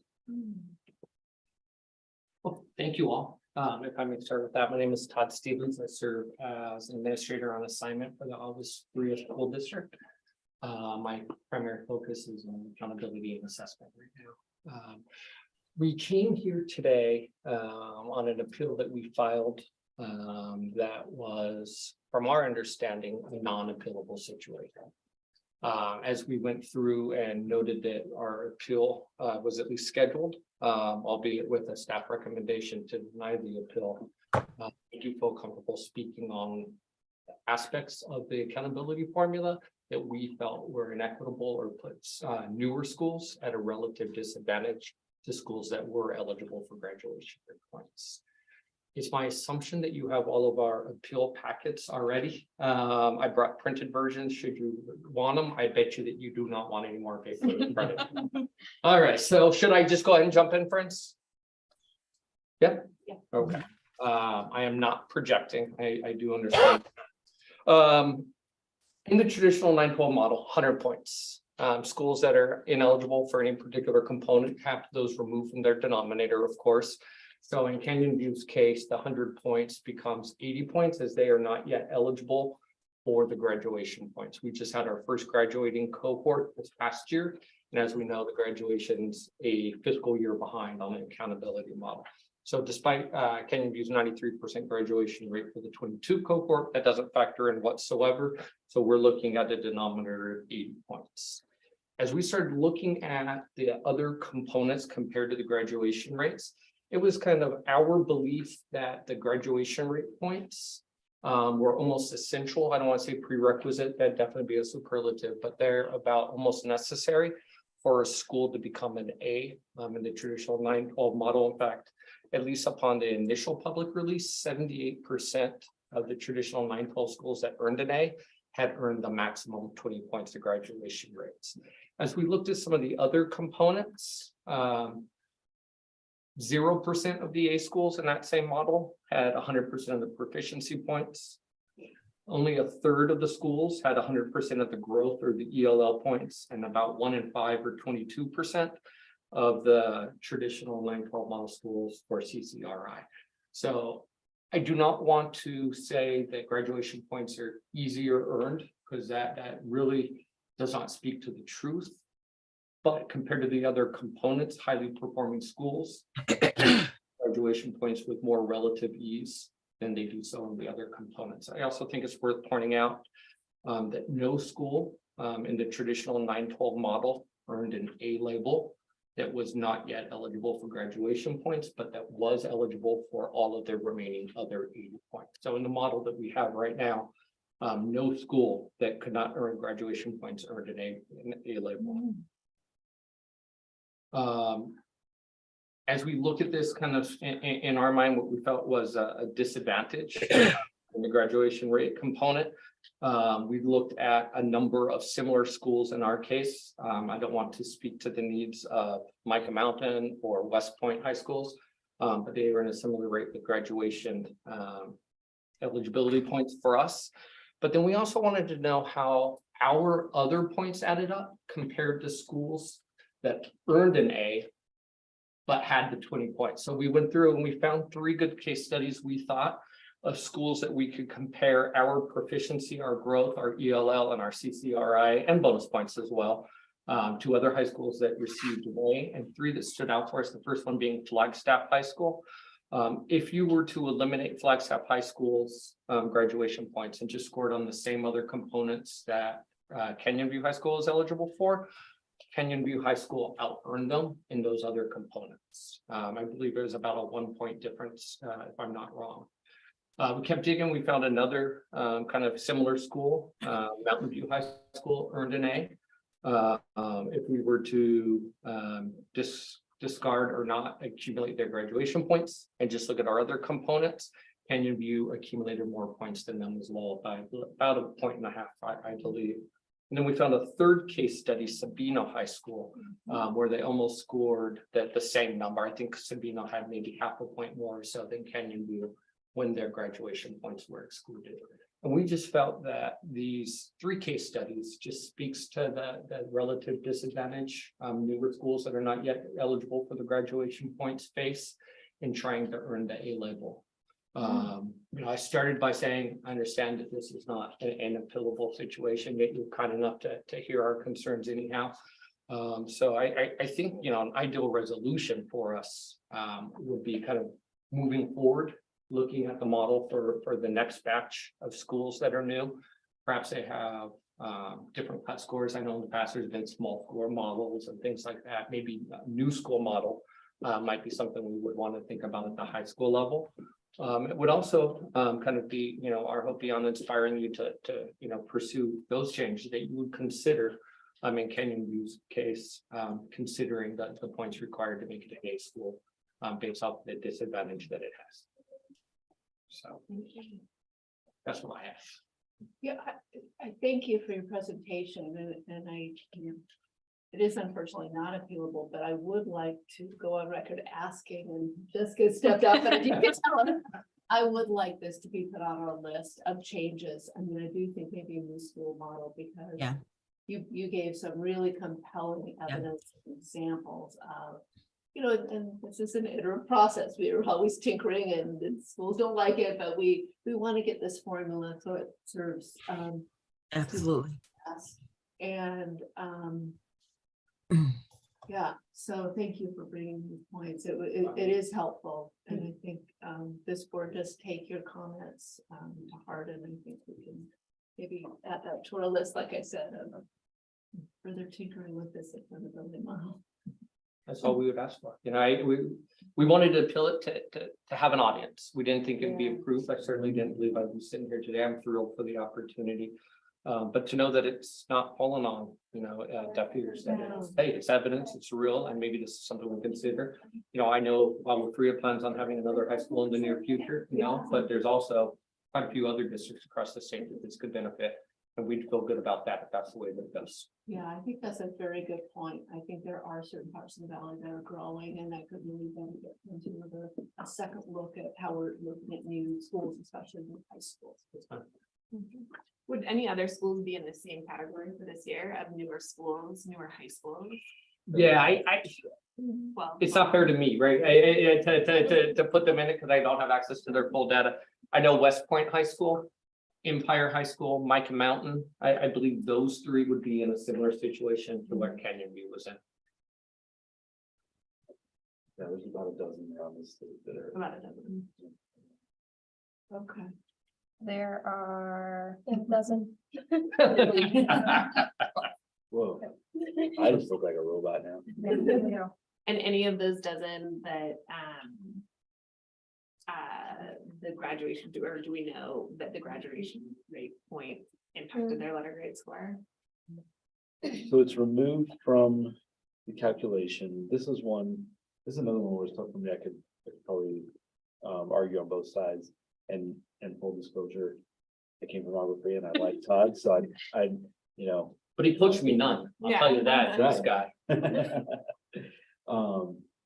So I think there are pretty valid points when you look at something where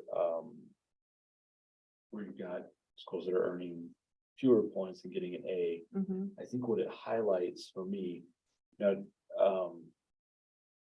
when I look at those dozen schools, I can see a distribution that kind of matches. If you look at all the schools that are not eligible for graduation points, there's like one A, mostly B's, and a couple C's. Like it looks like the same because the other factors kind of play out. I think the thing it highlights is, to your point, Member Burton, that there's some places where there can be a school that's doing something great and doesn't have access to maybe all the parts of the model, and it's harder for them to like. It's that kind of 3% on either end, where you've got a small number of schools where potentially some changes could be made to be more flexible about like, okay, is there something we can do to recognize the good work that's going on there when they don't have all the pieces? So maybe in my mind, the picture might be broader than just the graduation and specifically going to, some of the other things that like more model reworking, because I guess versus earlier examples that we looked at, this one, it's not like we would know, there's no historical data to say like, oh, well, last year they did get this, therefore we could apply 7 pointers and so that's where the challenge is on this particular. Interesting. Okay. Exactly. So, problem, the problem of missing data there. So got it. so, Highlighting a gap in the so thank you. We didn't even know it was there until we we stumbled into it, right? So we tripped on that crack, right? Is there anything else I can answer for you? Any more information I could provide? Estimate Member Clay. Dr. Clay? Would you have any questions for Mr. Stevens? No, she's good. Jessica, and you missed it. Member Burton asked that we look into this in the future. Absolutely. Add it It's to your list. Yeah, yeah. We've identified some of the business rule challenges with these appeals. All right. Thank you very much. No, thank you all for your time. If I may say, I was at Guppy Mech, and Ms. Williams spoke. She said, we want to be known for customer service and serving our schools. I just want the board to know, like in all my communications with SBE about Canyon View situation, that and Millenniums for that matter, that the dialogue has been prompt, it's been kind, and it's been well received on both interests. And so I just want to say thank you to SBE. I thank John for all of that. Thank you. All right, friends. Thank you. 3 more, wish you luck. So at this time, I would like to review the staff recommendation for Canyon View High School to determine what we would vote on when we go to delegate. After all, the non-expedited appeals are heard. Would anybody like to state their position? I think I would accept the staff recommendation with the Member Burton caveat of really looking into this, because I do think, Sean, to your point, this is probably going to require a little bit more of a holistic review rather than just like some kind of quick fix, and definitely something that needs to be taken into consideration. So thank you. All right. Appreciate you all. thank you. Dr. Clay, does that sound right to you? Yes, that sounded right. And plus the fact that we need to further investigate the things that he brought up. Very, very powerful, very powerful. Thank you. Thank you. So we will continue to proceed. We are 30 minutes ahead of schedule, and that's because we heard new Crossroads Academy earlier this morning before lunch. And so we are on 4D3, San Carlos High School.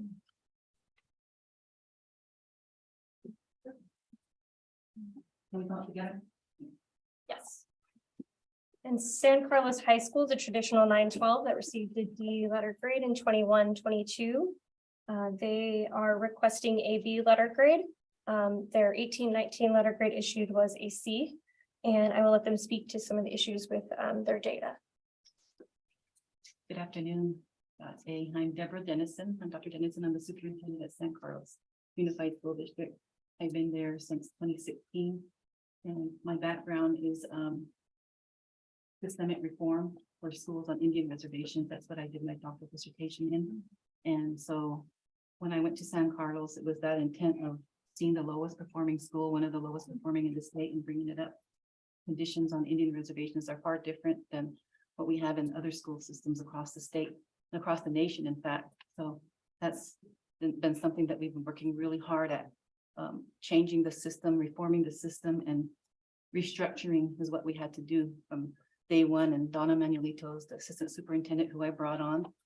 Her expertise is in the area of that data and data analysis, and working with principals and staff on understanding what our strategic plan and what we're working towards. So I just wanted to do the opening before we get into what she wants to add as far as the historical, which I understand you have in your background. Some of the things that we went through in 2019 when we did the appeal. I wasn't able to come. I was out of town. Miss Manuelito came in my place, and I'll let her take it off from there. Good afternoon. I'm Donna Manuelito. I am the assistant superintendent. When we came here in 2019, or when I came here, I had weeks of research of pulling out the 7th and 8th grade from the high school. I did not concentrate on the middle school or the elementary because we were going for not rated. So I spent my time pulling out that 6th and 7th grade and redoing the data for 9th through 12th. And so in the presentation and the executive summary I gave to the state board and to ADE showed that we were at 74%, which would make us a B. This was presented during the Rice Elementary and the middle school presentation. So we went on break, and in 2 hours, Arizona Department of Education came back and said, we recalculated it and it's a C. And I said, I've got my calculations here that took me weeks, but in 2 hours you came up with a C. And she said, yes. So we accepted it. Pandemic happened and we get the letter grades, and I was floored. It was a D. And I said, wait, let me pull up the data. And so when I pulled up the data, it was the F data. And the state board had directed ADE to put our data in the correct way. They didn't. There was an F, and again, in the pamphlet we gave you, there's missing data from 2019 versus the 2022. So we have no growth to compare to. We have none of the graduation rate. When we got there, the graduation rate was 68%, and now we're up to 98%. This is what the systemic reform does when we look at this child not as academic, but fulfilling their emotional, their trauma, and doing all that. We were able to make sure that their emotional, social emotional was dealt with, and then finally we could get into the academics. So it took us almost 4 years to get that in place. So now we're looking at it, and I said, they didn't do the data. So when you click on the data, and I have this in there, we get an unhandled exception occurred while processing the request. The day before the letter grades came out, I clicked on it, and for some reason, I printed that F. I printed this worksheet. I printed this off. The next day after the letter grades came out, our data was gone. So Sean called me on Wednesday and said, well, what can we do? And I said, do what the state board directed you to do and put our data back in. Or at least accept my data that I worked on for weeks and made us a B. Well, we'll look into it. So Friday, I text him And he said, we're still working on it. And I said, I sent you our executive summary. I sent you everything that you guys are missing that would make us a true B school. And since we went at one letter grade, wouldn't that make us an A school? Well, no, the state gave you a C, so we're gonna stick with that. But this is my data. This is what was so sweat and tears on to make sure that ADE knew that we were holding ourselves accountable. I could have just said, well, there's no data, that's it. We had data. We were exporting the 7th and 8th grade out of that secondary school because we made it a high school and we made a true middle school. So I was extracting the 7th and 8th graders, coming up with a new formula, coming up with just the 7th and 8th without that middle school model. And it truly gave us a B. It was 74 points. And in 2 hours, ADE comes back and said, we recalculated it and it's a C. And I don't know in 2 hours how they could recalculate 9 through 12 without 7th and 8th grade. So I feel because San Carlos has always been at the bottom end of the accountability of letter grades or performing, higher performing, our district has always been at the bottom, always, until we started this systemic reform.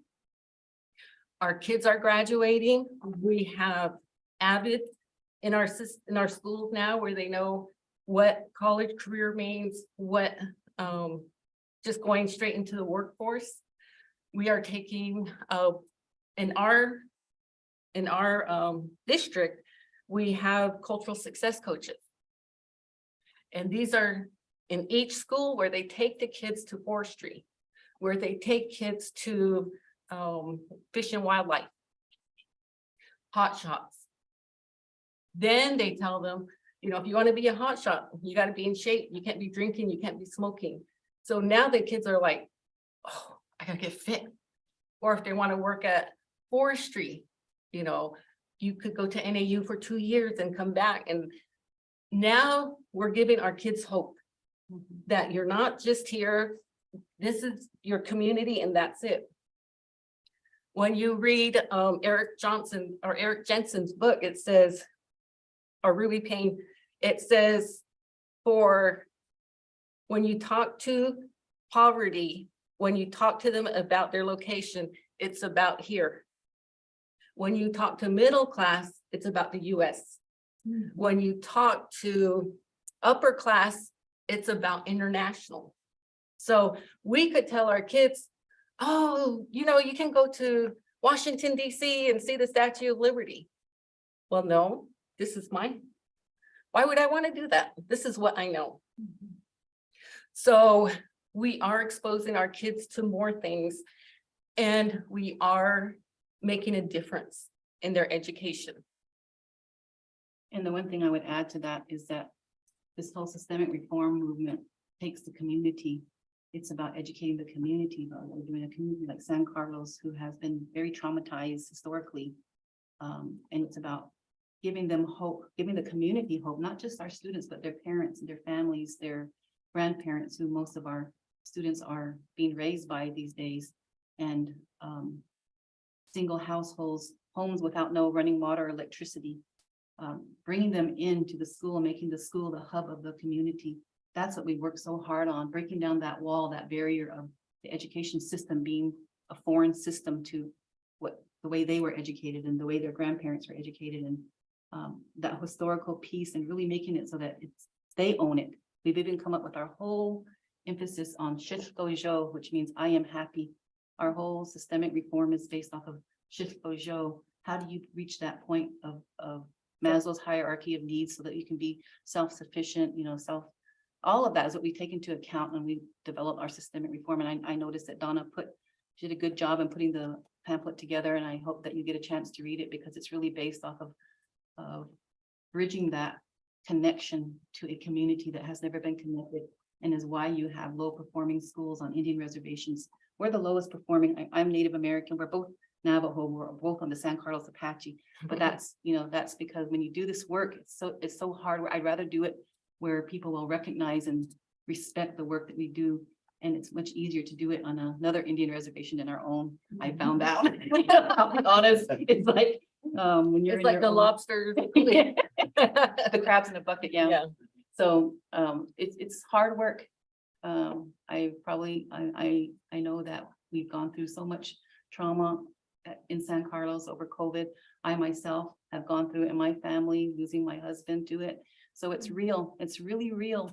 And the losses that we've experienced are so great that you think it could be very easy to lose hope, but we're not giving up on our kids there because so many times they've been told they're an F and they think they're an F because they've been told that so many times. The community was all excited when the state gave us that C, which I feel like I mean, I'm going to say this with clear honesty, is I didn't like that we were given a C. I felt like we earned a B, and they didn't have the data to show why they gave us a C. But we were going to go back and try to appeal that again, but COVID hit right then, so we just let it go. And I know at the time the Office of Indian Education deputy asked me, "What do you want to do?"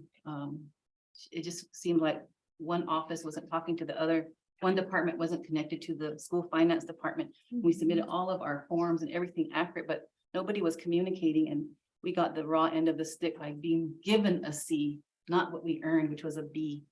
So in looking at that now, I don't think we should be an A. We worked hard. I'm telling you, we worked days and nights at this with the community and getting the community riled up to the point of when we had an F that showed up back in 2019, we were just at shock, and it made me look like, you don't know what you're talking about, you know. You had to do all these things that were still an F, you know. But so that part, I was out of town at the time at another meeting, and I was with some students on travel, and they were presenting our whole systemic reform movement to a conference in Las Vegas at the time. And they were just waiting for Miss Manuelito's phone call to say, and they were just all excited when she said we were a C, but I thought we would be a B. They're all disappointed too. So, you know, it goes that far to the students' knowledge, to the community's knowledge, we've got them all at our fingertips wanting to wait on, what is it? You know, we're at that point where in the beginning, it was like, they didn't even care. They're so beat down by this system of letter grades, and like nobody had any hope. So that's how important it is. That's how important, I'm making myself clear. That's how important it is to the community, where they've worked hard, not just us, but it was just my ideology and bringing Donna on, who's a numbers expert and the data expert, and knowing that it takes that to show the success story is by numbers.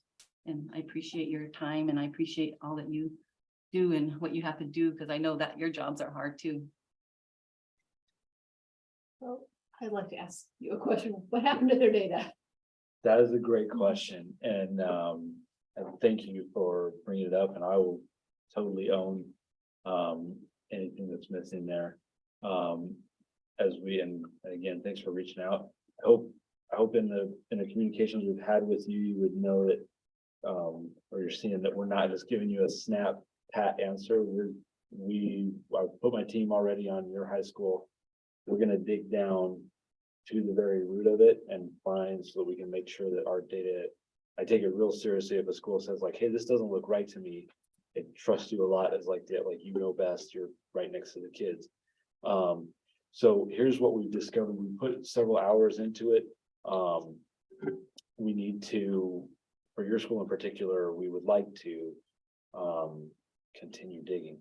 What we found so far is, and I think this is kind of the track you put us on, in 2009, we had a San Carlos High School and San Carlos Middle, I think, right? Yeah. Or prior. And so then, was it 2009 or 2011? They all came together, like you mentioned. So they had 7th to 8th graders coming together in high school. And then It became the secondary.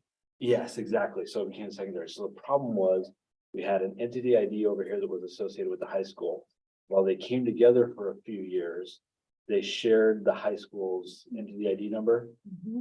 And then when they separated again, instead of splitting back off into their original entity ID numbers, the third one came into the mix.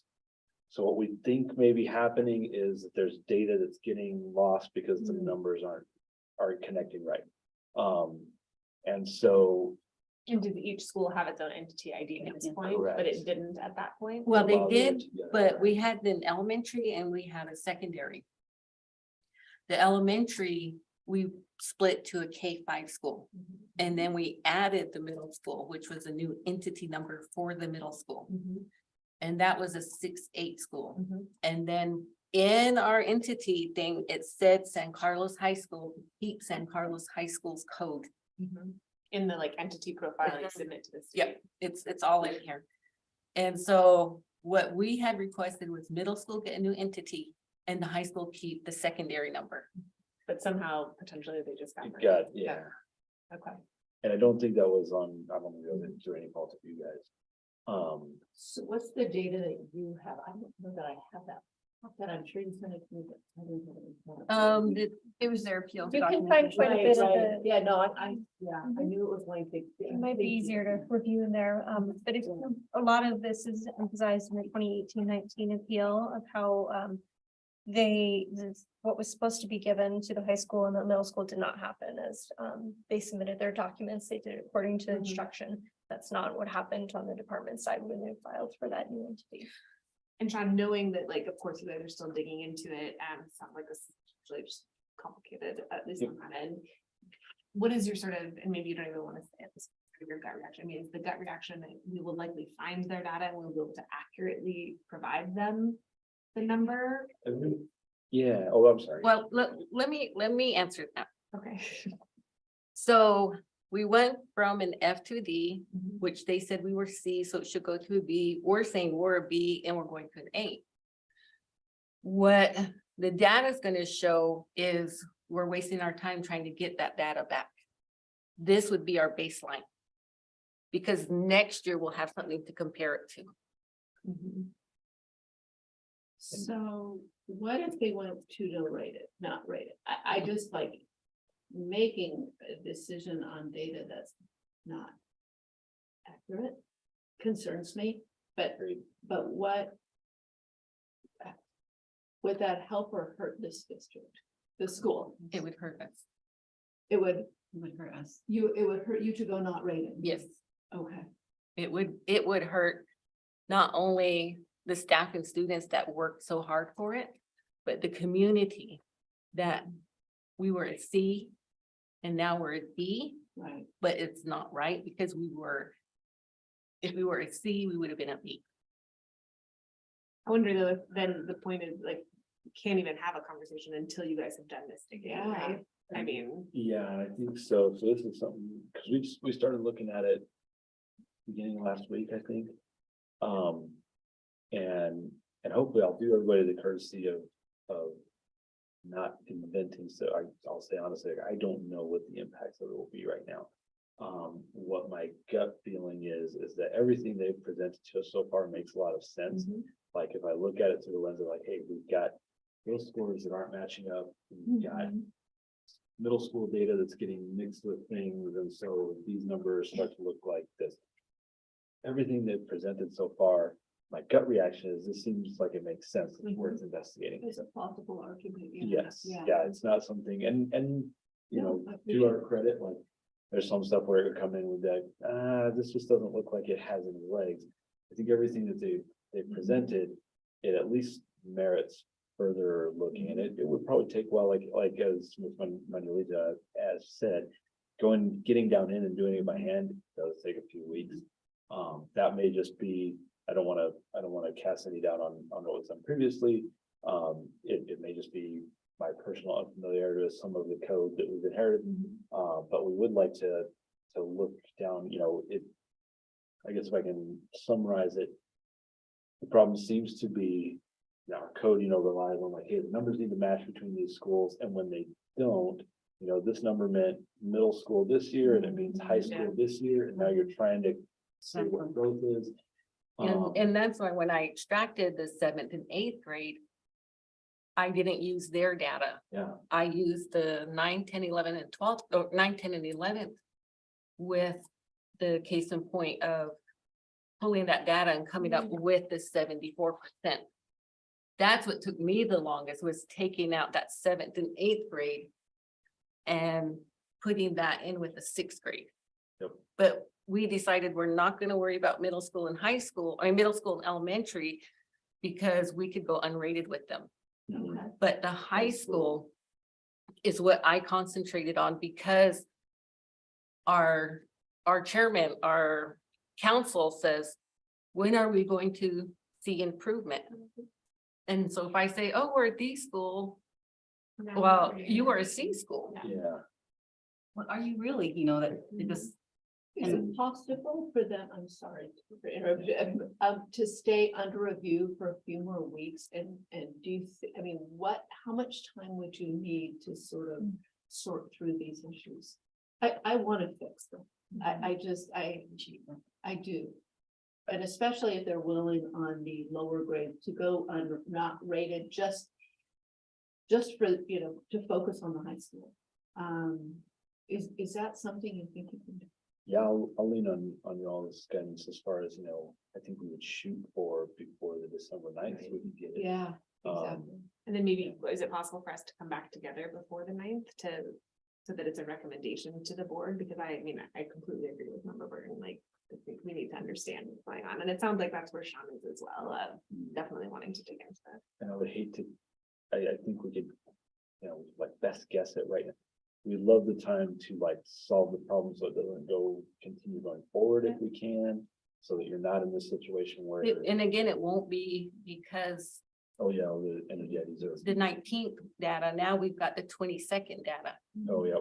But if we do that, then at least we would be able to see the 4-year, the 3-year, the 2, you know. we can have something to celebrate in our end because we have worked extremely hard. Yeah, we would love, you know, my team right now, we really want to get the data accurate, and, you know, we spent weeks on stuff that's affected, you know, in some cases like 4 high schools, which is a tiny percentage, but we want to do the work for you guys because your one high school is important. We'd love to get the data right. Like, I feel uncomfortable right now just saying one way or the other, it's this grade or this grade, just because I don't know. But we'd love to work together with you and continue digging into it and take your time. So if that's an option or a possibility. Are you okay then to have it be, certainly it would not be not rated, but it would just remain in the under review? Under review. While they do the work. Well, till they do the work, with the goal being we have something to report. But I want to do, again, I want to do it right. So yeah, I'd like to have a letter grade, you know, or something to consider. Yeah, before maybe we can do a quick virtual meeting. I don't know if that's something we do, but Yeah. maybe even just before the December 9th meeting. But for us just to know where we are on that. And to that question, there's nothing stopping the ADF Appeals Committee from reconvening at a separate time if there does need to be a separate dig into some of the information on appeals. It would be recommended for me today to have a recommendation on the table that you could possibly use at that next meeting, because there's going to be something that goes to the 9th meeting. So if we do not in the event meet on the 9th, this school does have a pending appeal that has to be voted on at that December 9th meeting either way. Can we just name that the motion or whatever would be like, the school will remain under review until? Yes, we- absolutely. Yes. until the That's what second I would, reading. that's the Yeah. only thing I'm really comfortable with Yeah. right now.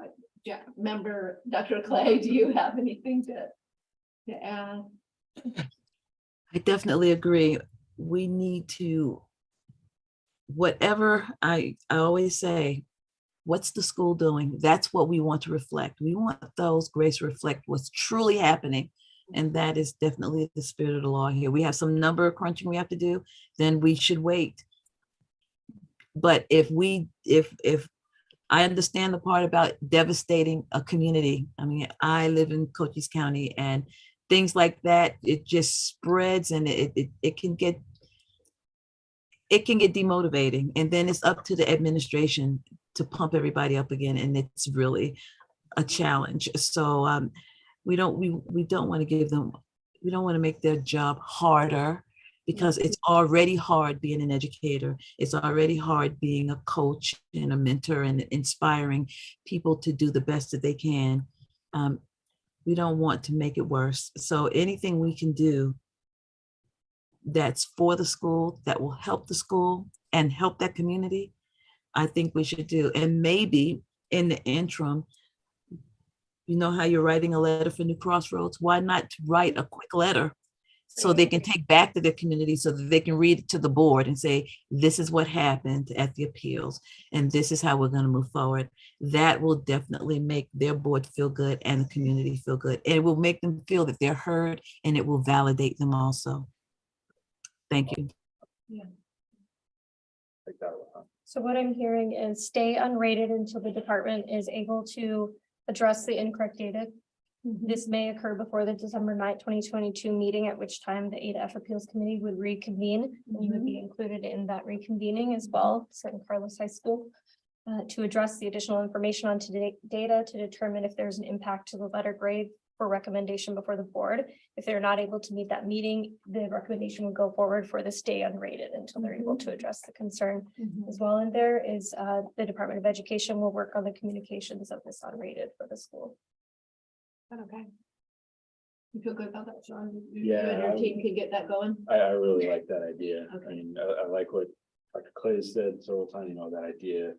We want to aspire to just be reflecting your data back at you and not have something in the way. And I like what she said, you know, be a representation of what's happening there. So we'd really love to continue working with you and get to the bottom of it. If we can make that work for your community. And I don't know, it may not be something that's, but I know that I just asked Ms. Manuelita, would you want to at least show them the data you have to see some kind of, because I think it's really hard to go back. I can understand how hard it's going to be for you. Yeah, to I'd like that to be part of the process. You Oh, showing yeah. Sean the data that you have. That's huge. Yeah, and it isn't in the executive thing that I did send him, that we got graduation growth 10 points, that our subgroups got 5 points. Subgroup dropout rate, we got our 5 points. Subgroup proficiency rate, we got our 10 points. Calculation with numbers from each category and accurate data, we ended up with a 74.32, which is a B. And that was 2019. Yeah, that was 2019. So we do have all of the stuff in this letter grade when we pulled out the 7th and 8th grade. We did get the percentages for ELA and for math without that 6th and 7th grade. And then the graduation rate without the 7th and 8th grade. Yeah. So I think that's an important part of the conversation. Okay. Indeed. Thank you for being here. No, I'll reach out to you and we'll keep working on it. Okay. Yeah, man, I appreciate everything you sent to you. Thank you. Thank you. So that would include our discussion about the San Carlos with the recommendation that I wrote that we will vote on later. Yes, regarding the unrated. Until we resolve this. and we do have a school board meeting tomorrow. Oh, we do have a. We don't want to know. Get on that communication track. Okay. Thank you. We appreciate it. Even if it's just a letter to read from the department about Yeah. this conversation. Yeah. And because we got a school board member that the president is an alumni of San Carlos High School, so she is On it. and she's a judge, so she's like, do I need to show up? And I'm like, no, it's just an appeal. So she's got Process for sure. yeah, and she's gotten invested interest in, because her twins go to school at San Carlos now, so. You got my cell phone number, so Yeah. text me, like, I had another school district too, or I'm like, okay, I was texting them right before running data, right before their board meeting too, to try and get stuff, so please just stay in contact with me, how I can be helpful, and we'll do it. Okay. We'll keep working with you. Thank you. Well, thank you. Thank you very much. All you do. Yeah, thank you. Yes, I was just gonna ask before we get the virtual presentation up. We're only an hour early Are we really? of when they were scheduled to present. They were scheduled for 4. Oh, and they Did just. they come in? Virtually. Yep, It's- virtual. Oh, Amy's amazing. was earlier. We'll let you know we're going on break and then I will Are we going off TV? Center. Once I'm able to let her know. So that we go out have a here, break. take a right, take another right, and it's should be on your left hand. Thank you. Are you going to the restaurant? Yeah. I'm going there too, so I'll just show you. Thank you. We'll go together. Thought about it for a minute, I was like, oh, I agree. Field trip.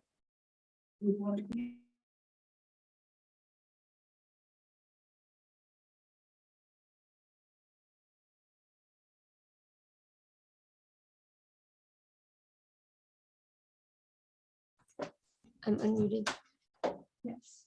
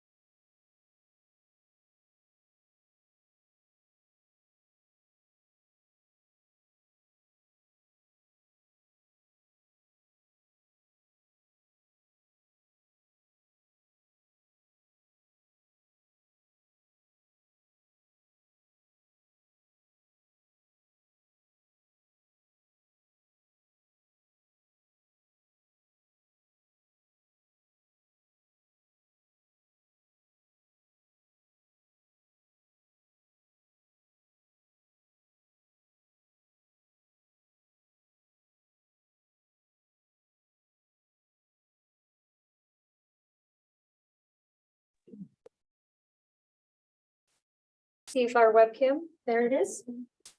The ADA Appeals Committee is returning from the break that was taken. We have 2 more non-expedited appeals for presentation this afternoon prior to voting on all of the appeals that have been reviewed today by the committee. It is 3:08 p.m. On the agenda, we have Starline Elementary School with an incorrect data appeal. This was originally set for 3:40 p.m. We are running ahead of schedule on these, and fortunately, Ms. Vista Daigle is available to present the case for Starline Elementary. Hi, good afternoon. You're muted. No. Oh, no, you're just muted. Hi, good afternoon. Actually, this is Ginny Sotner. I'm the principal at Starline Elementary. Ms. Vista Daigle is my director for student achievement, and she is in the room with me. I wanted to be here today, so thank you for this opportunity. I've been in education for 17 years, but this is my first year as Starline Elementary building principal. I did want to share that I attended Starline as a child, as do my 2 daughters. We chose to come back to this rural town, and I wanted to raise my girls here. Starline is a community school, and the C letter grade does not reflect who we are or what happens in our building for children each day. So Starline currently serves 638 students. In April of 2022, we had over 600. It is the largest school in our town. It also hosts our district's autism and gifted education programs. Since 2017, Starline has been rated at an A or a B school. It is typically the highest proficiency of any of the schools in our district in Lake Havasu Unified, and we work to improve each year. I say we because I used to be the president of the PTA before so still maybe a we. Would you be able to turn your webcam on? Yes, I was trying. Permissions to you. Sorry they were late. Okay, thank you. I clicked it so many times and then I gave up. Thank you. Absolutely. This year, Starline Elementary was labeled a C school because we did not earn points for our EL population scored out of 10. So last year, there were 11 identified EL students at Starline, which gave us the minimum N count to have that EL performance of our Azella count as 10% of our letter grade. So we just met that threshold. There is no reason though that Starline did not earn the points for EL performance on Azella. We should have earned those points. But before I go into that, I'm hoping that I can take a moment and talk a little bit about why that Azella measure and having it as 10% might not quite make sense in giving a letter grade to a school. Students whose parents speak a language other than English in the home are automatically required to take the Azella test to determine their proficiency.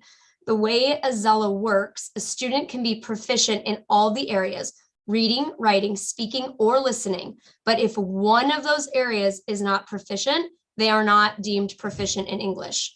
Like many school districts in Arizona, we are under-resourced.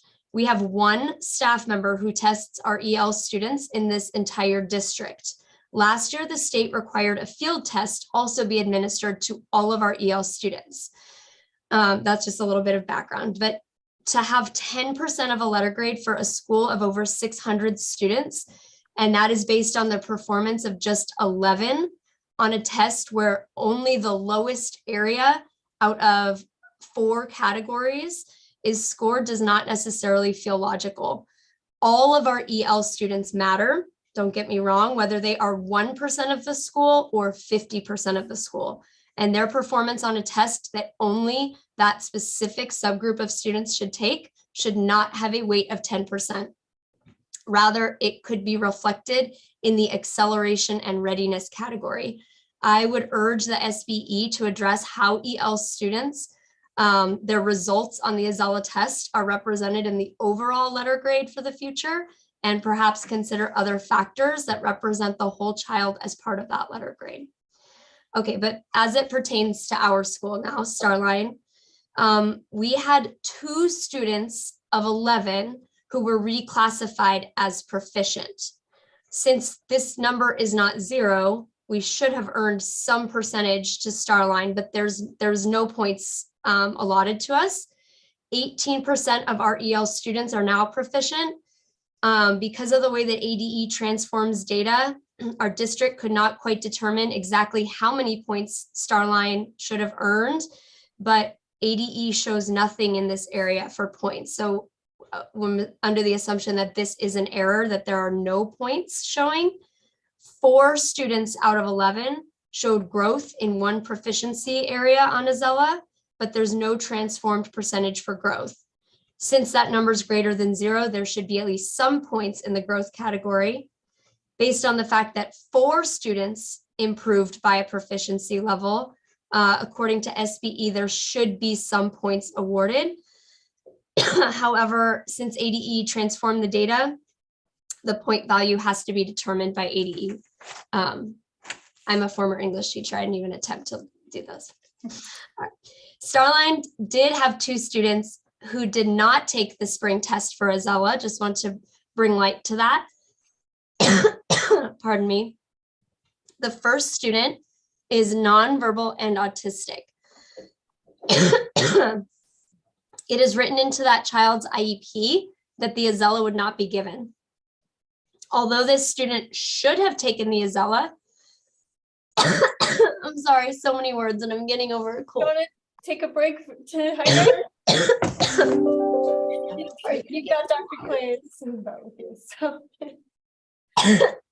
So sorry. I know I need that. I need that, Dr. Clay. Yes. My director helped me so much and now she's fetching me a beverage also. I told her I wouldn't cough. I lied. That was too many words for no coughing. I am almost done now. Thank you. No worries. Okay, the 2 students who did not test or take the spring assessment. The first student is nonverbal, part of our autism program, and it is written into that student's IEP that the Azella would not be given. So although the student should have taken the Azella according to ADE, and due to the number of absences last year due to COVID, it was determined that taking that Azella would not be beneficial to the student. So we did not assess that student on the Azella. That was a decision that was made. For the second student, there was actually a clerical error that caused some confusion about this student's EL status. The float and the registration gave us opposing information. So one said home language was English, one said English, Persian. And that information was not realized until our district EL test coordinator, remember we have 1 coordinator for the entire district, did an audit and it was caught, but not until after. And those forms have since been updated to rectify. There's not a possibility of that error really ever happening again. Despite those 2 students, for those 2 particular reasons, not taking the Azella, Starline still has students who improved in both proficiency and growth for EL. That is the requirement for earning points. And there was clearly growth in proficiency and in growth for those 11 EL students. And that means that we should not have 0 points. I just also wanted to share, we did reach out to that ADE Achieve inbox on 10/25 to inquire about missing data. I'm sure you are all very busy, but we did not get a response to that. And so as it stands, thank you again for this moment to just implore the SBE to either please award Starline the owed EL points for growth and proficiency, or simply score us out of the 90 points based on the criteria that we do not meet the 10 plus FAY EL student threshold. This change in our letter grade impacts in this rural community, our students, our families, and our educators. And I just implore you to think about how the letter grade model affects schools, especially rural ones, where we are serving our EL learners to the best of our abilities here. Thank you for your time. And sitting through my coughing fit. I'm so sorry about that. Do you mind opining a little bit on this? Yes, please. And as I'm listening to this, I'm just want to checking a few things. I'm chatting with my director right now too to see. So they were doing some additional digging to try and see at the student level. And he's mentioning that there are in this case not enough student records to make them eligible for both those things, like the one we talked about earlier. Yeah. So I think in this case we would recommend removing that from the denominator. Okay.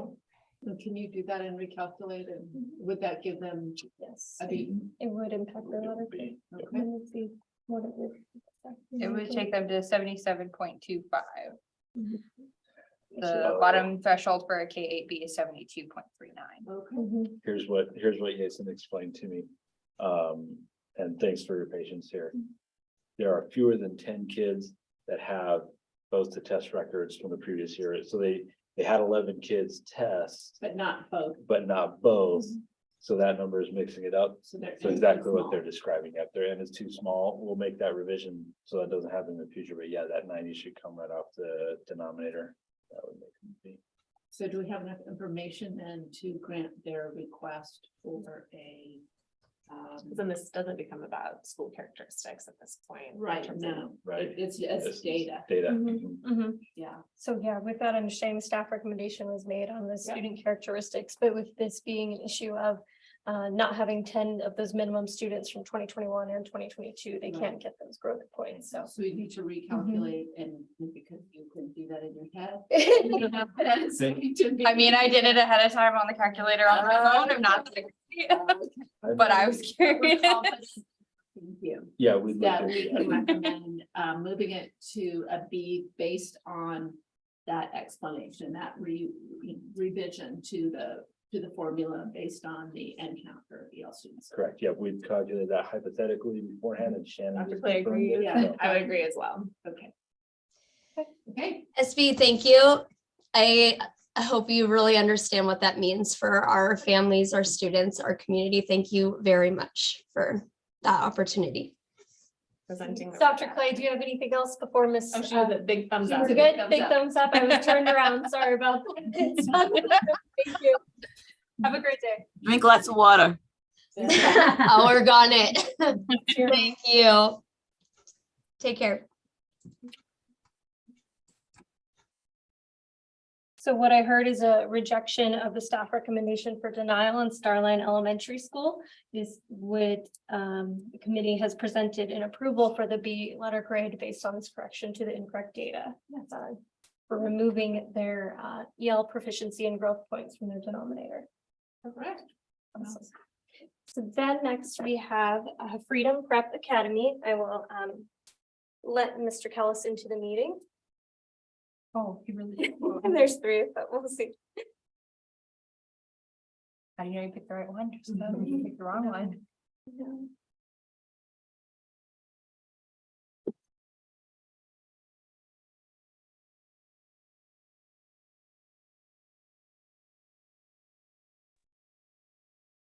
Mr. Kellis, are you with us? Let me give you permissions to use your webcam. It's manual today. Okay.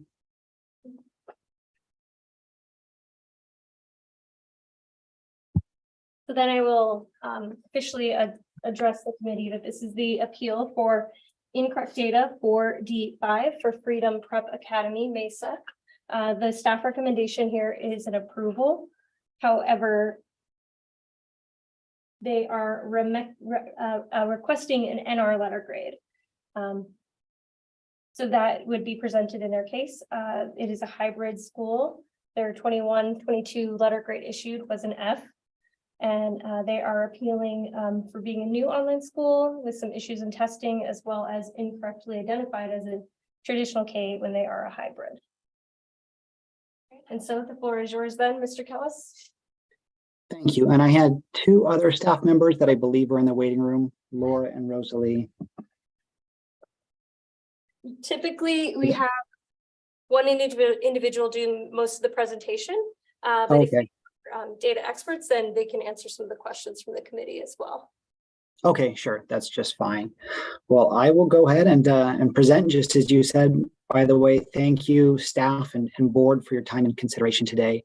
I think we're the very last, so I'll try and keep it brief, but we very much appreciate this. As you mentioned, my name is Sterling Kellis. I'm the Principal Director of Freedom Prep Academy. If needed, we also have Laura Oliver, our Assistant Principal, and then also Rosalie Contreras, our Registrar and Data Coordinator on the line as well. Just as mentioned, we submitted an appeal based on two factors. One was the incorrect data, and two was adverse testing conditions. And we really appreciate the staff is recommending an approval of the first, a grade change based on incorrect data. We are also requesting that the committee approve our appeal to change our grade to an R due to adverse testing conditions. And just as background to this, as a brand new school receiving our very first letter grade, the damage from a grade based on adverse testing conditions will be incalculable, harmful, and permanent, which is why we are making this request. Just some brief background on our school. As a new AOI school that opened in FY 2020, our school was disproportionately impacted by adverse testing conditions stemming from the COVID-19 pandemic. As a first-year AOI school, we welcomed a high number of students that were seeking remote learning solutions and testing solutions. In 2020, we successfully proctored and implemented home-based testing, which was allowed that year. The following year, we and our parents and students anticipated being able to test in a similar testing environment. However, that was not allowed, and our follow-up requests and appeals were denied. And in January of this year, our parents, students, and staff were informed that all testing must be completed on-site in Freedom Prep approved testing centers. We consequently secured test site locations in libraries and classrooms throughout the state, including in and around Mesa, Gilbert, Phoenix, Glendale, Sierra Vista, Colorado City, Flagstaff, Yuma, Kingman, and Show Low. We emailed and texted and called our parents and students to ensure that they knew their testing times and locations. However, despite these and many other efforts, a high percentage of our students did not test. And then many of our students that did test performed well below expectations, as evidenced by their recent benchmark scores, and we submitted evidence on that. Both of these factors significantly impacted our proficiency and growth scores, which negatively impacted our letter grade as a new school. Consequently, we are requesting that the board issue Freedom Prep and NR solely for FY21. We believe that this was an outcome unique to last year. We do not anticipate this being a cause of concern moving forward. We've already taken multiple measures to ensure increased participation for our students, and then also to help them ease their just the student stress and anxiety. So that's some background on our request. Thank you for your attention to this. Any questions?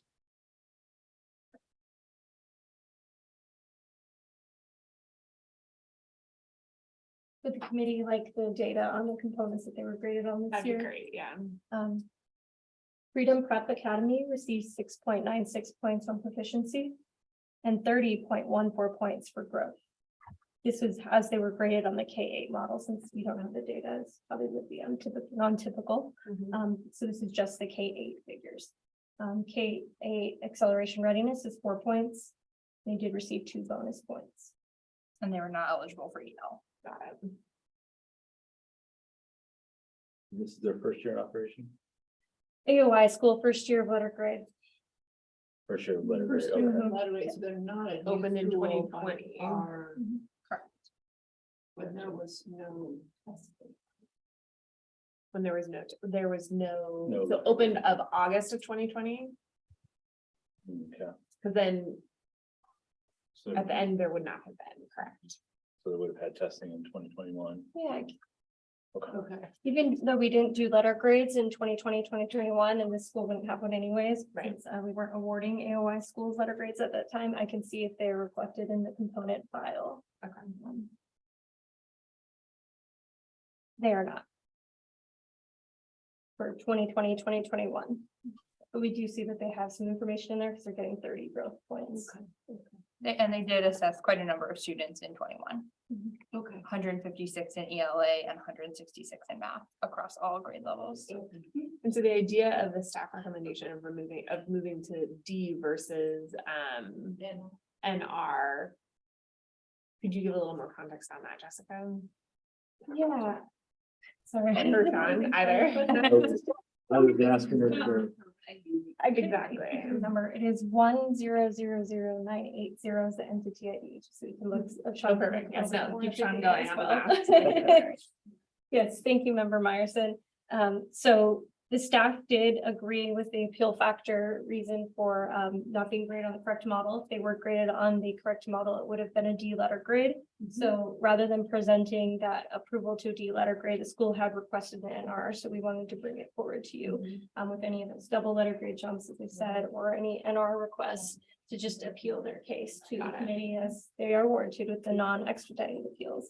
Got it. But the staff recommendation of moving to the D is based on, so they're right in that they were incorrectly originally put on the wrong scale, but had they been on the right scale, it would have been a D. Correct.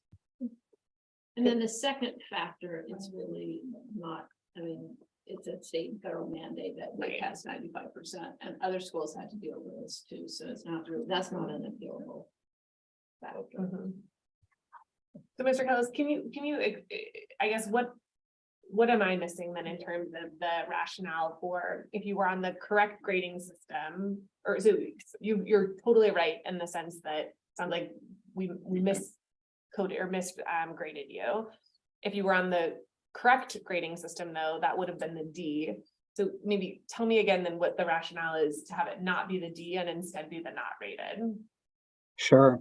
So our, I guess, appeal or our request is based on the fact that we believe that we were disproportionately impacted due to the COVID-19 pandemic. Of course, all schools, I think, shouldered some consequences of that, but as a brand new AOI that opened in 2020 in the height of the pandemic, and then a lot of the students and parents and families that enrolled with us specifically for the reason of seeking out an AOI, and then continuing the following year and being surprised that they were no longer able to test remotely or provide home-based proctor testing.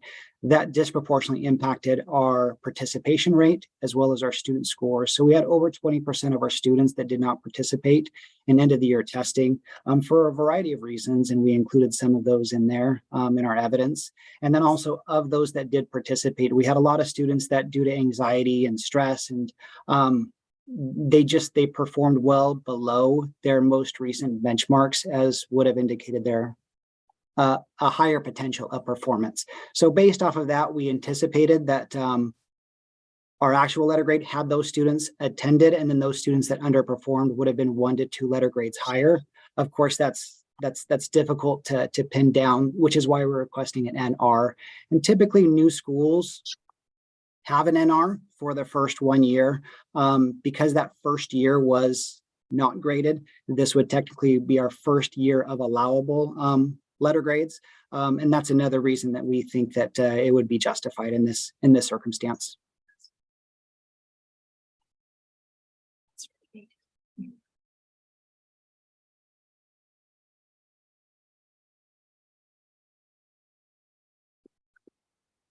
Sean, are there other schools that started in 2020, similar year, similar trajectory that were considered NR, or were they all? As none of them would have been in NR in 2020. Right? Yeah. From my understanding, we were the only charter that opened that year. So it would be specific, at least, like I said, on the charter side. And sorry, I don't know if that question was directed at me. I didn't hear that. Oh, no, I was actually asking our data guy, but thank you. Thank you. I appreciate that you do that. Got it faster than that. Amazing. How about non-charter? Non-charter that, so if they opened in 2020, huh? I mean, he's right that in your first year, you're not rated for this exact reason because you can't show growth and have your first year be in the pandemic. Yeah. I think it would depend of when in 2020, maybe. Yeah, and this is a first year with data. That's State recognizable data. state exactly. recognizable data, yes. Yeah. So I do think Separate from that, there were 2 other AOI schools that cited similar issues about difficulties with in-person testing, and they were both recommended to deny. I agree with that, and like, I think that But were they new? yeah, I know, that's exactly what I was gonna say. Not that I know. Because I think the new school. is the piece that I think is the The interesting one. differentiator, Exactly, yeah. the differentiator, not like, I would agree that we're all held accountable to the 95%, and so while difficult, it's a sort of it's just, that's the way. That's the law. That's the law. I think that the differentiator, to Member Burton's point, is the fact that this was the first year of state recognizable data, which would seem to align with the intention of the not rated in the first year. Yeah, kind of like Dr. Clay's been saying, the spirit, in Spirit spirit, of it. they are a first year school, Mm-hmm. kind of like that they haven't had a weird, they opened when there wasn't any. Right. Yeah. Yeah. The two other schools, I do not see grades for in 2019. They are AOIs. Oh. But do they have data? Yeah, that we could verify. What was the, Kyrene Digital Academy. That's fairly. And I have high learning. in high learning, we do have. So it's in there. Okay. But there's no data.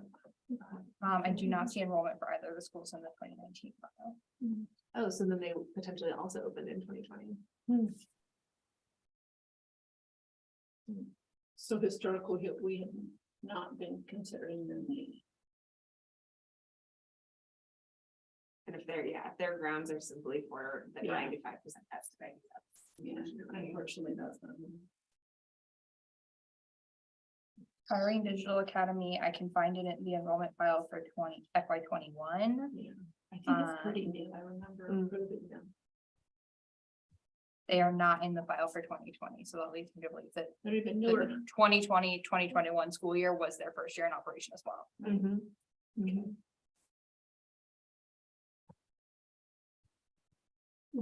And they're not, they have a letter grade.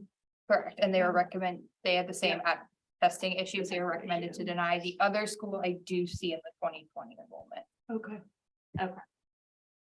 Still opened in August of 19, potentially, or earlier. They're also in the 19 file, so they were at least. At least a while. I'm going back Okay, and no, forth that's to good. That's see helpful. how far back I can find them. Well, for the other school then that's stating the 95% tested, I think that's again, that's just the law. We can't do anything about that. And to your point, a federal requirement, right?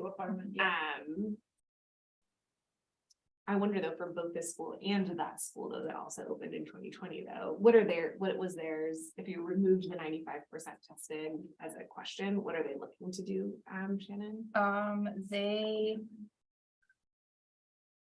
wanted to go from a C to a B, and they stated that conducting in-person testing caused some students to feel anxious and others to feel excited as they were able to see people in person. Other students did not attend for state testing due to health concerns, which caused decreased participation rates and impacted testing results. With a 0.51 to that next letter grade. The only consistent thing would be both schools become not rated. Yeah. This other school is a C, they requested to be a B, and they were recommended. And they're not requesting not rated. May not have been. Right, well, yeah, I certainly didn't. On the appeal application, there is the NR there, and I have had schools ask me, what would make it appropriate to request to not rated? And so some of them have reached out to ask me on that guidance. And so, for example, like the Chinle asked me about that one. Some other schools have asked me what that means. And they didn't know that I couldn't make the recommendation for the NR, but they presented that as their requested letter grade. But when I presented no staff recommendation for those. Yeah. You consider. This might be one I'd be curious actually in asking like the charter board's perspective on the not rated, because that's a big part of their analysis on a charter's performance is obviously the letter grade, and that goes into a whole host of things. And obviously they very much take into consideration the fact that a school could be in their first year. I wonder what the charter board would have to say. I don't know if we can postpone voting on this one and aligned with the previous district, but I would be, I don't know, Member Burton and Member Clay, your perspectives on this, but This one's this is a charter, and the other one was a district, yeah. And this one is- yeah, I guess the other one is a district. Okay, Kyrene, yes. Okay. So Member Myerson, I did reach out to the charter board executive director last week. I did not ask about NR grades. Okay. I register this is one that would be a contentious issue because of the approval that I have here for the D. So I asked about the implications for that D letter grade. F, of course, we know that that is a challenge for the charter schools as far as their performance being reviewed by the charter board. With the D, it indicated that their ability to expand or expand student enrollment would be limited, but nothing, of course, reported on the NR. I guess we don't expect that to happen. Of course not, no. I could see if she's able to provide that though. I don't know, I guess I'd be curious just if the implications of that, or if there are any other charters that would apply to, aside from the, I guess, no, it was Kyrene Digital, so that would be the only one. I think historically there have been charters that are in their first year that get an NR. I mean, I think. For that- sure, oh yeah, yeah. I'm confident that agreed. But could we sort of count first year as not being year one of the pandemic? I Because guess we don't have state. exactly, because we didn't, if we as a state said that we weren't counting that year, right? It's sort of hard to hold them accountable to that as well.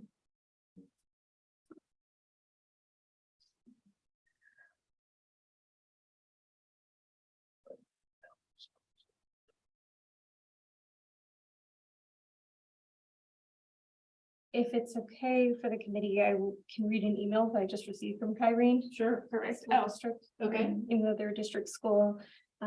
They had also considered requesting an NR, but didn't know as option for either an NR or a B, so they chose the B out of the two since it was a select one. It's like multiple.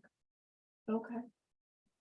Wow. I do think, yeah, maybe Sean, if we could get are we talking about two schools here,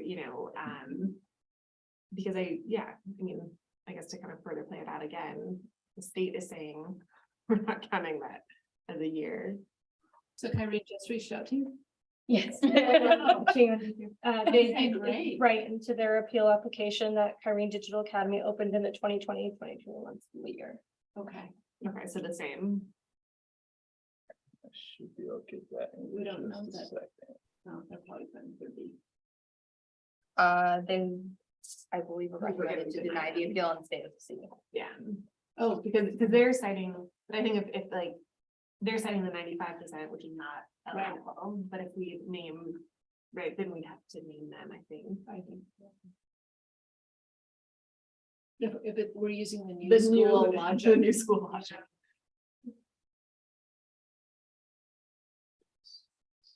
There we go.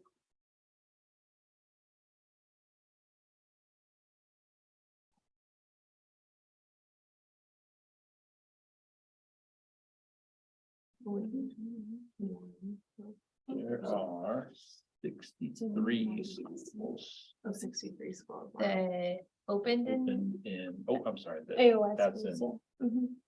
that is in, we're looking at fiscal year 21, no, 2020 or 21? 21. 21. Yes, for those AOIs. So then if that's, I would definitely be curious to get Ashland or the charter board's perspective then on if there's 63 charters that opened, how they would view before I think. But are they? Can you are those all validate for charter? enrollment? Let's see here. I don't think those are all charters. So 40, and when I change it to, I'll apologize. I ran that first for fiscal year 2020. So in 2021, there's 42. This should be Largely look like they're charter school IDs, so. yeah, there's lots of online, like a lot of the The online district ones that get new ones, though, have the same format. They only have the old format if they are an older school. The other question is, do they have enrollment in?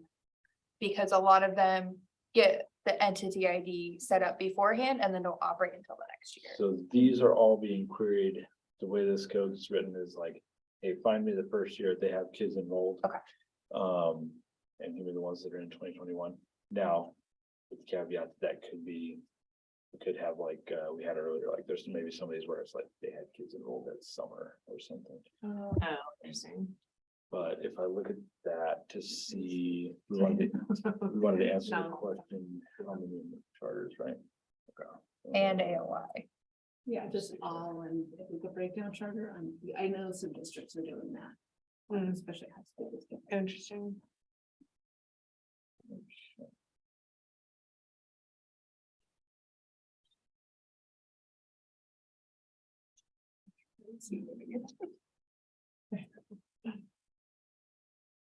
I don't know. Thank you for your patience, Mr. Kellis. Oh, no problem. Thank you for being thorough. A lot of these data related appeals take a little bit more digging. Yeah.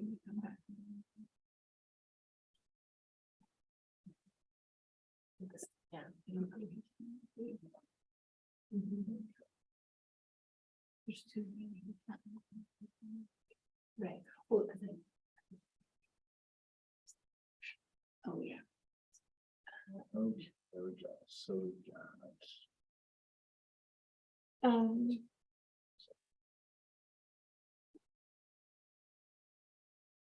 Executive Director Williams indicated that District AOI is also opened in 2020-2021 school year because the state board has approved a bunch of those as well. So Mhm. there there may also be AOIs. Perfect. So there's a lot. There's a lot. Is maybe the short answer.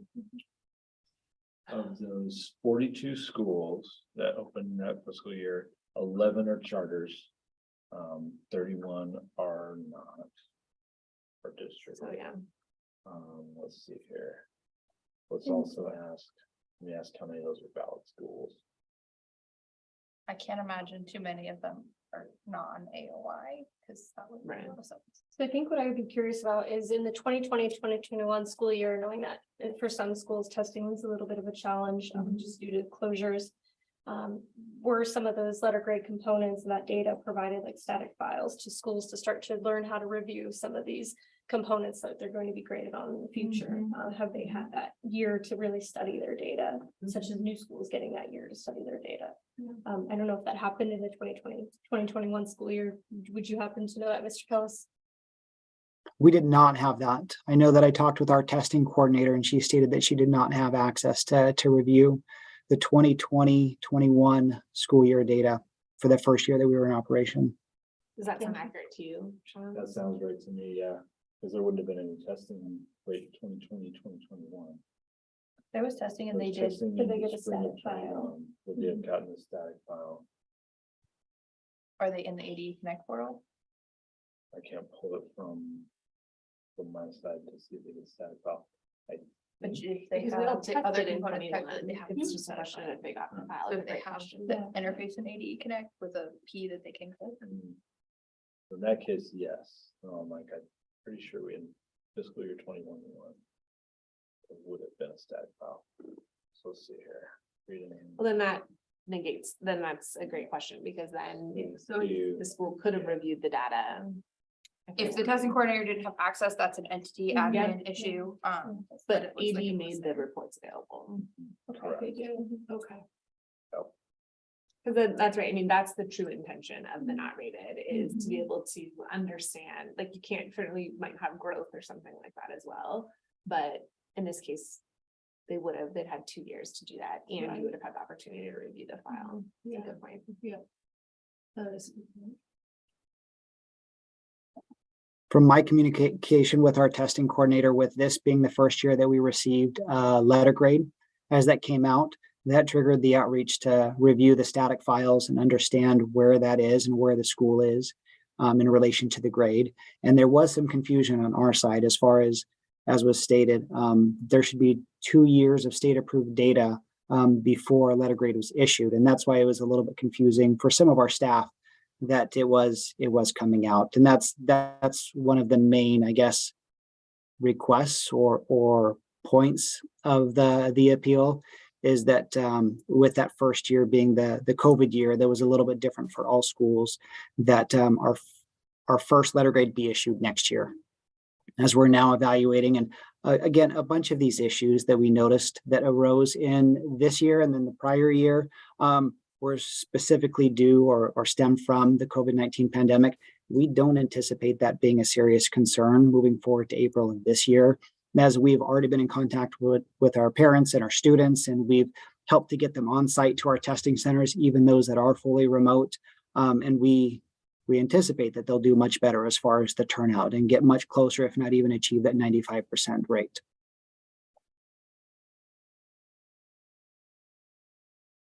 Is there any guidance from,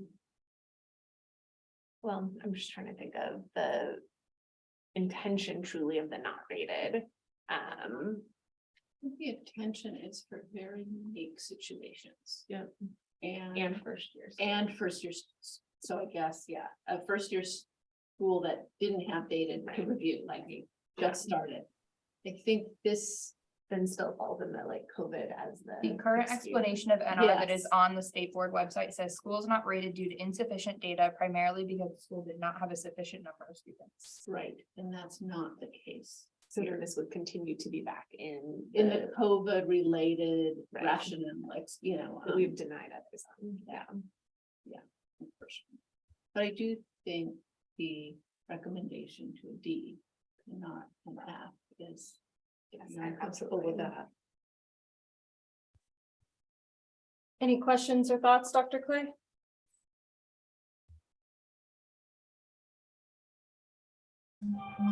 Takes me a while to get off the microphone. You know, I've not heard that rationale before, but when you think about it, as far as when the first year really begins, has that ever been identified so that everybody would know that? Or is this the first time we've ever heard anything like this? I mean, it sounds, you know, it sounds reasonable, but have we heard this from anyone else, from any schools or anything like that? Or can we get the Board of Education, not Board, I'm sorry, Department of Education to specify that? Because now we're getting gray, but that's why we have these appeals to filter out the gray. I think the distinguishing factor, and thank you for explaining what NR is in her rules, is that there will be no data, but in this case, there actually was data. And I think that is how this is different. And that's why we haven't heard from all the schools that have data and open during COVID, because they do have that data. So. And then I think it becomes still part of the Yeah. concern related to COVID, which is and understandable, Mr. Kellis, I completely understand, but then does become a statewide issue rather than just a singular your issue, unfortunately. Yeah.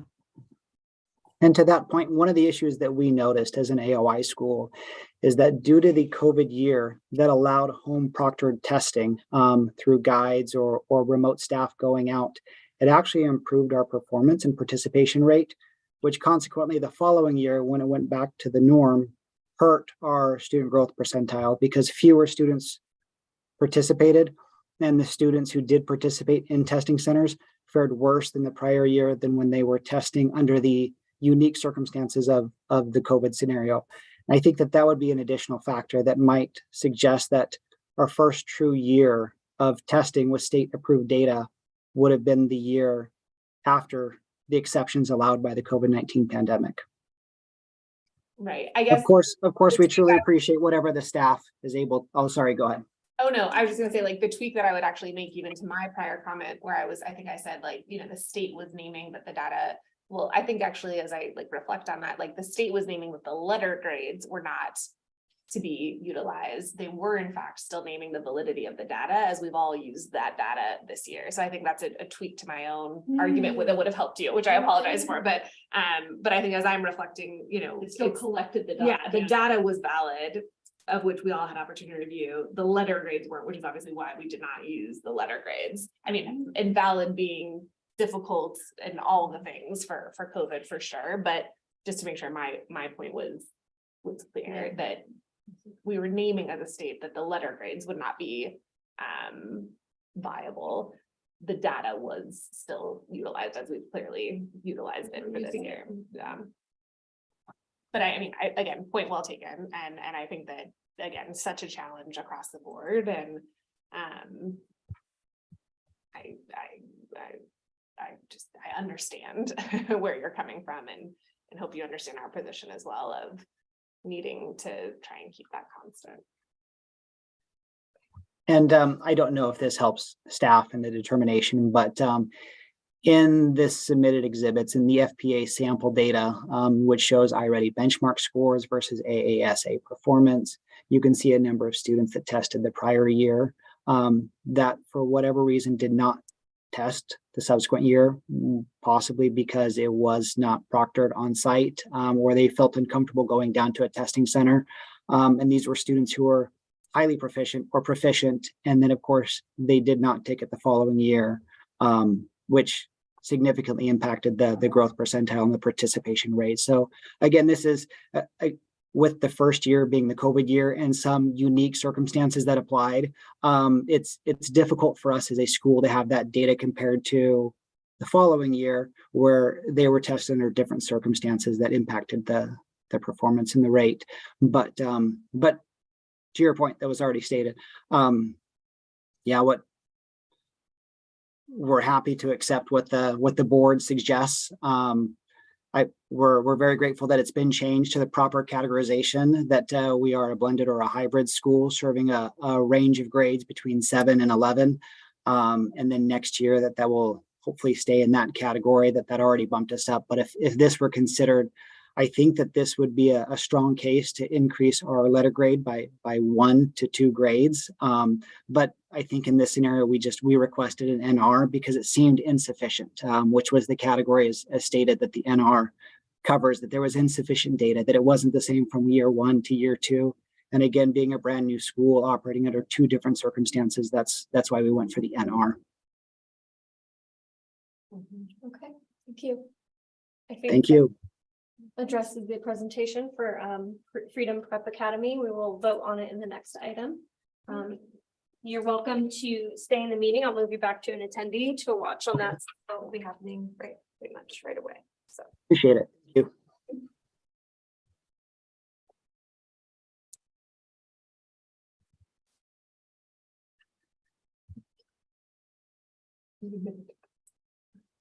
By myself.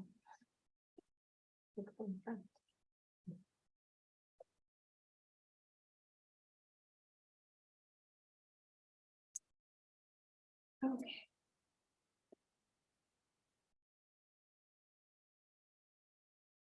So how are we doing, committee members? Yep. Now we're going to move to the voting portion of our agenda. These votes will proceed to the board for consideration at the December 9th, 2022 board meeting. So if possible, it is recommended that the committee take as many of the appeals in a consent agenda fashion. However, we will keep it with the groupings of non-expedited that agreed to be expedited, expedited, and non-expedited, as well as pulling out any of those schools that we pulled from some of these consent agendas. The first one, no schools were pulled by any of the committee members. So I would the committee want to make a motion to approve items 2A1 through 3 and 2A4 A through E as presented with the staff recommendations and conditions rationale? So moved. Second. Okay, then all in favor? Aye. Okay, we have Dr. Quay, Member Meyerson, and Vice President Burton voting aye.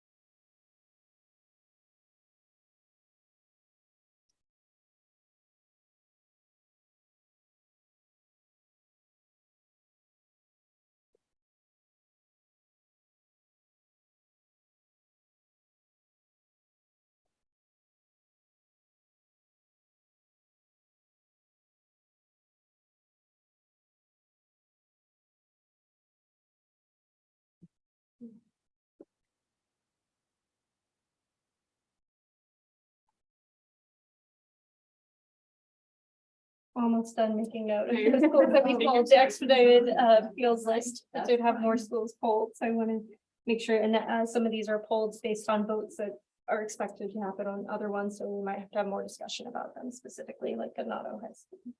So.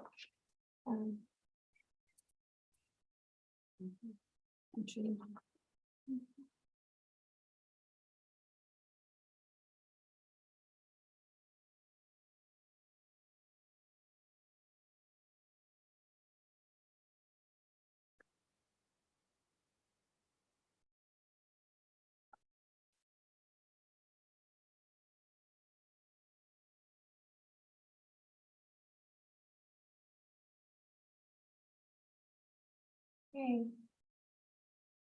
These are the items that I have pulled from the expedited appeals. Please let me know if you think as committee members or other staff that have missed any that we've identified. Under adverse testing conditions, the committee members may decide to pull Kyrene Digital Academy, depending on their vote on the Freedom Preparatory Academy, due to the similarity of those two appeals. We have Chinle High School, which lacked a staff recommendation, so that one's pulled. We have Ganado High School, which is similar to the Chinle High School, both in Apache County. That Ganado High School is a recommendation of approval. However, that is a recommendation for the letter grade that they requested, rather than for Chinle, which the committee seemed to indicate that they would lean towards an NR vote for Chinle High School. We have Kyrene de las Manitas.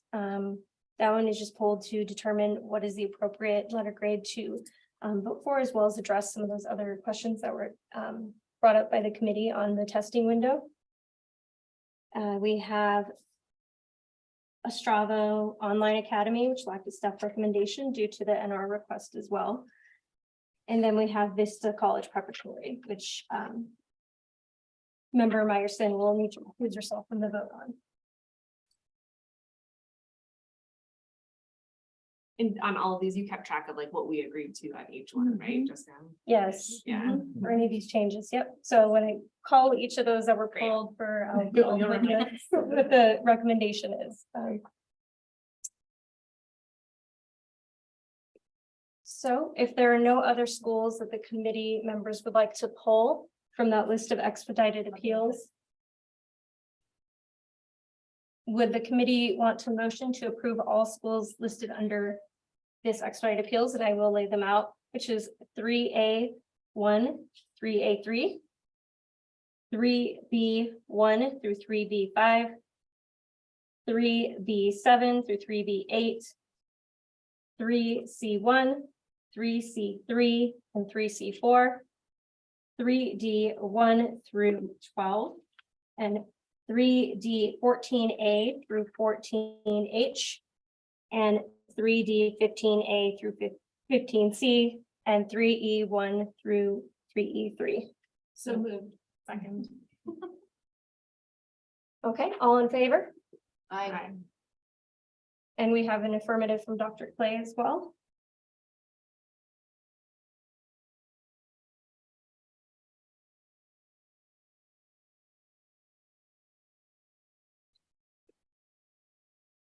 The first school that we will consider from the expedited appeals that were pulled would be Chinle High School.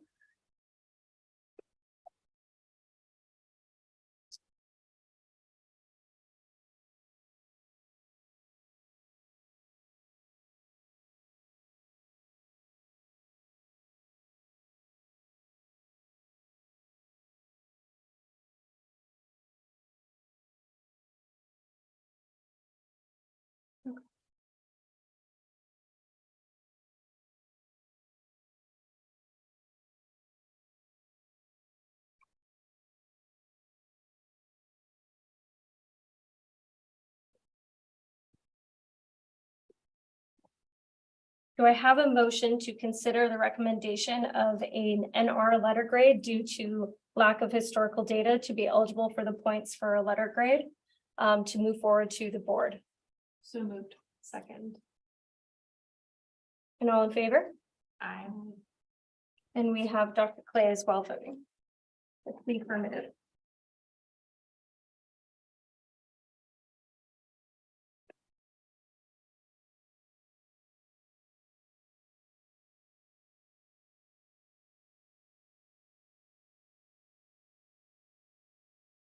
Next, we will consider the Kyrene de las Manitas appeal. Do you want Ganado? Ganado.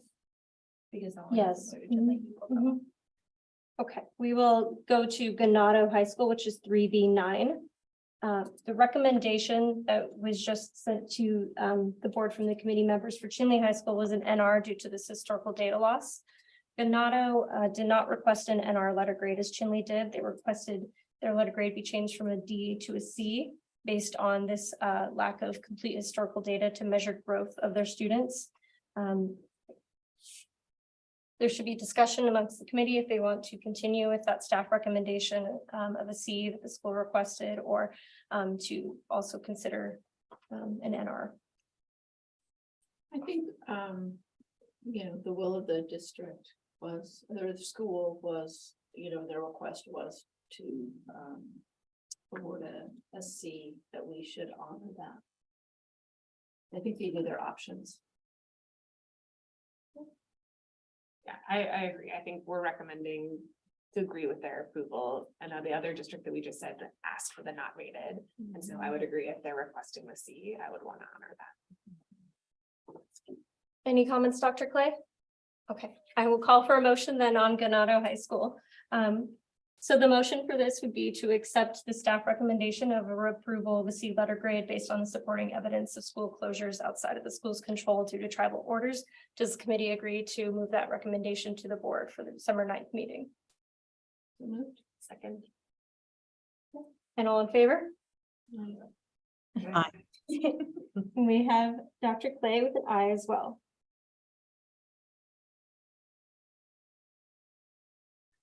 Then we will consider the Kyrene de las Manitas. Sorry. You're okay. Let me mute. I hope you feel okay for your travels. For this one, there was a question on the table for member Meyerson that we were seeking to address. And the school, as well as the associate superintendent, deputy associate superintendent of assessment at the Department of Education, was able to let us know when their testing opened. This is on the school's appeal application on page 2. They have the timeline. So for science on March 30th, they note their 5 staff absences, their April 7th AASA writing 6 staff absences. The 10th was the memorial and celebration of life for that appeal factor for tragedy. And then April 11th is when AASA reading and math windows began to open, with continued staff absences through the April 21st.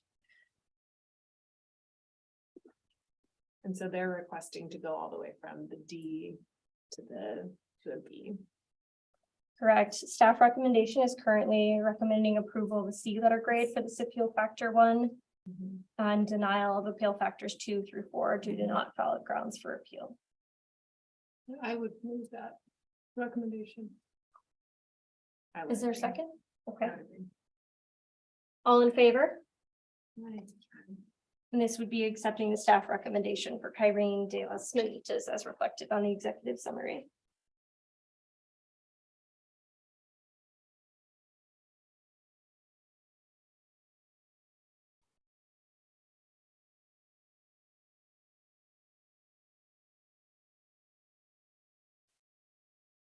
Next, we will move to the appeal for incorrect data for Astravo Online Academy.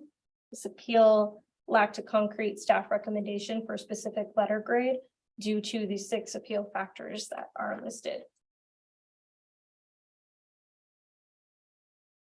The school is requesting an NR letter grade from the committee.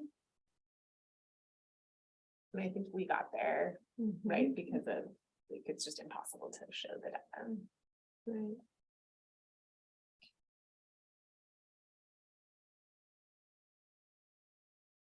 I would agree. So yeah, I would second an NR letter grade in Astravo Online Academy.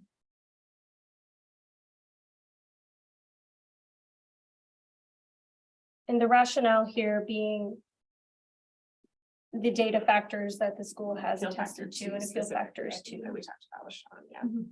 Okay.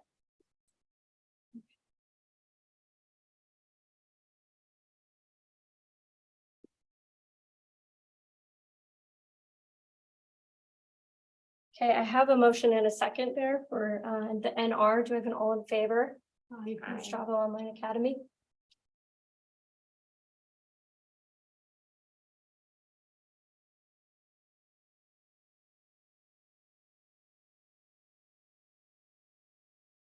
I'm just sorry, just to be clear, I think there was multiple in my, like 1, 2, 3, and 4 were all valid Yeah. based on the department's review. All And so the it was data. all the data aligned Yeah. to show that they couldn't possibly get a letter grade. Factor or like 1 through 4, 1 through data 4. factors. Yeah. Not just 2. Yeah. Thank you. I will 1, 2, 3. reflect the rationale there. Do you agree, Dr. Clay? And she's nodding in the affirmative as well. So I will reflect that in the rationale to the board for December 9th.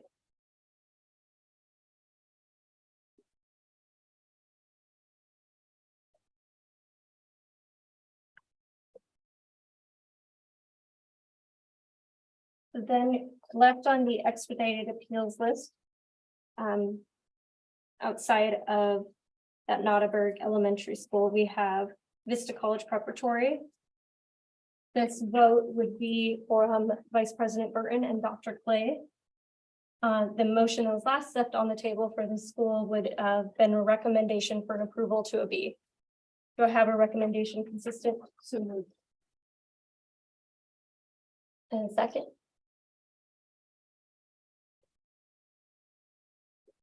Did you put a thumb up? I second. Terrific, thank you, sorry. I'm sorry, I'm second. Thank you. So I have both members voting in the affirmative for recommendation of approval to a B. And this would be due to the limitations of the school that were outside of their control and being eligible for these letter grade points. Is that fair?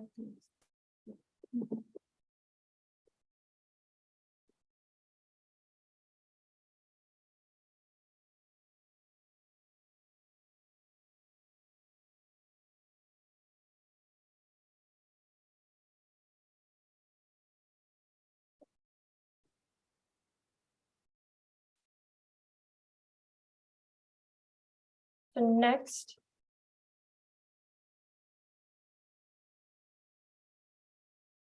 We will proceed with the non-expedited appeals. There is one school still pulled from the consent agenda. That's Nautilus Elementary, but that is because that school is affected by something that is listed here under the non-expedited appeals.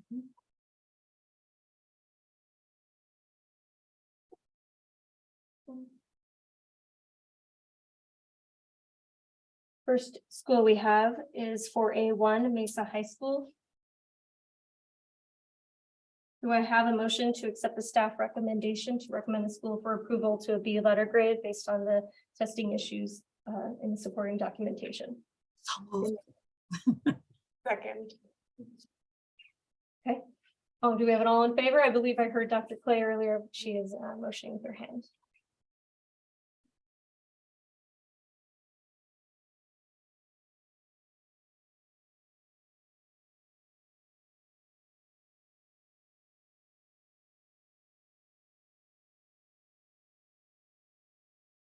The next school on the non-expedited agenda for consideration to the board on the recommendation for this appeal from the committee would be Nautilus Elementary School.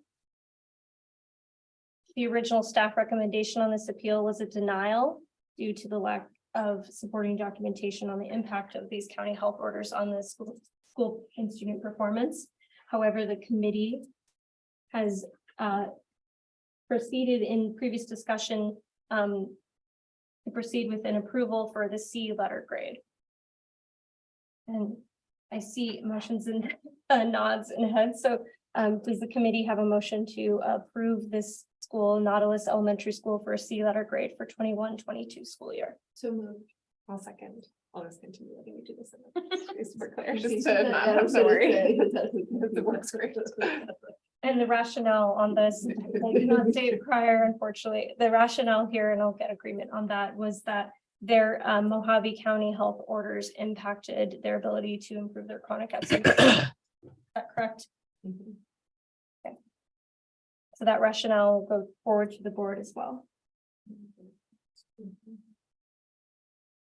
I think also just this one was that they they were out, there were points that they could receive that they weren't able to, whereas obviously in other scenarios where COVID has been issued, like those points weren't eligible. So we're just to make sure that one's super clear.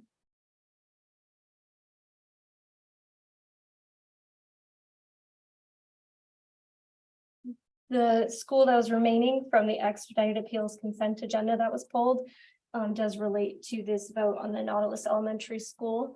Nautilus Elementary School, we'll need to dig into this appeal a little bit, which we did not do prior due to that presentation from Nautilus. Nautilus received a C letter grade in 21-22. They're requesting a B and they're 2.75 points from that letter grade. I mean, not Nautilus. Oh, Yeah, we just. not Nautilus, yeah, not a bird. They're very similar, yep. I was like, what? School, yes. Their appeal factor 1 states that due to the rural nature of the school, they work to remain open for in-person instruction. However, since many students are impacted by limited internet infrastructure and devices, the school states that it followed appropriate quarantine recommendations and that if it were not for the pandemic, their chronic absenteeism would have improved as their trend data has indicated so.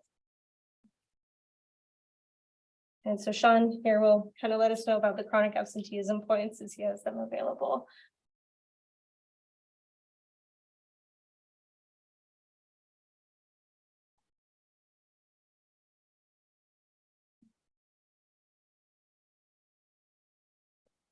What is the name? Not a bird, yeah. NABA. So with that appeal earlier, as Member Myerson stated for Nautilus Elementary School, those points made a difference in impact in their letter grade due to it being under 2 points. So Right, because I think in some of the other ones, when we looked at the points, that would not have put them either in the category of the new letter grade they requested, or they were just ineligible for them because they had already gotten those points. So.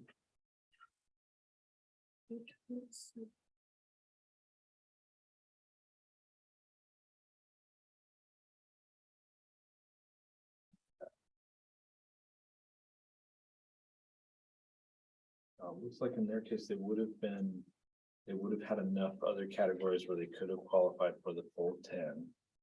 So that is a distinction between them and Nautilus.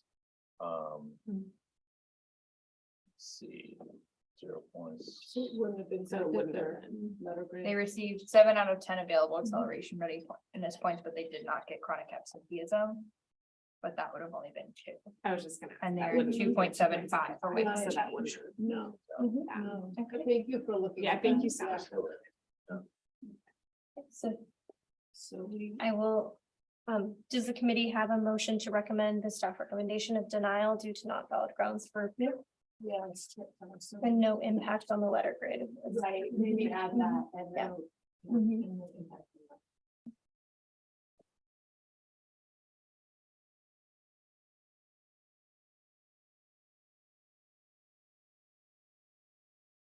I'm going to call that over from the beginning.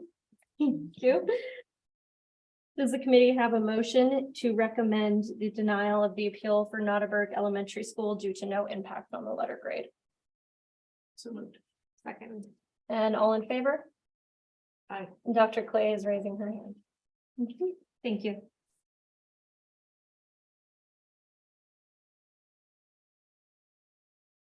So we will flip back to our non-expedited remaining items. That would be the environmental issues or events where we'll start off with.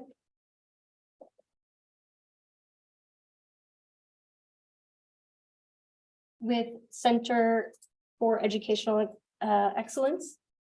Let me-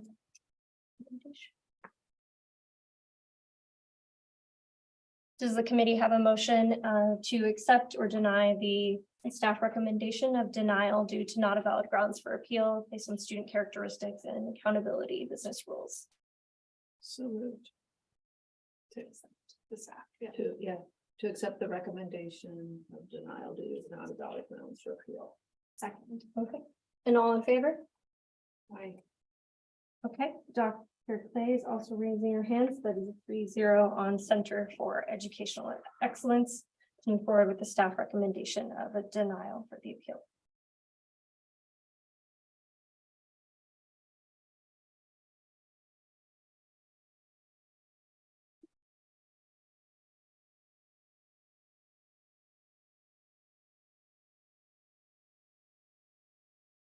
Is there a motion on Children First Leadership Academy to deny the appeal consistent with the staff recommendation due to not valid grounds for appeal, student characteristics, and accountability business rules? So moved. Second. And all in favor?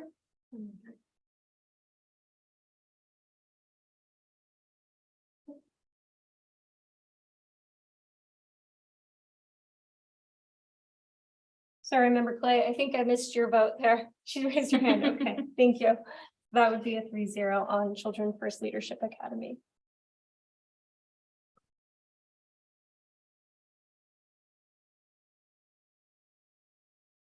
Then we return to Isaac Middle School, which is 4C3. As we left this, the committee did not have a recommendation on the floor that they had consensus about. So at this point, we'd be determined if there's more need for more discussion, other questions in order to make a recommendation for Isaac Middle School. I think sad on this one, but I totally agree with this. Yeah, I'm with you. I thought we agree. Yeah, we agree with the staff recommendation to deny due to not valid grounds for appeal, student characteristics and COVID. And this is hard because they're so close and they're doing amazing work, but we have to stay consistent. So we would support the staff recommendation. Okay, so I have a motion. Do I have a second? So moved. Okay, and that would be 3-0 as well.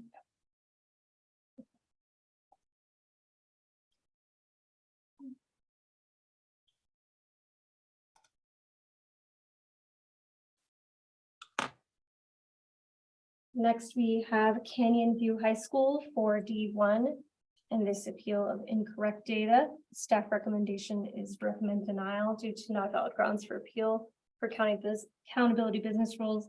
This one is tough and has given us a lot of reflection to work through to improve the accountability model in the future for newer schools, particularly we've seen these K-8s and these 9-12s both present some issues.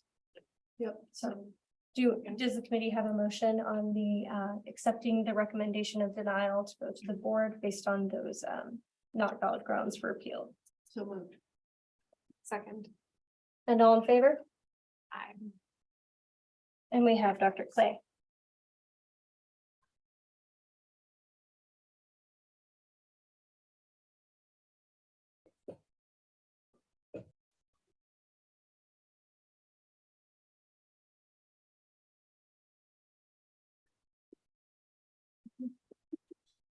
Sorry.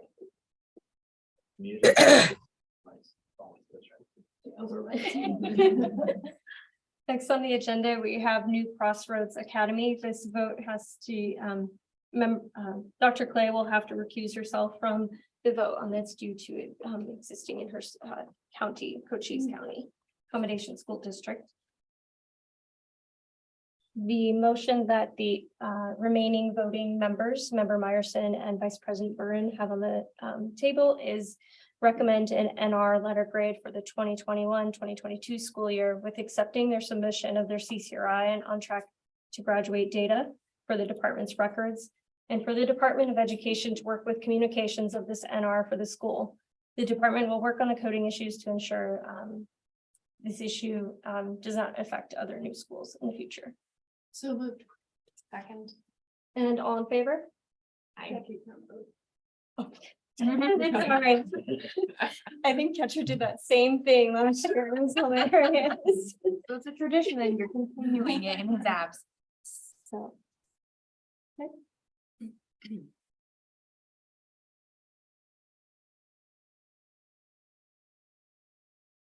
Next on the agenda, we have an appeal where there was no staff recommendation. This is 4D3 San Carlos High School. Earlier, through the presentation and discussion, the committee was able to collectively gather to a recommendation. I will state that recommendation and then seek the motion from the committee. The committee recommends that the board allow San Carlos High School to stay under review until the department is able to address the incorrect data. This may occur before the December 9th, 2022 meeting, at which time the ADF Appeals Committee would reconvene prior to the meeting to address the additional information on data to determine if there's an impact on the letter grade for recommendation before the board. The Department of Education will work on communications of this under review for with the school, as well as correcting the data with the school. If the information is not available before the December 9th board meeting and the committee does not meet, the recommendation will stand to remain under review until the department is able to address this incorrect data, and then it would be seen on a later board agenda. Second. And all in favor? Aye. Thank you, Dr. Clay. Voting yes.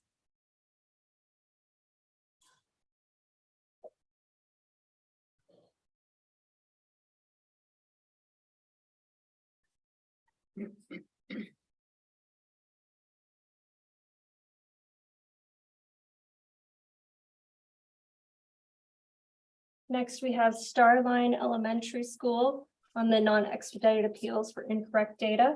The staff recommendation for this school was a recommendation of denial due to not valid grounds for appeal, those student characteristics. Will the committee be able to provide a rationale for their recommendation of the B that they provided?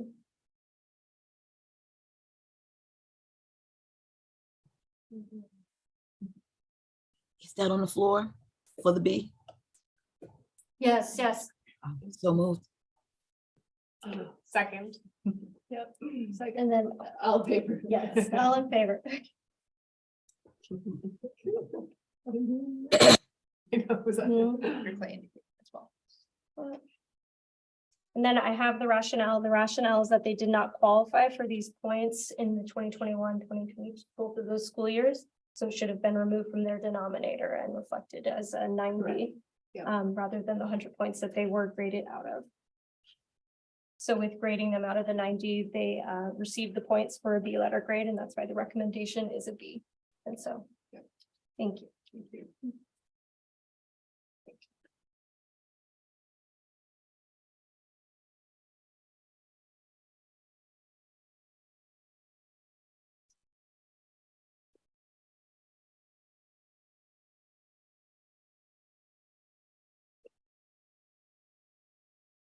The last item on our agenda before these recommendations go before the board at the December 9th board meeting is Freedom Prep Academy Mesa. Earlier, the committee showed some consensus of recommending that approval to the D letter grade for appeal factor 2 due to incorrect grading on the wrong accountability model, but a recommendation of denial for that appeal factor 1 based on it not being valid grounds for appeal on the percent tested. That's correct. Requirement. Second. And all in favor? Aye. Okay, Dr. Clay is indicating affirmative as well.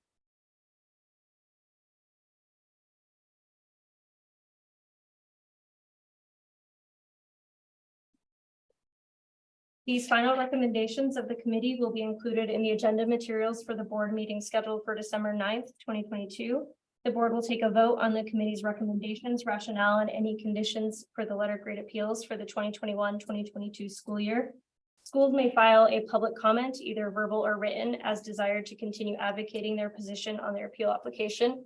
They may reach out to inbox@azsbe.az.gov or myself, Jessica Mueller, to support them through that process if they choose to explore that last avenue to appeal their the recommendation for their letter grade.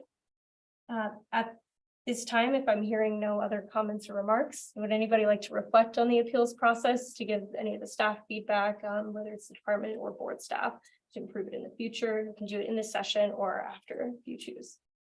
I would like to thank each and every one of you. I think this process, I know you put in so much time, and I just so appreciate how smoothly it went, how helpful you've been, and I just commend you and thank you for all you're doing.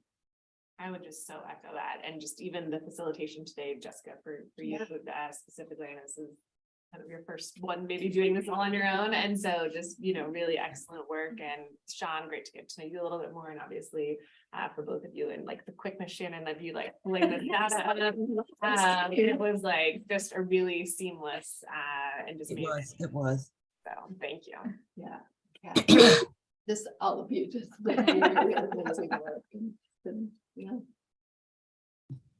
I just want to say that I think this went very smoothly.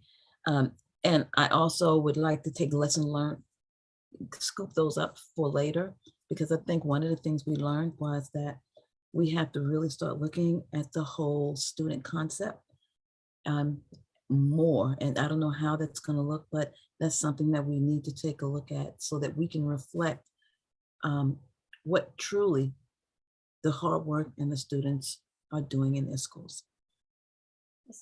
I guess, yeah, and I just maybe to like put on the record, just to like further that point, Dr. Clay, like I think there's such opportunity for us as a state board to really relook at the letter grade system holistically. And I know we've talked about that in prior meetings and obviously with the rest of the board members, but I think especially with this team to go back and kind of look at certainly lessons learned, as Dr. Clay just mentioned, but also how are we truly giving, I think almost most importantly, parents like the best view on what is going on in this school building to allow them to best inform their decisions. And so I think there's just a lot of opportunity for us to relook at some of this, and obviously taking the exceptional work that's been done, and obviously a ton of hard work to go into this, but I really look forward to that as a state board to really relook at the formula.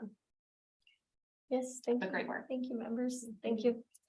So at 4:29 p.m. on Monday, November 28th, I will adjourn the meeting of the ADAP Appeals Committee. All of the agenda items have been heard, and these recommendations will be written into that agenda item for the December 9th board meeting. Thank you. Thank you. Thanks, Dr. Clay. I feel better. Hope you feel better. Safe travels.